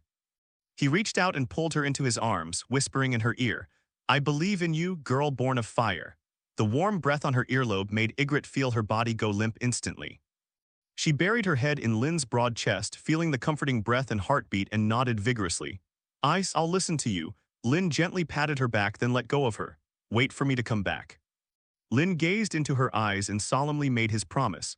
I will come back to you when I return from Essos. The next morning, as the first rays of sunlight pierced through the clouds, they gilded the endless ice walls with a golden edge. Winter's colossal, sky-covering form rose into the air from the courtyard of the Black Castle. It let out a dragon's roar that resounded through the heavens, and carrying its master, it sped eastward towards that vast, unknown continent. On the balcony, Ygritte, wearing an ill-fitting black cloak, stared blankly at the black dot disappearing into the horizon. She only slowly withdrew her gaze after Winter's figure had completely disappeared. She took a deep breath, and an unprecedented flame ignited in her gray eyes. She turned around and pushed open the door to the room next door. Princess Myrcella was sitting in front of her dressing table, combing her beautiful blonde hair. From today onwards, I will be in charge of your etiquette lessons. Ygritte crossed her arms and leaned against the doorframe, speaking in a stiff tone. I will hire the best teacher for you, if you don't study well. Ygritte paused, thought for a long time, and finally came up with a threat that she thought was very intimidating. I'll shoot you with an arrow. Hello, everyone. As we wrap up this video, I want to share a quick note. I have a Patreon account. If you'd like to support me and enjoy on-demand audiobooks, you can become a Patreon member. Alternatively, you can check out my Google Drive link, which has 500+ novel audiobooks available through my Ko-fi or Patreon shop. I appreciate your support.